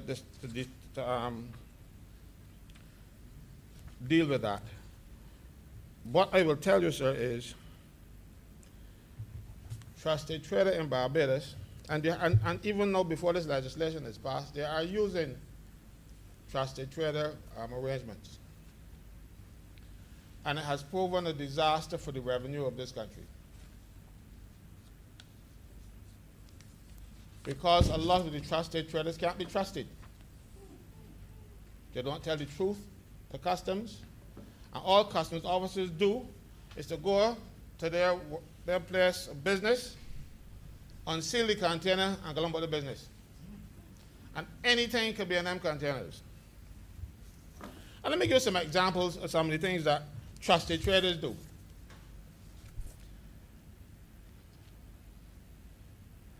I have here a packing list that was sent to customs with prices for goods that came in one of these trusted trader containers. Again, I didn't check all the prices, but I will give you one here that will curl your hair. This is a V700 Soundstream, they call it. They tell customs they pay $15 for it. This is an importer who sells them. She bought an 8 in this shipment. This is $15 US. You paid $30 Barbados for it. This item is retailed in the United States for $845. Yeah, $845. And he declared a value of customs $15, $15 US. I could go on. Brentwood steam iron, $159 sold in the United States. He paid $3 for it. That's retail customs. All right?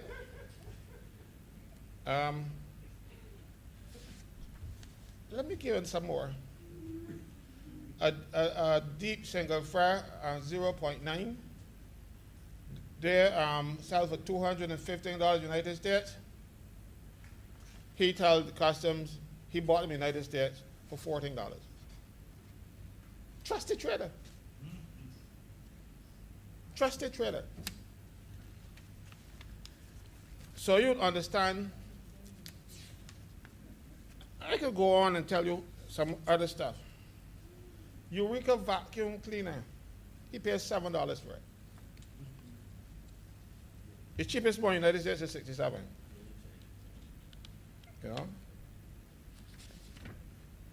Canon all-in-one Wi-Fi printer, he paid $19. I can go on and on and on and on. These things like this are addressed later on in the act, so I can't tell you where I get it from, because the act speaks to this too.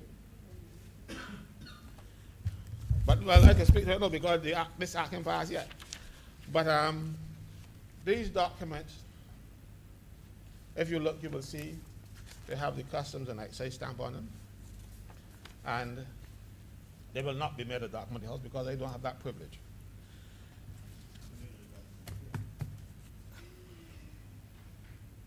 Sir, so we have to rethink this trusted trader thing. trusted traders bringing drugs. The container up front packed with the groceries or whatever you bring in, the equipment you bring in, and then they move the first 2 batches, drugs. And the customs officers are long gone. Senator Franklin, you know that you can't assert, or you cannot allege an illegality on a limited group of people. The folk really, don't go there. You can express an opinion, but you can't assert upon that. I don't know trust traders, but I'm sure there's a limited class of persons. It's different from making allegation against the whole world. So you would in fact really be, if you were not speaking from this place, you'll be slandering a class of persons. You know you can't do that. Sir, I'm guided by you, sir, because I haven't seen it myself. I'm only speaking from what the people who on staff the candidates tell me. But they are not here to back it up, so I will withdraw any imputation so I can get on. Yes, please, please. Right? But the prices that I talk about, sir, is all documented here in evidence, and this is a trusted trader. That's fine. Right? So if the level of cheating in just one document is repeated by the same importer a couple times a year when he imports, or 3 times a year, 4 times a year when he imports, the country will lose thousands upon thousands of dollars in duties. But these people are trusted. I do not believe that customs officers should open a container and leave. Because the scenario that I just talked about, because you might find goods, just front goods, and then behind, because they have actually seen that happening, and not among trusted traders now, because they don't get searched. But customs officers have seen it. And I'll tell you, customs officers have been threatened not to take action against these people, or they will get something happening to them. So these people, with all those thousands upon thousands of dollars in drugs in the container, and the customs officer get in the way. And they have been. They have been. I can assure you some of my members in customs have been doing some good work, finding a lot of drugs. Senator Franklin, I think really the Senate is not a place for unprovable assertions of that nature. You could express your concerns about possible vulnerabilities in the system, but you're alleging what, by definition, you can't prove here. But because of this lofty platform from which it is altered, it will be cloaked in a veneer of credibility, which, if we want to establish that it's so, you would then have to tell us, well, who, when, what, where, when. So if you have concerns about vulnerability, you know the rules, and you know that you can make your point within the rules, but without really going down that road at this time. Sir, I beg to differ, please, because some of these cases are before the court. But reference those. Right? Some of these cases are before the court. I didn't want to prejudice because I don't want to speak on an ongoing case and call names. I can't say a guy called Kathy Greenwich came in with drugs and filled his wallet. I can't do that. I'm not saying you have to call names, but I'm just saying, I'm just concerned that you've been given an inch and you're taking an L. And all I'm saying to you is that you could express your concerns about the vulnerability of the system, if that is your view, if that's your opinion, and you could support that by saying there has been a charge brought in the matter, but you don't have to say the details of the matter or who the person is. So I'm just saying, I'm giving you latitude, but I'm saying to you that you know that the rules really don't permit that you go down that line. And you know, in the days before live broadcast, the idea of saying something and having it struck from the record stood for something. Nowadays, by the time you say it to a member, you will have that struck from the record. It is on the record of the whole world forever and evermore. So I think really that parliamentary privilege, all members have freedom of speech, but it also comes with the responsibility, well recognizing that once it is out there, it is out there. So I'm just saying, you know, make your point without trespassing on the rules of good order in the Senate. No, sir, I am not trying to do that. What I'm telling you is that I am speaking facts, but I'm trying my best not to go too far into the cases, some of which are ongoing as we speak. I'm saying you, Senator Franklin, if you want to support, if you want to make points, if you want to cite situations to support your cases, I'm saying stick to those.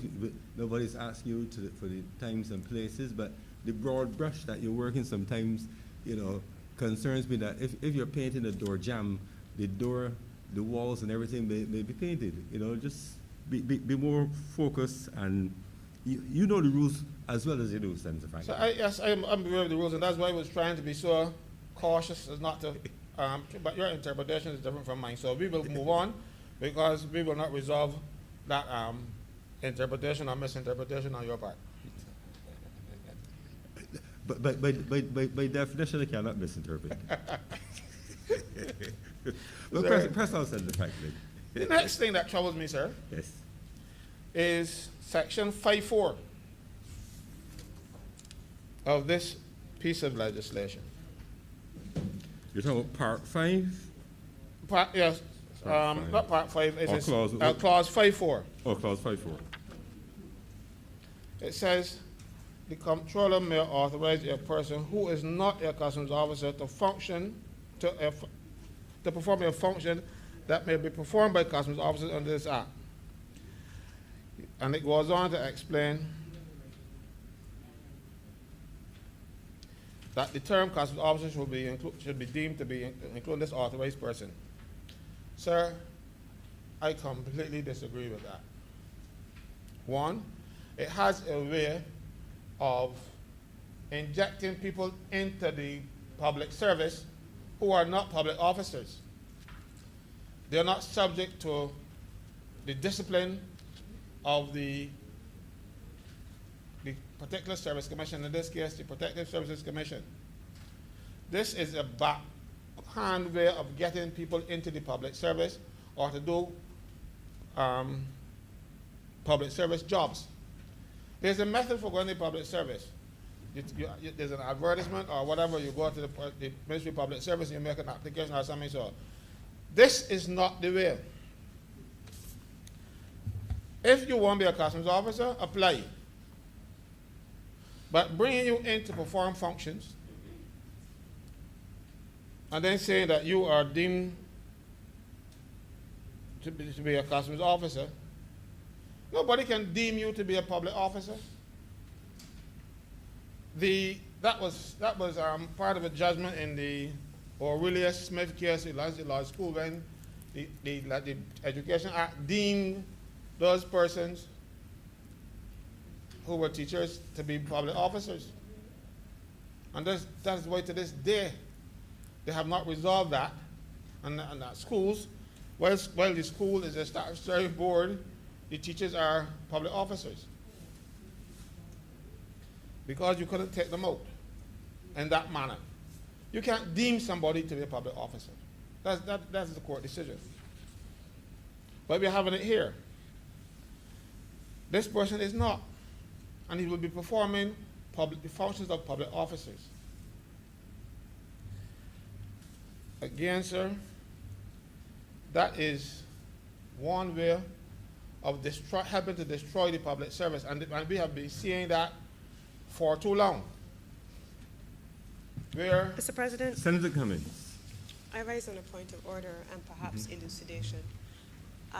The Honourable Senator is misleading the House, but I think it really is a result of misunderstanding. He did acknowledge up front that a lot of these things were technical, Mr. President. Under the various international conventions I did make reference to the various regulatory agencies that cover the border and the ability of the customs officers oftentimes to issue clearances in the absence of animal health, plant health, quarantine, and so on. The designation of persons to perform the functions of customs officers do not relate to the recruitment of persons, but they relate to the functions of regulatory border agencies and not persons coming into the system. And I just wanted to make sure that Senator Franklin understood that. Mr. President, long stoops. That is not what is written in the legislation. Big stoops. Look, you must read it. No, I copy the Prime Minister. And who got the copy? This legislation says the comptroller may authorize a person who is not a customs officer to perform a function that may be performed by a customs officer under this act. A customs officer under this act is a public officer. This person will be coming in to do public officer functions. He is not a public officer. He is more in terms of in the old days when we had casual employees working alongside the road by the head of the department to help people. Just to be clear, there's nothing in this, what we're seeing here, preventing the person who will be so authorized by the comptroller from being a public officer. So this is more about a person, whether that person is a public officer or not. So I think really there's nothing in here that speaks about the recruitment of persons. I understand the concern you're raising, but this may very well be other public officers who are being authorized by the controller and writing subject to Section 5 and subsection 5 and so on to perform those duties. So just to be clear. Sir, you must understand, sir, that this legislation is not being passed after they have done these things already. Because there is such a person operated in customs, giving directions to customs officers, and I had to tell the comptroller of customs at a meeting, tell him stop. He has no authority to issue any office. Let him talk to you. He's a consultant. He can talk to you and you can talk, and if he has that kind of power where he can influence you, you will have to pass on the instructions to your staff. But he cannot interact with them. I made that quite clear to the comptroller of customs, and he agreed. But we have a fellow in customs like no tremble, wait, he ain't got. So these things are already implemented, and we are passing legislation now to fix what we have done incorrectly. It is happening. And he's not a public officer. Somebody's friend, but he's not a public officer. So I'm saying that if you have enough of these, and I'll declare an interest now, he won't join Unity. You see how they will destroy not only the public service, they will destroy Unity as well. I would urge him to join it.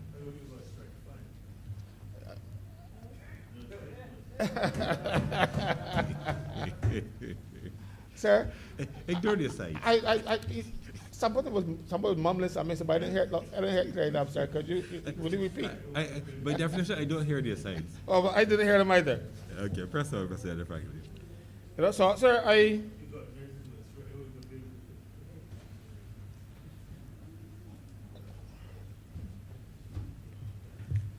the same way they're on strike, and the ones that remain and not feeding the nurses, you talking about that? And not giving them medication? Yeah, and the running the president from me thing, I fall in it. Sorry, sir.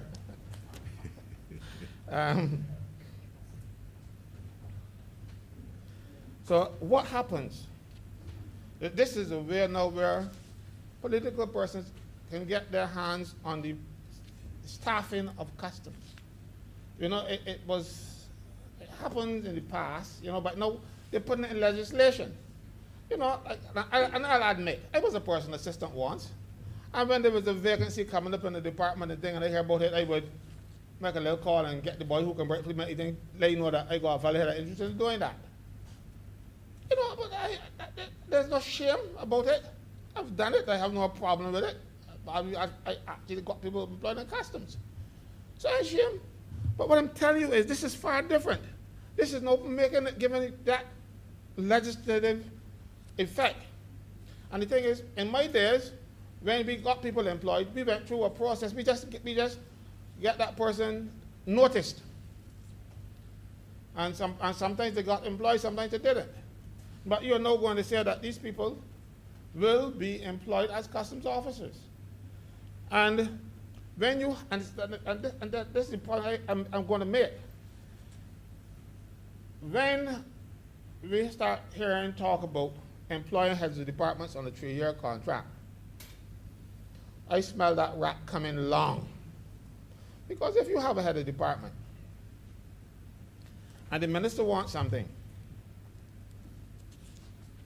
and the head of department got his contract coming up now in a couple of weeks, and he don't do what the minister want, you know, his contract can get renewed. That is why we have a permanent civil service and temporary ministers. No, we don't have temporary both, because you've got to have some sort of continuity in the services of this country. When the politicians leave, the civil service hold on till another set of politicians come into Boston. And in all fairness, the first couple of months, the civil service really got to go at the politicians and mislead them. But that's for another another debate. When the minister realized he get rejected by these boys, he's too ashamed to admit it. But we're not talking about that now. So now you have civil servants, or public officers, now you don't call them civil servants anymore. Public officers who cannot be, but they can be, independent and give independent, impartial advice, because that might mean that if he's acting in a higher position, and he's appointed in a higher position for 3 years, and somehow he doesn't, not that he's not doing his job properly, especially when he's doing his job properly and you got some thin-skinned people in charge, not that I have any thin-skinned people over there, but you know it can happen. He might find himself now not getting reappointed for a second 3-year term, and then he might have to go back down. And when he goes back down, the fellows that he was boss up and laugh at him, so he got to leave. He can't work in those conditions. And this is what is happening here. You put a controller of customs in for 3 years, and the controller of customs know when you bring in your people, well, might not want him, but he might not got no choice. Section 5(4) of the Customs Act. That is a nail in the public service coffin.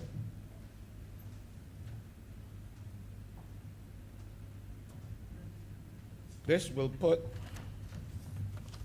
public service, this will have to destroy the public service, you know, because under the Code of Conduct and Ethics, a public servant is by law required to tell the minister when he's going wrong. And if the minister then says, oh, you still go on and do it, you put it right in. But when you have your contract for renewal, you're going to put it right in. So we need to make sure that this public service is left intact. Not for expediency now, because down the road, somebody might be unscrupulous who get into office. Not to have any unscrupulous people now, but you might get some down the road. And if that happens, or somebody might even become unscrupulous because you see you got so much power. So you can't give people too much power. You must give them power and controls. Power and controls. This is taking away the controls. I have a note here about Section 6. What does Section 6 say? Clause 6. Yes, another thing. It requires customs officers upon every anniversary submit to the Controller of Customs declaration of interest in such form as the Controller determines, specifying whether he has any material, financial, or other interest in or stands to benefit materially from any business activity relating to clearance of goods, import or export of goods, production, processing, sale, handling, storage, or manufacturing of or transport of goods. That is already an offense in the Public Service Act. And you don't, and nobody has made a declaration. The only declaration you have to make is if you want to get involved in any business for profit, whether you're a customs officer or admin officer or clerk in the public service, you have to get permission from the president. So I'm wondering why this is here, because it is already an offense in the public service to engage in, for a customs officer to engage in any of these things. But there is a measure of fines. You're making it no criminal. And I am wondering if the politicians, with all their vision, can see that there's potential for corruption and they've got to put their foot down. There is more potential for corruption at a fellow who is at the top of the heap, like a politician himself, for corruption. So these things, so before you legislate for customs officers, you should lead by example and say to everybody who take political office, well, these are the standards you're required by. We're required to live by, not in any particular convention as to put it in the rules. You're putting it in the rules for public officers. So why not lead by example? You mean to tell me that every person elected in Barbados is like Caesar's wife? I don't think so, because we got Caesar's wife locked up in states all right now. Huh? So we can, you see, he learned it. You know? Virtuous. Pure. So I am saying, sir, that if you're going to legislate $50,000 fines for a customs officer who gets involved in business, then you should have not only a 2-year confinement and then a 2 years supervised release in a foreign land for politicians. You should have more than that.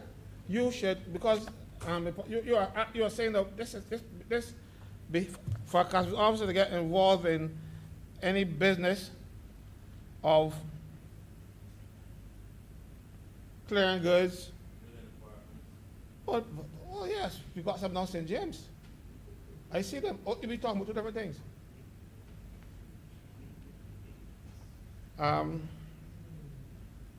Yeah, I think you had a sell warrant to pay the lawyer. Oh, there were more. Sorry, I didn't know that. So I am saying, sir, that politicians must set the example. I remember some time ago, I had a meeting with both the Comptroller of Customs and the Chief Immigration Officer about people entering and leaving the port. And he said he wanted my support because I have a fair amount of customs officers in my union. And I said, sir, you don't have to ask for my support on this one. It will be freely given. Because there should be, I will allow for 2 people to enter and exit the port not being searched. I said then the government, John Biden is now president, and the prime minister. Everybody else coming through there should be searched. You wonder why? If there is a system where you can enter into customs areas, in and out. Secure areas. You can go in and out as you please. Because you're the big boy, you can leave and you can come and go, and nobody don't search you. Somebody could turn up home at your house some morning and say, sir, take this gun into the airport for me. I will stay here with your wife. You hand that gun to so when you pass by the thing. Unless you want the wife dead, and which might be, it might be your desire, you can go, you can call the police. So it is protection, not only for the person who think he's big, but it's also protection for the people who develop might go in there and do harm to. So I said to him, you know, customs officers called me quarreling and said, no, man, you should have said. I said, no. He asked me for my opinion, he didn't ask me for yours. And that is my opinion.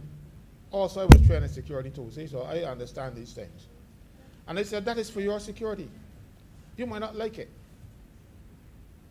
I didn't agree that customs officers should be required to take lie detector tests before the cabinet. I am saying to you that you must lead by example. So when he asked me, he said, look, I said, yeah, I would agree wholeheartedly with lie detector tests if the cabinet take lie detector tests first. You have to lead by example. And you are not leading by example when you make special provisions for one sector of the public service, because it ain't only customs officers that can get involved in corruption too, you know. You'll be surprised. The avenues for corruption. But people think that customs officers are corrupt. I'm not saying that all of them are decent, and they're not all. Some, they might have a few who do bad things. But when you catch them, you weed them out. And I'll tell you, a lot of these customs officers are working hard, they work hard, they work a lot of overtime, they work, and you see people see customs officers with substantial properties, and they think they had to be corrupt. No. Customs officers work in areas where they can get money from overtime. And I'll give an example. You have a store in Wall Street. You imported goods. And you have to get those goods cleared by a customs officer. But you can't pull them in your yard. You ain't got no yard. So a customs officer got to break me like rest, go down there and watch you off, all that kind of thing. You got to get paid for it. And a lot of that happens. Not one or two, every day. So when the customs officer in that section, assigned to that section, because there's rotation, you know, so each fellow will get a chance here, and the fellow will get a chance here, and they go around and around. So people make money. There's no harm in making money, and they're not stealing it. It's provided for in the rules. So when you see customs officers who actually save their money or invest it and living well, living better than other public officers, because they have an avenue for making more money. Nobody don't complain when the doctors start at almost the top of the scale and they can still go and do private practice and come and work and that kind of stuff. You know, and nobody makes no fuss about that. But customs officers, because they are who they are, everybody think they're corrupt. No, not all. I know many who abhor corruption. I've actually had instances where they report corruption to me. So I think there's something wrong here with the thought process that went into this piece of legislation. You already got these people governed by a piece of legislation already. I know you are, but you're making it criminal. You're making it a criminal offense. On summary conviction to a fine of $50,000 or imprisonment for a year, for 12 months. So why do not do that for politicians?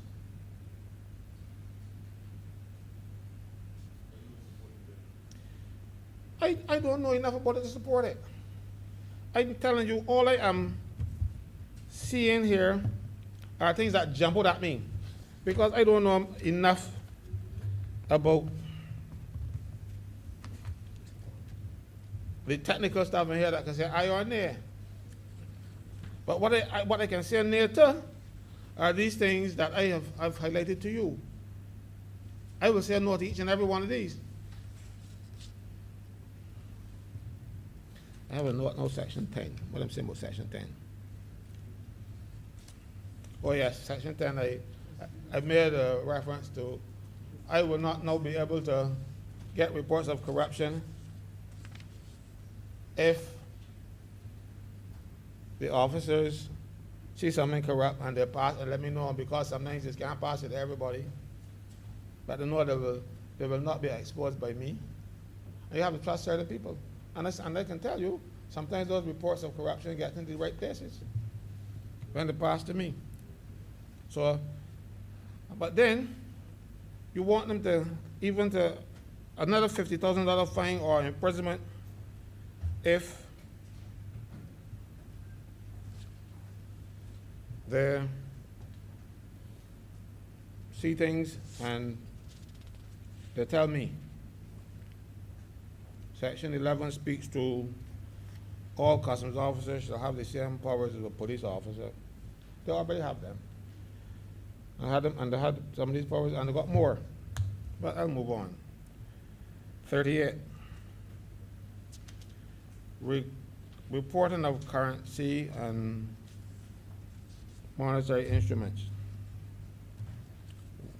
On page 38, section 38.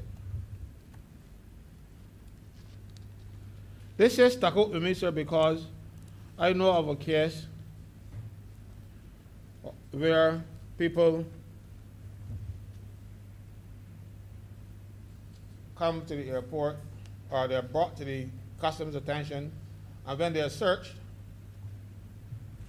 they have money way in excess of what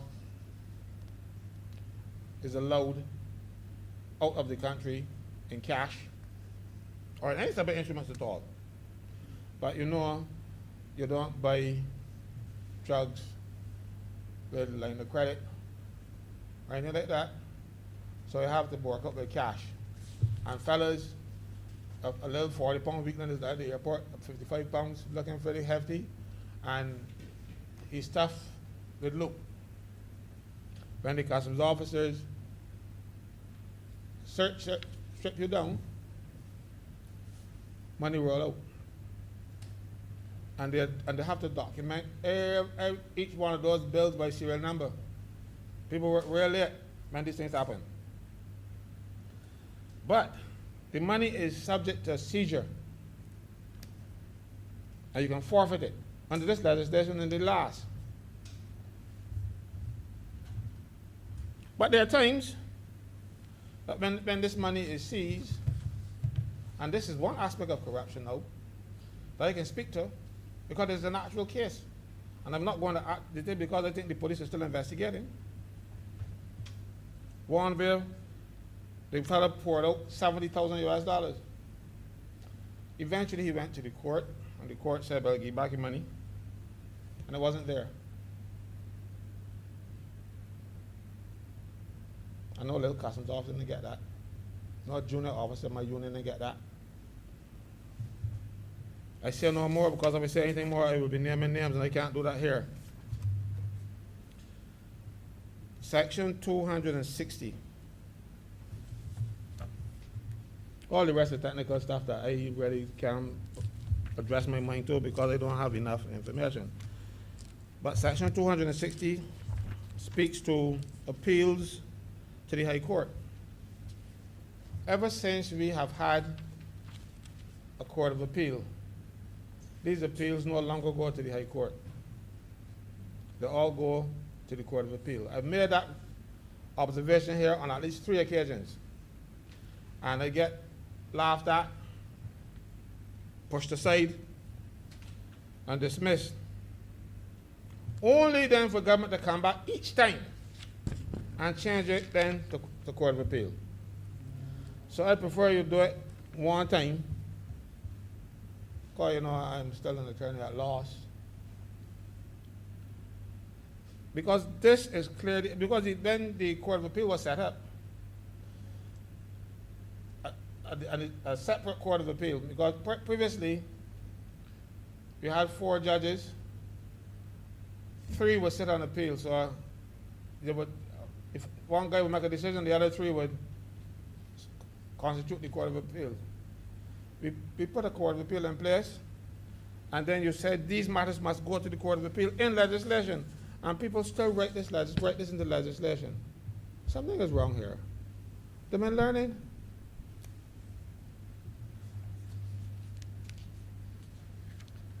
And another thing that sticks out now to me is section 290.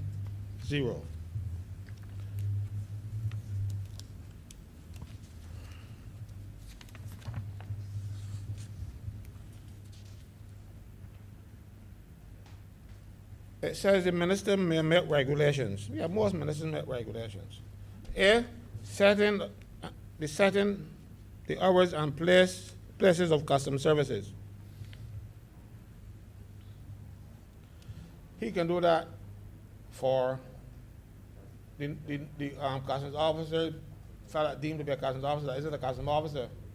But he certainly can't do it for public officers. That is not his role. The minister responsible for finance does not set hours.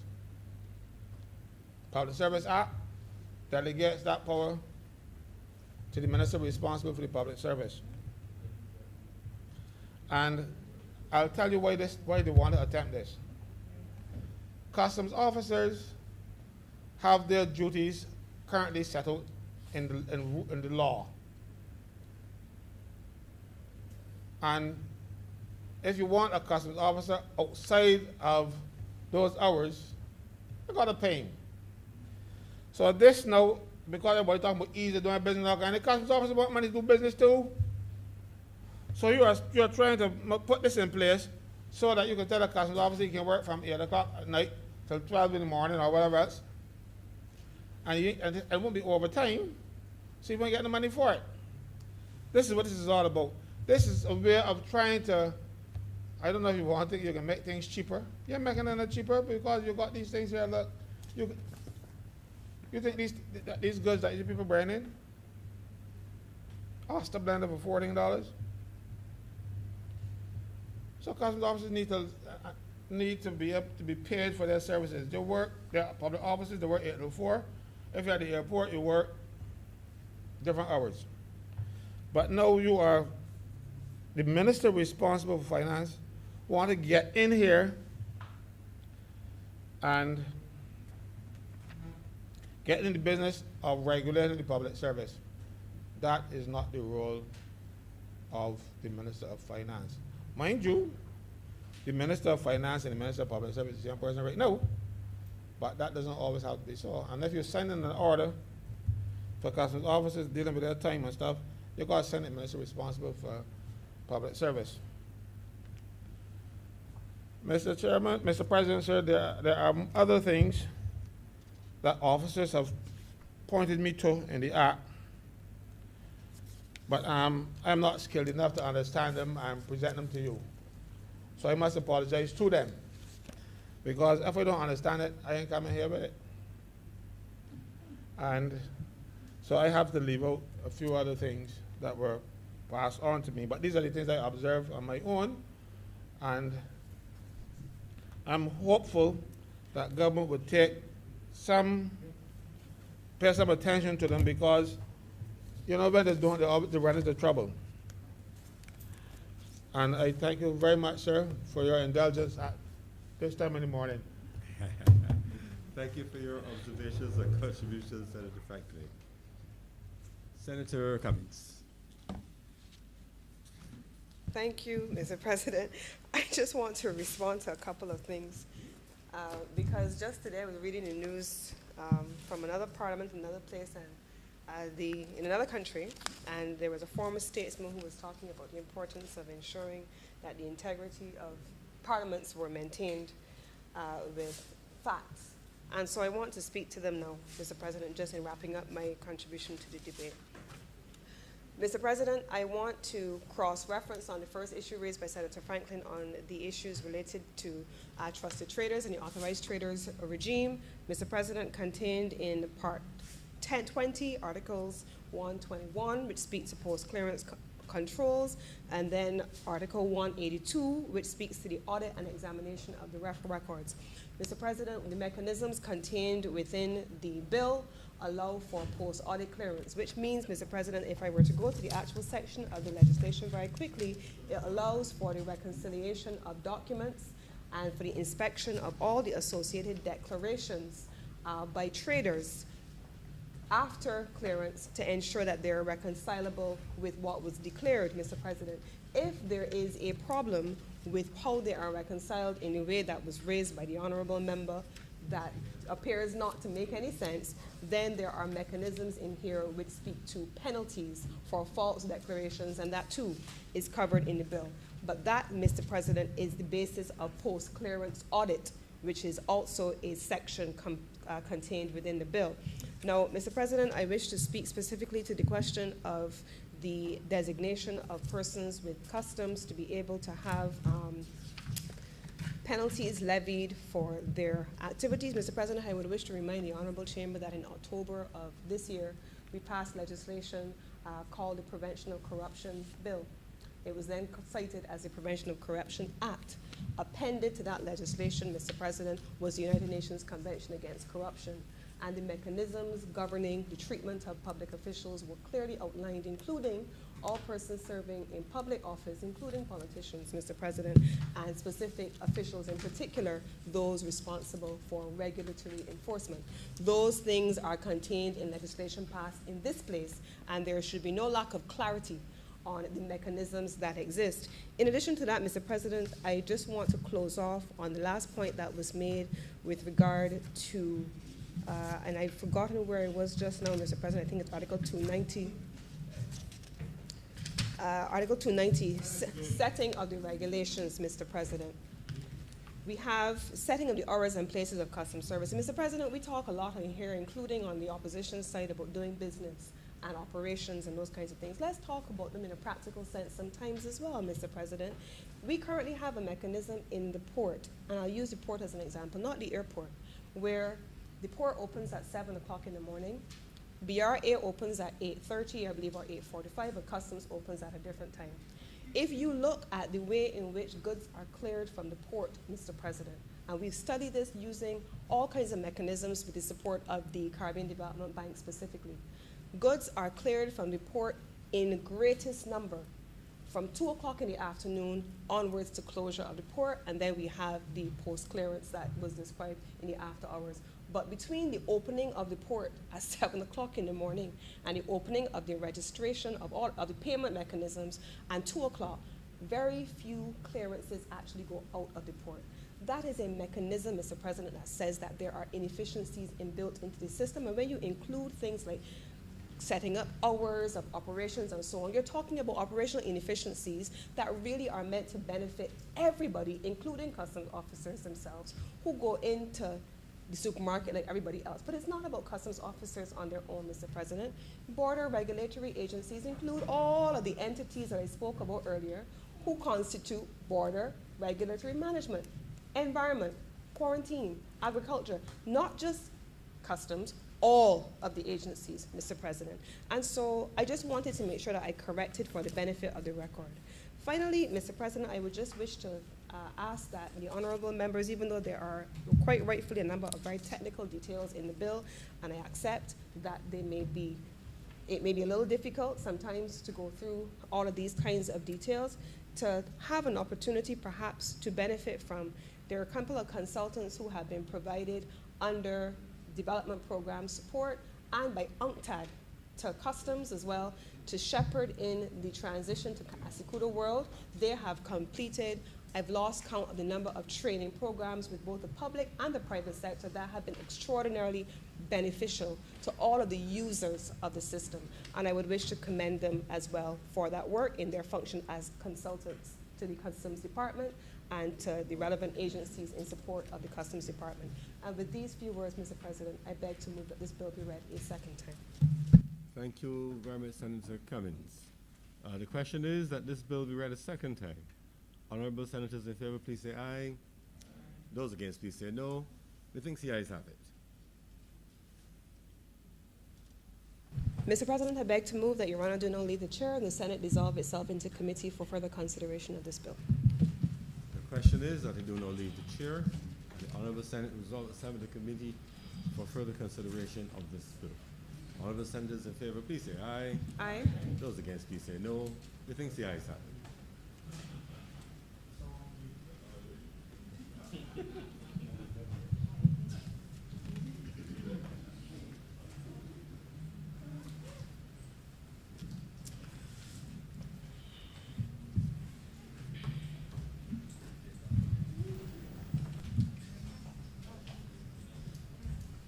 Yeah, thank you.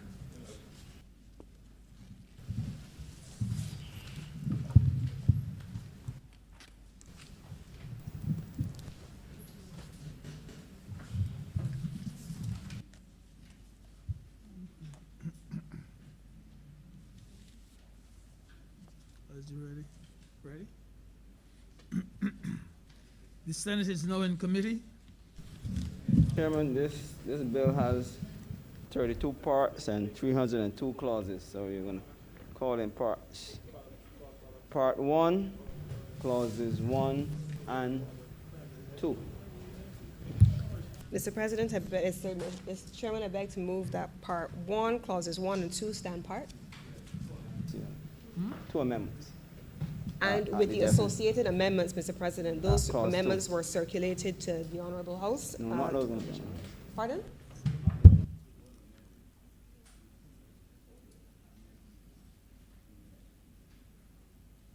Mr. President, I wish to draw the honourable members of the Chamber's attention to page 25 of the bill. The first one is the authorized economic operator. It says authorized economic operator means a person who is accorded that status in accordance with Part 16 and the regulations. In the draft of the bill, the following words were excluded in the regulations made under this act. And so I would wish to make that amendment now, Mr. President. Mr. Chairman. So the question, Made under this act. Is in.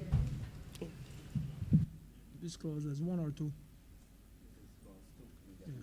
Yeah. Now this is, you've moved part 1, clauses 1 and 2. Yes, and so there are two amendments there is an in there. amendment to clause 2 you have made under this act. Yes, so it's in two instances, Mr. President. You have it as it relates to authorized economic operator, and then on page 29, the penultimate sentence of that section relating to trusted trader, also to have included made under this act. So the question is then that part 1, clauses 1 and 2, with the relevant amendment, the stand part. Honourable senators in favor, please say aye. Those against, please say no. We think the ayes have it. Part 2, clauses 3 to 15. Mr. Chairman, I beg to move that part 2, clauses 3 to 15, stand part. The question is that part 2, clauses 3 to 15, stand part. Honourable senators in favor, please say aye. Those against, please say no. Methinks the ayes have it. Part 3, clauses 16 and 17. Mr. Chairman, I beg to move that part 3, clauses 16 and 17, stand part. The question is that part 3, clauses 16 and 17, stand part. Honourable senators in favor, please say aye.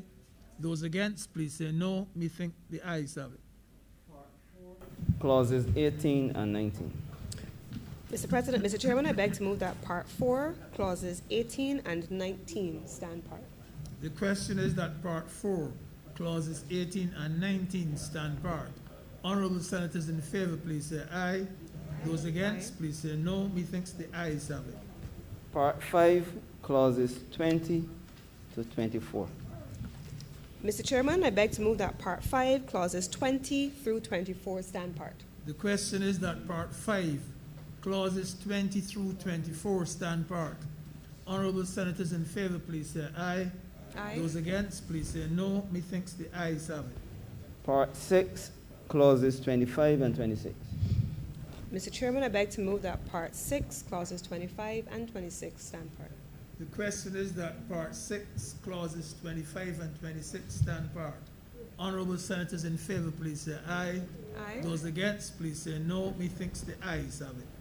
Part 7, clauses 27 to 38. Mr. Chairman, I beg to move that Part 7, Clauses 27 through 38 stand part. The question is that Part 7, Clauses 27 through 38 stand part. Honourable senators in favour, please say aye. Aye. Those against, please say no. Methinks the ayes have it. Part 8, clauses 39 to 45. Mr. Chairman, I beg to move that Part 8, Clauses 39 to 45 stand part. The question is that Part 8, Clauses 39 to 45 stand part. Honourable senators in favour, please say aye. Those against, please say no. Methinks the ayes have it. Part 9, clauses 46 to 54. Mr. Chairman, I beg to move that Part 9, Clauses 46 through 54 stand part. The question is that Part 9, Clauses 46 to 54 stand part. Honourable senators in favour, please say aye. Aye. Those against, please say no. Methinks the ayes have it. Part 10, clauses 55 and 56. Mr. Chairman, I beg to move that Part 10, Clauses 55 and 56 stand part.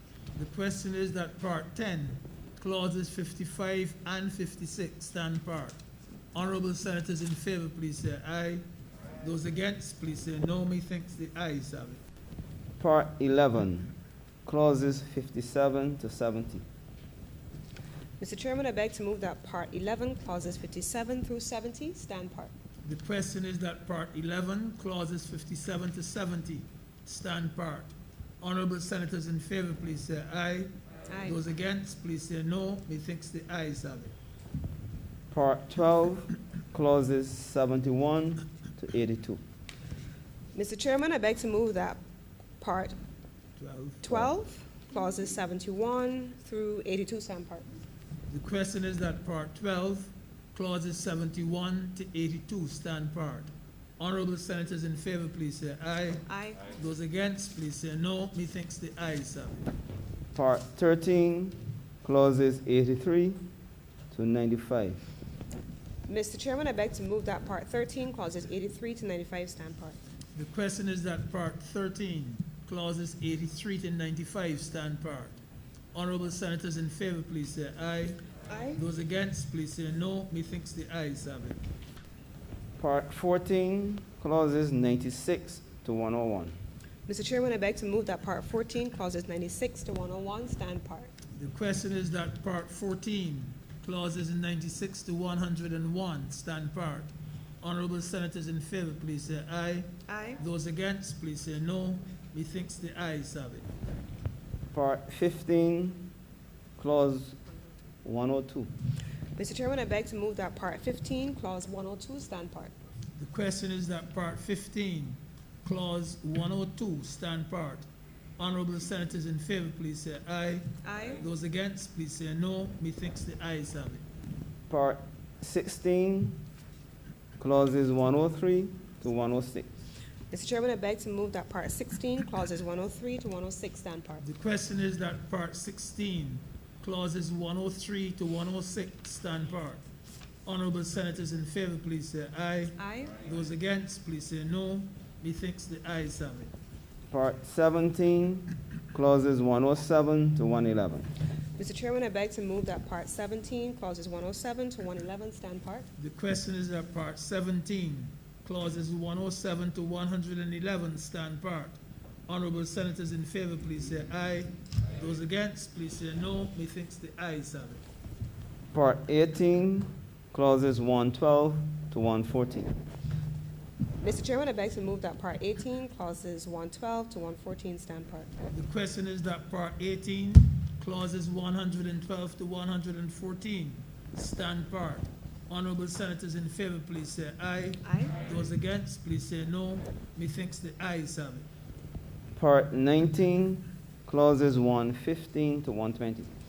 Mr. Chairman, I beg to move that Part 19, clauses 115 through 120 stand part.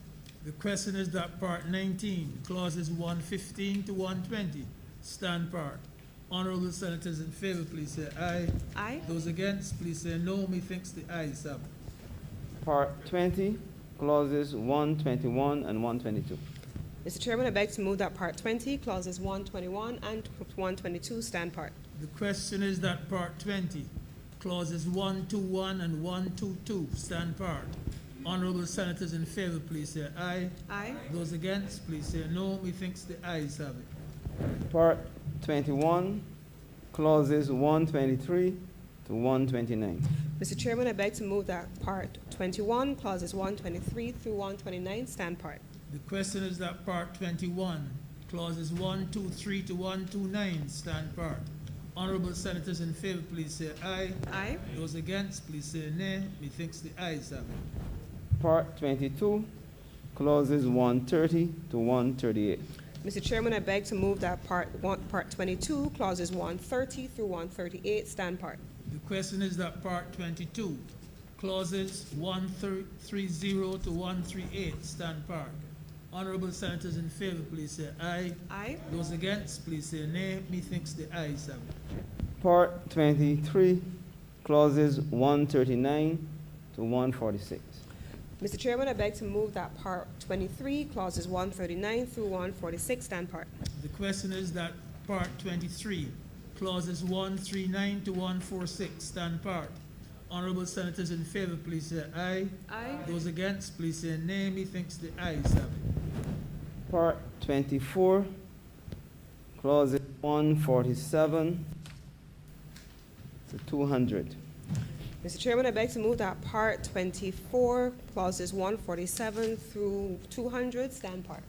The question is that Part 24, clauses 147 through 200, stand part. Honourable Senators in favor, please say aye. Aye. Those against, please say nay. Methinks the ayes have it. Part 25, clauses 201 to 204. Mr. Chairman, I beg to move that Part 25, clauses 201 to 204 stand part. The question is that Part 25, clauses 201 to 204, stand part. Honourable Senators in favor, please say aye. Aye. Those against, please say nay. Methinks the ayes have it. Part 26, clauses 205 to 229. Mr. Chairman, I beg to move that Part 26, clauses 205 through 229 stand part. The question is that Part 26, clauses 205 to 229, stand part. Honourable Senators in favor, please say aye. Aye. Those against, please say nay. Methinks the ayes have it. Part 27, clauses 230 to 246. Mr. Chairman, I beg to move that Part 27, clauses 230 through 246 stand part.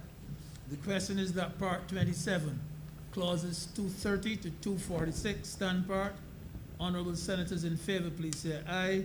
Aye. Those against, please say nay. Methinks the ayes have it. Part 28, clauses 247 to 249. Mr. Chairman, I beg to move that Part 28, clauses 247 to 249 stand part. The question is that Part 28, clauses 247 to 249, stand part. Honourable Senators in favor, please say aye. Aye. Those against, please say nay. Methinks the ayes have it. Part 29, clauses 250 to 259. Mr. Chairman, I beg to move that Part 29, clauses 250 to 259 stand part. The question is that Part 29, clauses 250 to 259, stand part. Honourable Senators in favor, please say aye. Aye. Those against, please say nay. Methinks the ayes have it. Part 30, clauses 260 to 273. Mr. Chairman, I beg to move that Part 30, clauses 260 to 273 stand part. The question is that Part 30, clauses 260 to 273 stand part. Honourable Senators in favor, please say aye. Aye. Those against, please say nay. Methinks the ayes have it. Part 31, clauses 274 to 289. Mr. Chairman, I beg to move that Part 31, clauses 274 to 289 stand part. The question is that Part 31, clauses 274 to 289 stand part. Honourable senators in favor, please say aye. Aye. Those against, please say nay. Methinks the ayes have it. Part 32, clauses 290 to 302. Mr. Chairman, I beg to move that Part 32, clauses 290 to 302 stand part. The question is that Part 32, clauses 290 to 302 stand part. Honourable senators in favor, please say aye. Aye. Those against, please say nay. Methinks the ayes have it. The schedule. Mr. Chairman, I beg to move that the schedule be the schedule to the bill. The question is that the schedule be the schedule to the bill. Honourable senators in favor, please say aye. Aye. Those against, please say nay. Methinks the ayes have it. Mr. Chairman, I beg to move that Your Honor, you do not report to His Honor the President the passing of one bill in committee. With amendments? The With question amendments. is that I do now report to His Honor the President the passing of one bill with amendments in committee. Honourable senators in favor, please say aye. Aye. Those against, please say nay. Methinks the ayes have it. Oh, boy.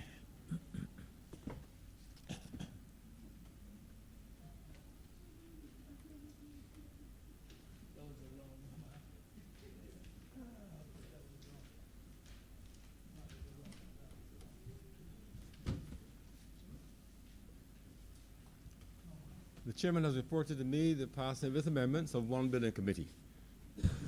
Mr. President, I beg to move the bill, that this bill be read a second time. Third. A third time, Mr. President. The question is that this bill be now read a third time. Honourable senators in favor, please say aye. Those against, please say no. Methinks the ayes have it. Mr. President, I beg to move that this bill do not pass and be cited as a Customs Act 2021. The question is that this bill do not pass and be cited as the Customs Act 2021. Honourable senators in favor, please say aye. Those against, please say no. Methinks the ayes have it. This bill is now passed and so cited. Senator, Most Honourable Dr. Walcott. Miss. Can't find anything else on the order paper. And I want to thank honourable members for their keen participation and enthusiasm during the course of today. It has been a long day. It has been a very useful day. And I want to also thank the clerk and staff of Parliament we've been here 12 hours roughly. And I want to beg to move that this sitting be now adjourned until Monday the 20th of December at 11 a.m. Thank you. Sir, Mr. President, I would just want to rise to speak on the adjournment. Mr. President, I rise to bring to the attention of the Honourable Chamber that while being in this chamber, a number of honourable senators, including myself, have complained about the air quality in this building. And it is something that I myself have suffered from every single time that I have come into this building, and there seems to be something wrong with the air quality in here. And I know that we've moved from our substantive place in town because of these kinds of issues.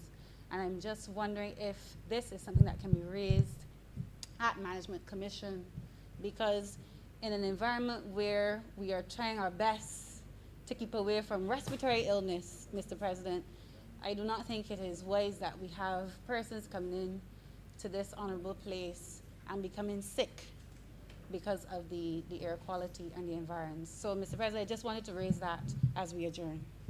Thank you for raising that, Senator Drake. So, matter has been raised with me with other senators. I've raised it with the clerk, who is working to see with the building owners and management what temporary relief can be obtained. And he's also working assiduously on the permanent solution to ensure that there are no further setbacks to get into our home base. But for sure, you were probably the 4th or so senator to have raised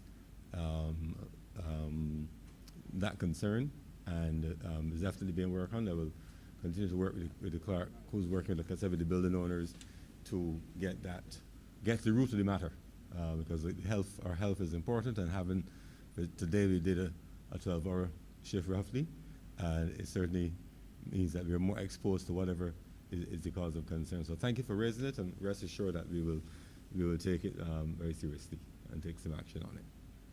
And I want to join the host to thanking all of you for your commitment to being here. We certainly could not get through these matters all substantive without your commitment to the duty. And also thank you. Today is not our usual meeting day, and I know that for those senators who are not employed full-time with the government, for example, Monday is not a day that you typically set aside.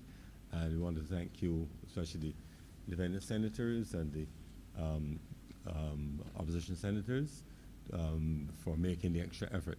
And I thank you in advance for the fact that we will convene again on a Monday to facilitate some items that should be dealt with by the House tomorrow. And let us get to year end with a clean slate. So the question is that the Senate be now adjourned until Monday, December the 20th at 11 a.m. Honourable senators in favor, please say aye. Those against, please say no. Methinks the ayes have it. The Senate stands so adjourned.